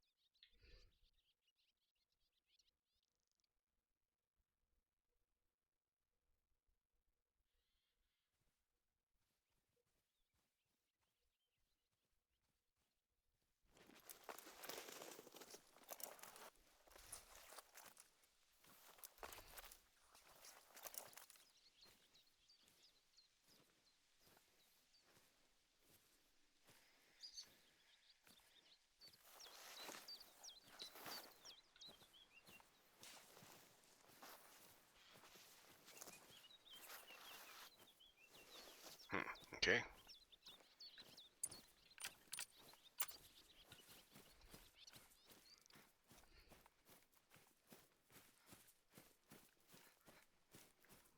That's kind of the thing about the feral pigs in this game. Once you see them,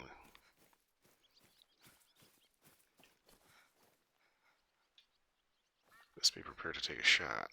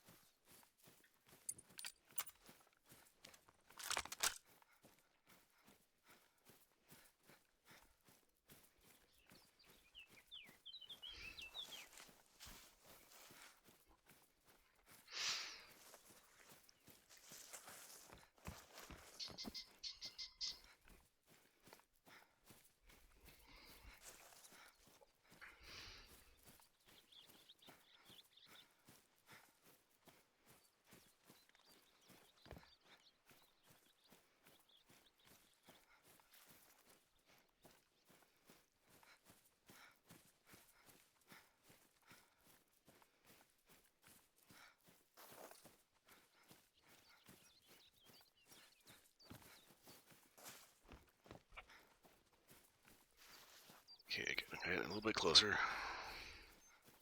Starting to see a lot of footprints through here. Follow here, okay. 300-meter dash.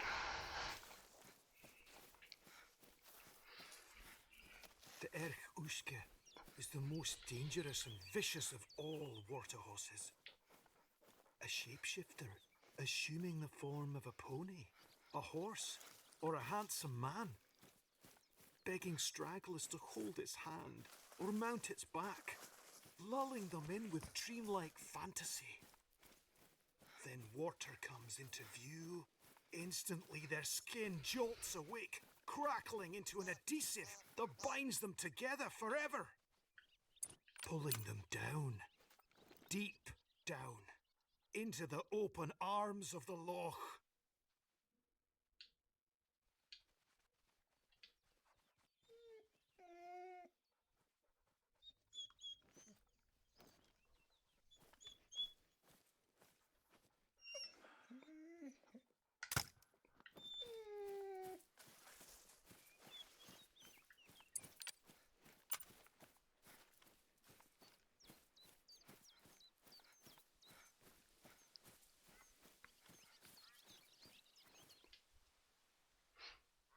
Yep, has to be flying to get the trophy. That's stupid.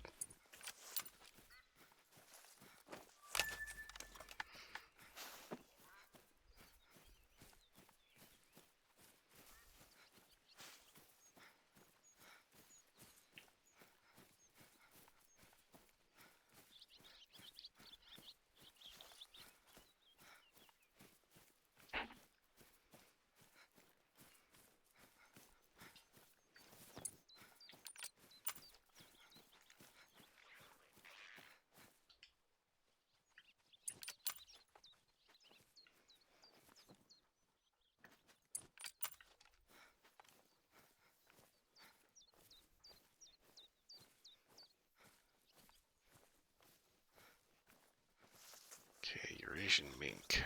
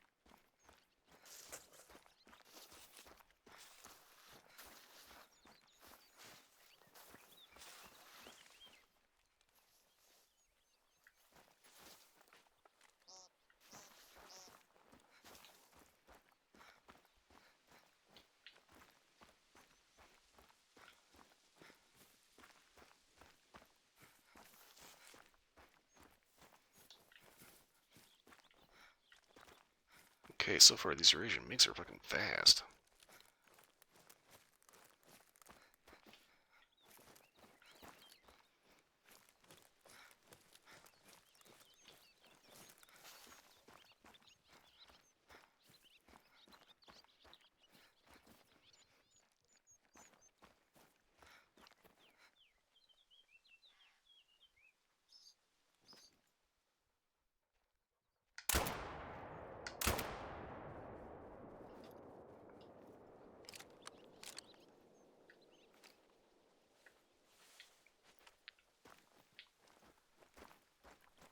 Weirdest flight pattern for that bird.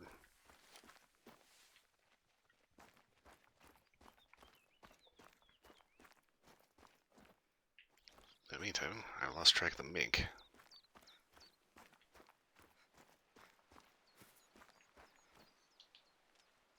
What the?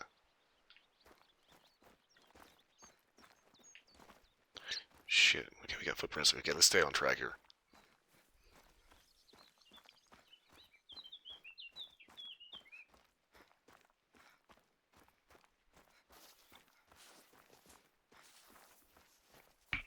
Pretty clearly we've jumped the gun. We need to get back to that area.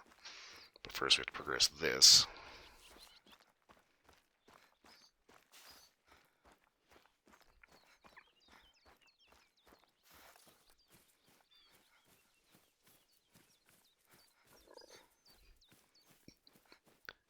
And honestly, right now, for the amount of headache trying to get a hold of a mink, I'm thinking they might actually not be worth it.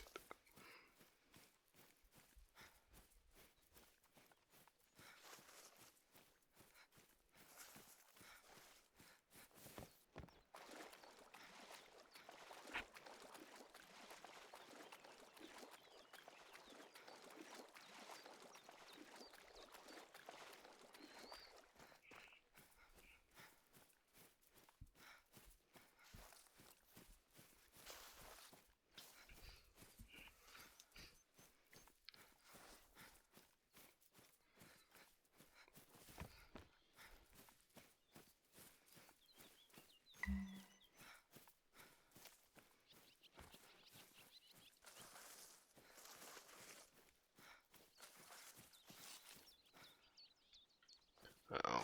Finally, some good news. That's our best lead yet. Keep at it. Well, I'll be. Those footprints look too small to be an adult's. Follow them.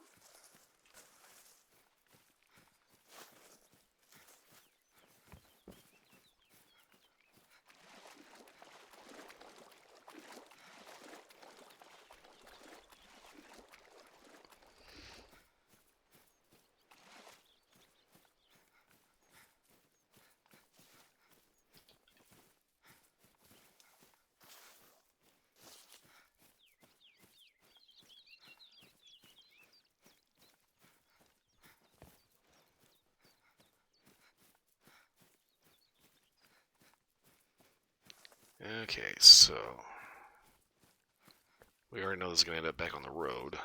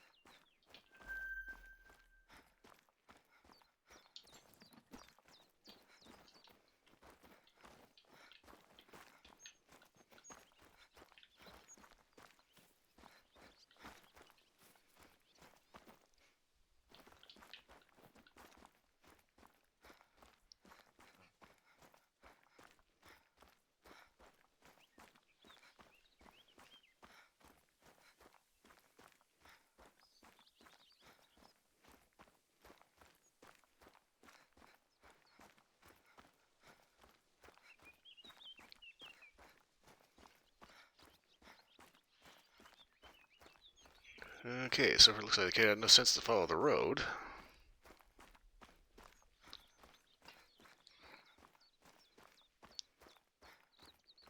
Until all of a sudden he didn't.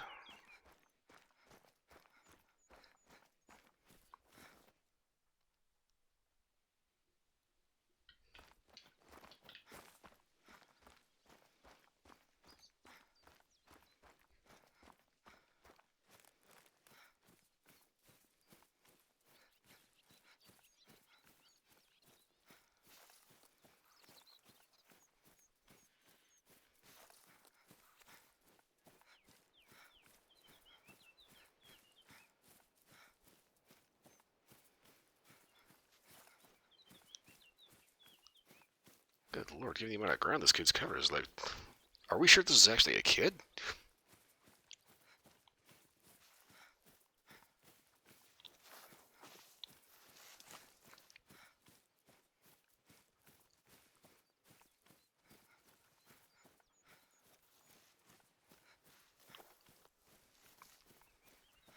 That's kind of the thing about when it comes to actually tracking footprints. It's like you can't go by just the size of the shoe print, right? Because there are some women out there that have itty bitty little kid-sized feet, but are full grown.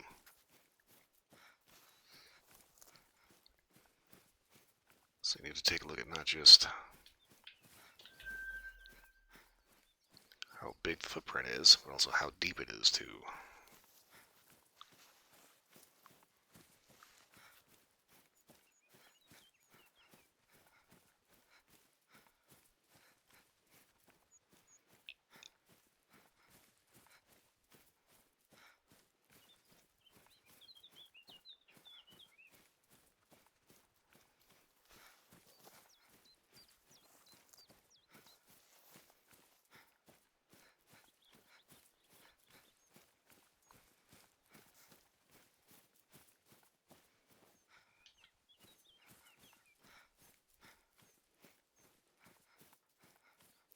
Okay, seriously, what is going on here?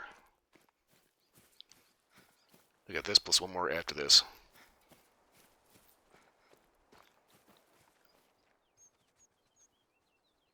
I mean, good God.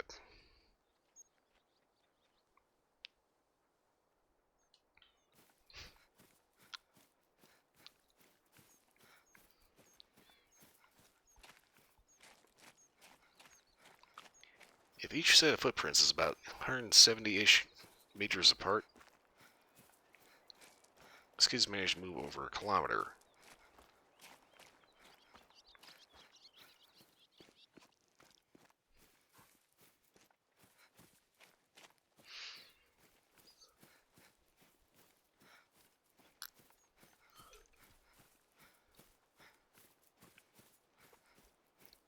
$25 to 35 kilos. Okay, let's see here.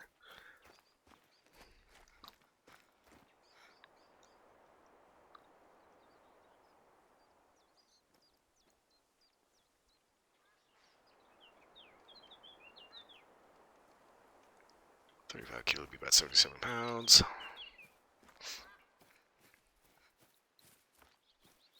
So 35 being the high end.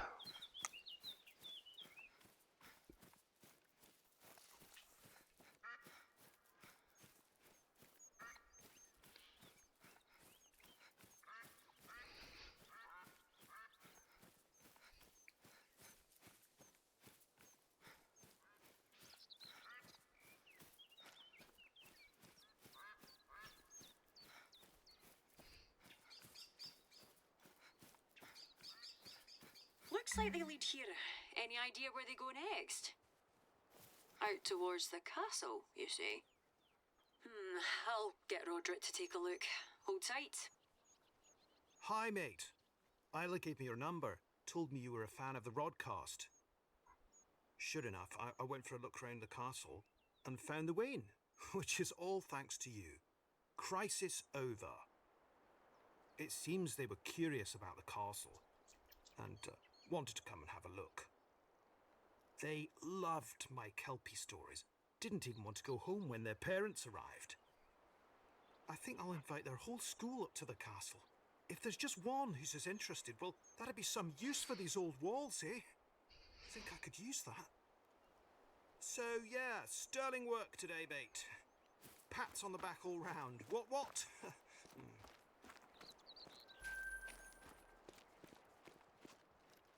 Okie doke. Hey, pal. Isla here.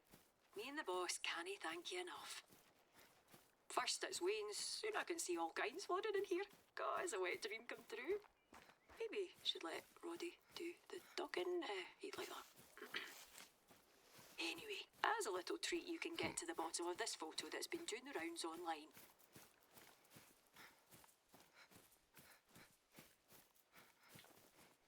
But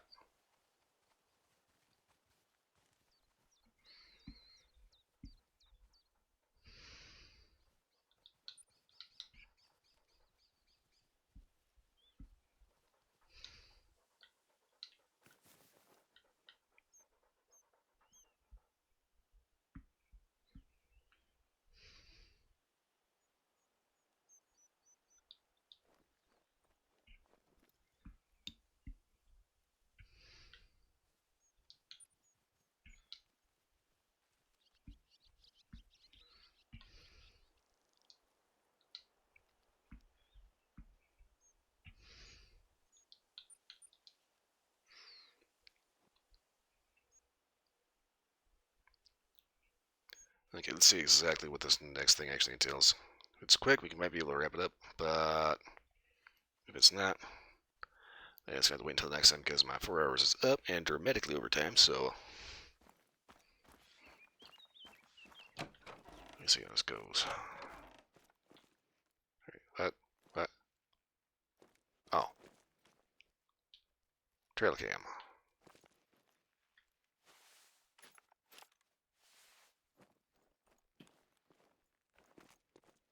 Get the photos over here. Ah, Now, as you can see, that there is a sea serpent, or a log, or a submarine, or a shaved bull elephant seal. Ugh, and I didn't want my dad and budgie smugglers getting blopped doing the lock again. So, as always, make the man upstairs happy. Not God, much less relevant. okay, so when she said budgie smugglers, It's budgie's a Roddy. bird. He wants you to go get some bait for his sea serpent. I say get ready to haul out something unsavoury.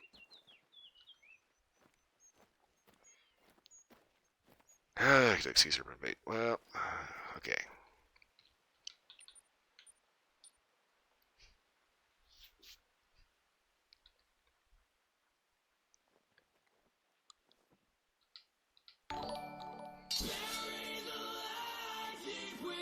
Dog Wolf 302, thank you for the follow. I appreciate that. Hope you're having a good night. I am debating if I actually want to complete this quest or not because I kind of have. I'm kind of over time. I need to wrap up. But we got Seek a Deer.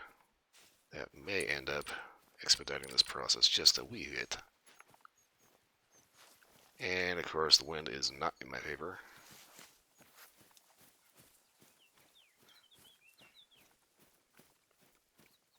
Let's see if I can get eyes on this fucker.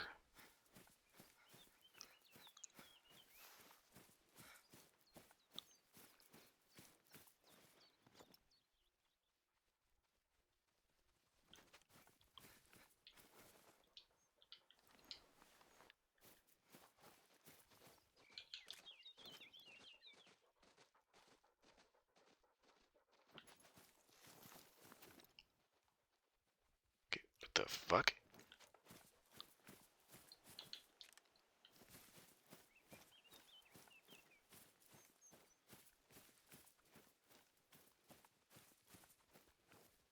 Ah, there we go.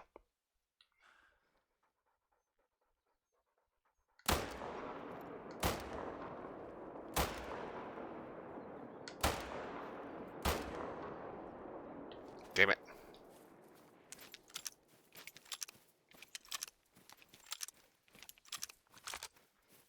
I hate when they do that, just zig and zag and zig and zag, and you can't actually get a good shot on them.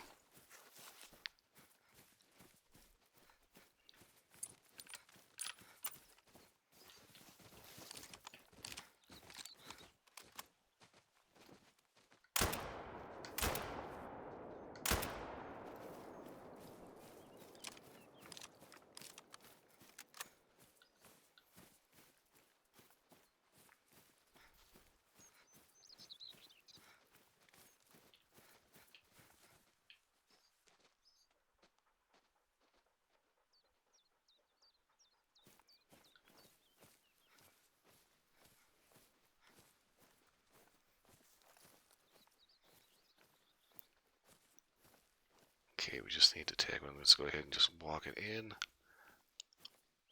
As long as we're walking, we should be able to walk right up behind them.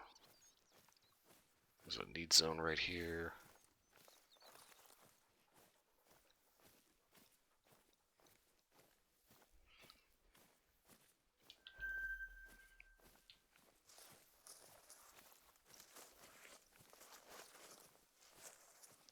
Okay.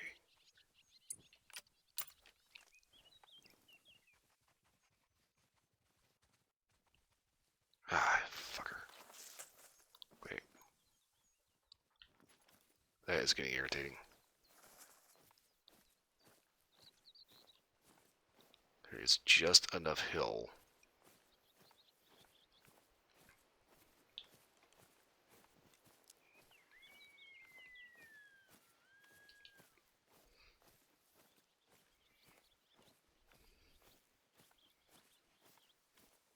Okay, so this is how we know I'm done fucking around with these motherfuckers.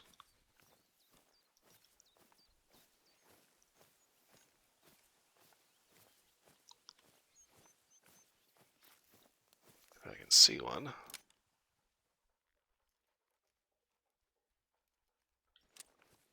This one should allow me to park one on his ass and hopefully drop him on the spot.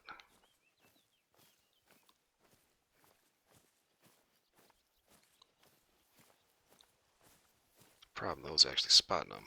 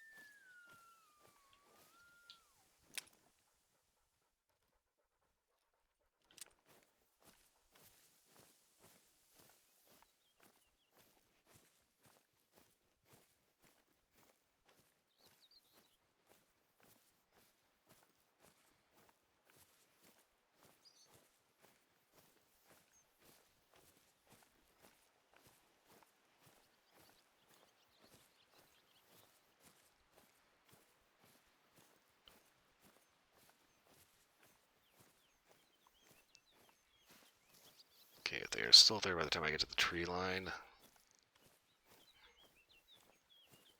that would be rather impressive. Or lucky, one of the two. God, I do not want to go to that fucking forest.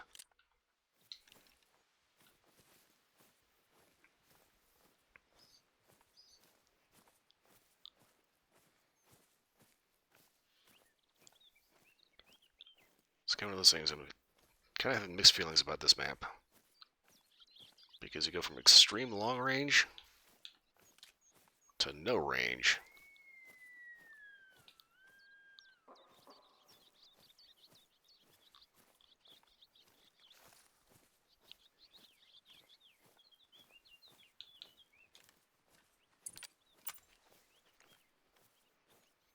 Switch out to buckshot and reflex sight because it's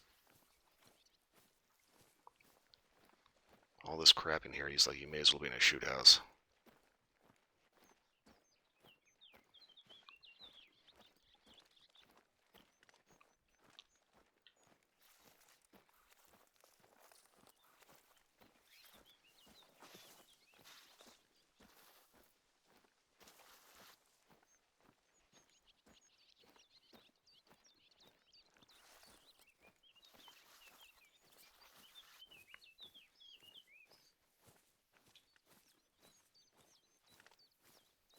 Okay, so deer came slowing down to a walk through here, so we should be able to just kind of sneak up on him.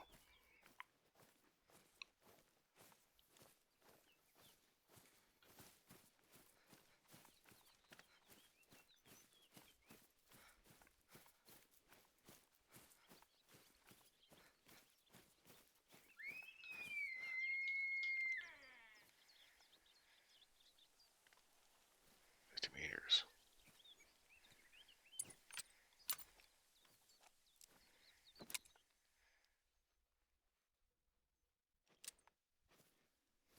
God, I cannot see shit in there.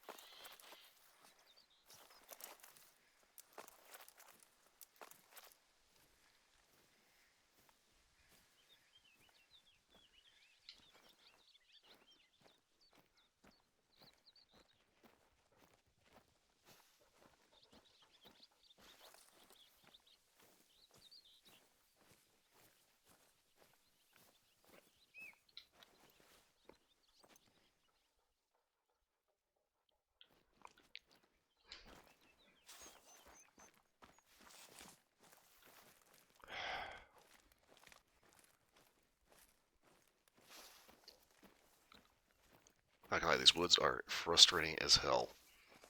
I mean, you think you got a shot, you don't, because there's this squirrely gobbledygook branch getting in the way.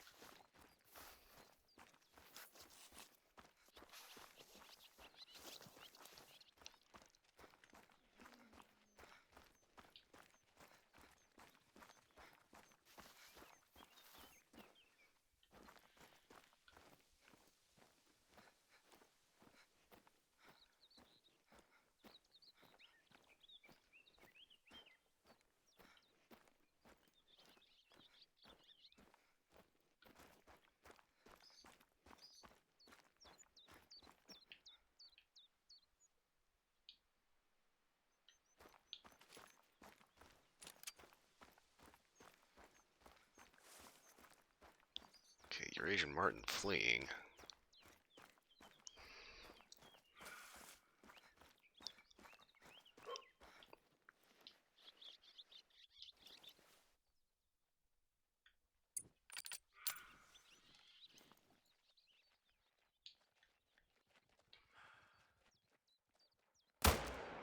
Got it.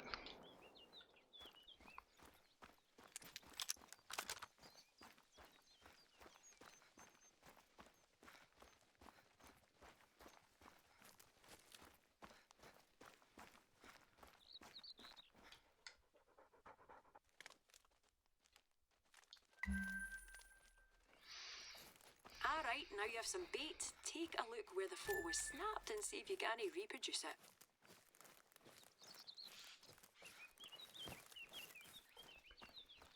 Our fatty is the last of her kind. Before man ever set foot in Scotland, plesiosaurs swam the seas. Most of them were wiped out by the meteor or the ice age or what have you. But not our fatty. She's a canny lass. She persists, but the problem with being the last is you get kinda lonely. Trust me, I know. So she cries out, hoping to one day hear a reply hundreds of millions of years late. The Scottish gentry can only survive thanks to donations from patrons like you.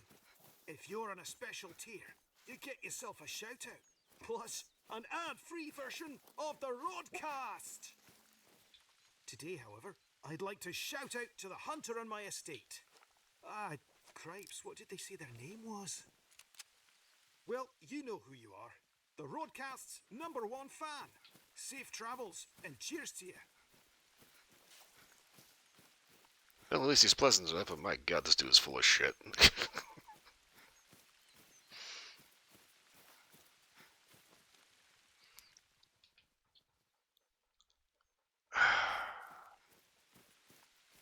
Eurasian pine marten. I get the impression that these things are going to be like basically a small weasel, so if you imagine trying to hunt a ferret in this bullshit.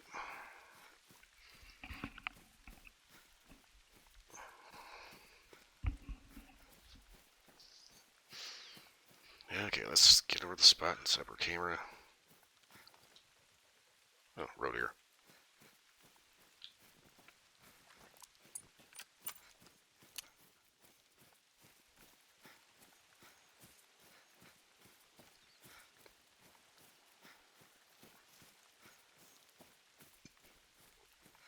It's like you think about it, if you had a lake monster that was an actual plesiosaur, there's pretty much no way that a creature that large would be able to survive in a lake. Not to mention, not mistaken, I think plesiosaurs are supposed to be saltwater, which means that freshwater would probably end up not being too good for their skin.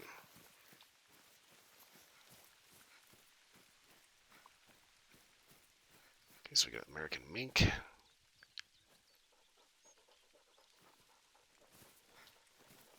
My god, look at the size of those tracks. Itty bitty. Ooh.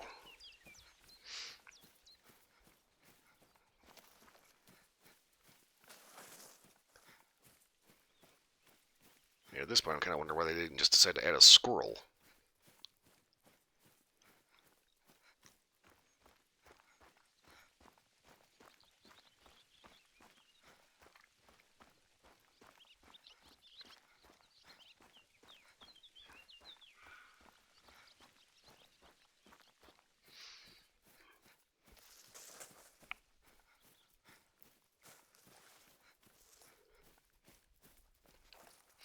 One random yawn later. Well, yes, we're the biggest fan of their Rodcast. Except, we're not.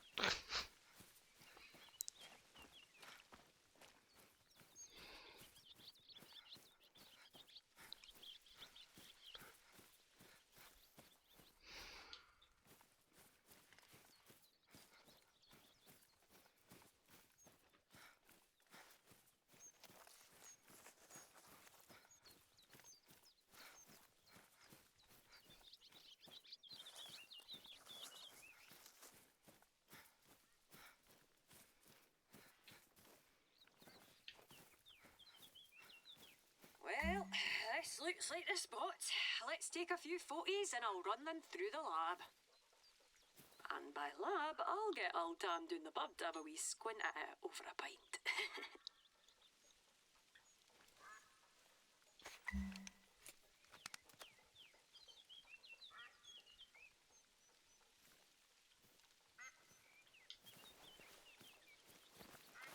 Alright, take a nap. And we'll see that serpent in the morning.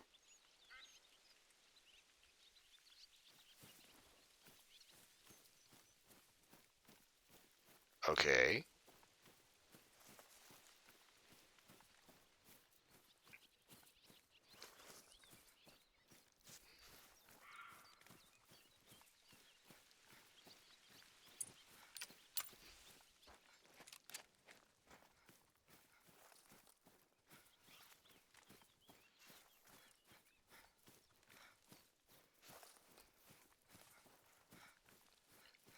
Huh. How you like that? There's just a convenient tent right here.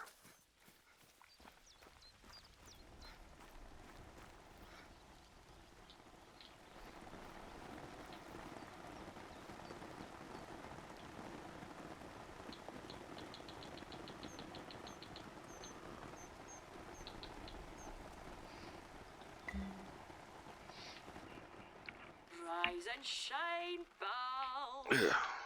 Yeah, let's get the floaties round the dam.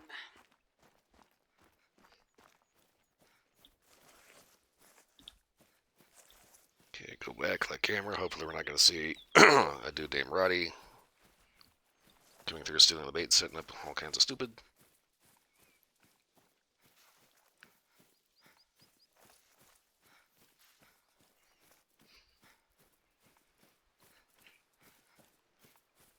I mean, there's definitely enough shit in the water.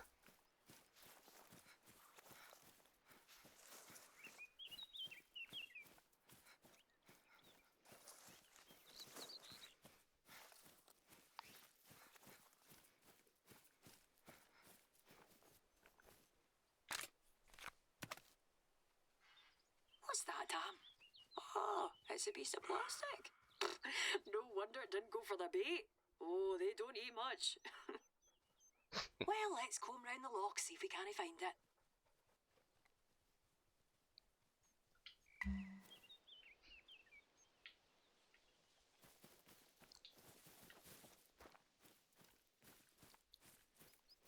Okay, so fake plastic dinosaur head.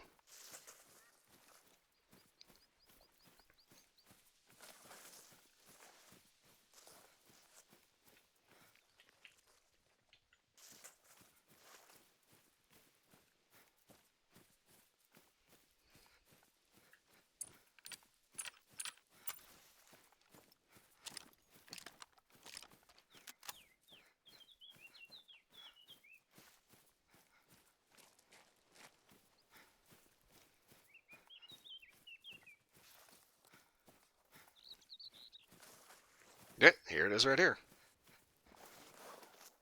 Ah, there we are. Now, I'd say that's the head of a Brontosaurus. Card-carrying museum member here. Some Ned must have hoided in the drink. We'll get this back to the museum and to the late Jurassic period. And me, I got some bag to put in the ground. Can he go round popping heads off dinos? Especially when we got kids knocking about. Kids flippin' love dinosaurs. Well, me and all. So this is personal. There will be blood, I tell you. Well, pal, that's your lot. Round here, everybody's strange, but nobody's a stranger. So dinna you start. Hear that? Probably the Stegosaurus exhibit going in the drink. None of your business anyway. Cheers to you, and safe travels.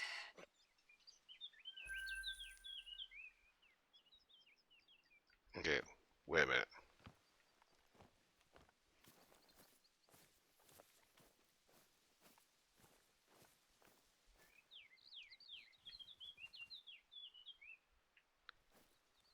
Now, normally, it's not legal to hunt foxes here. However, a few have caused some serious property damage for the farmers. I phoned up the police, gave them 48 hours notice, not that they cared. Too busy catching murderers or taking bribes or what have you. Anyway, take one with a rifle, one with a shotgun, and one for a distance. Make it painless, and try not to rout them with the dogs. All above board.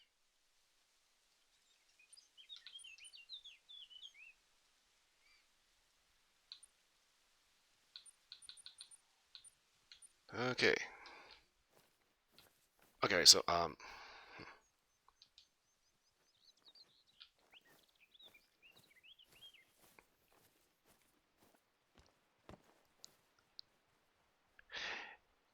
going to go ahead and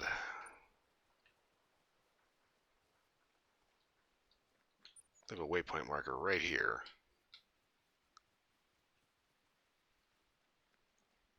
And see if that thing actually ends up despawning or not.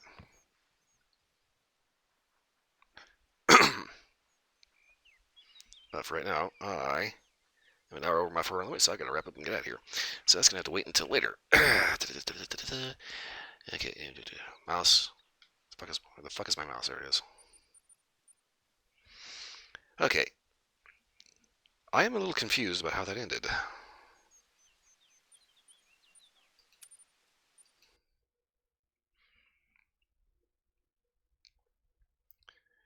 Okay.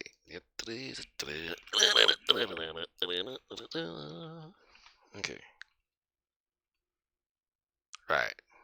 I don't know how this happens. Okay. Right, so we managed to finish up that quest, and we have a fake dinosaur head and a very unusual growl at the end. So, I'm confused.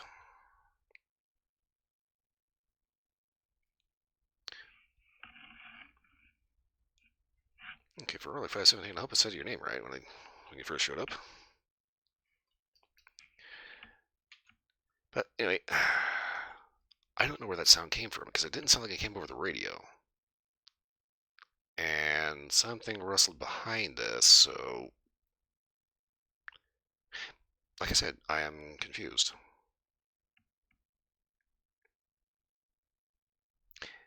That might have been that little thing from the desk saying, maybe we did put it in the game, maybe we didn't. But anyway, I am getting out of here. So, my schedule is kind of set up for the rest of the week. I am going to be doing Grandia tomorrow and Warframe on Friday. Hopefully, Warframe Friday will end up having a couple of friends showing up for multiplayer. So, fingers crossed, everything just fucking works. Last time I tried to do multiplayer Warframe, it kind of didn't. So, fingers crossed. Anyway, I am getting out of here. So, for watching, thanks for watching. Hope everyone was entertained. For watching the recording, you're still here. Again, thanks for watching. Hope everyone was entertained. Beyond that, hope everyone has a wonderful morning, noon, hours. So I will see you again next time. I have got to make sure my mouth works and go. Poof.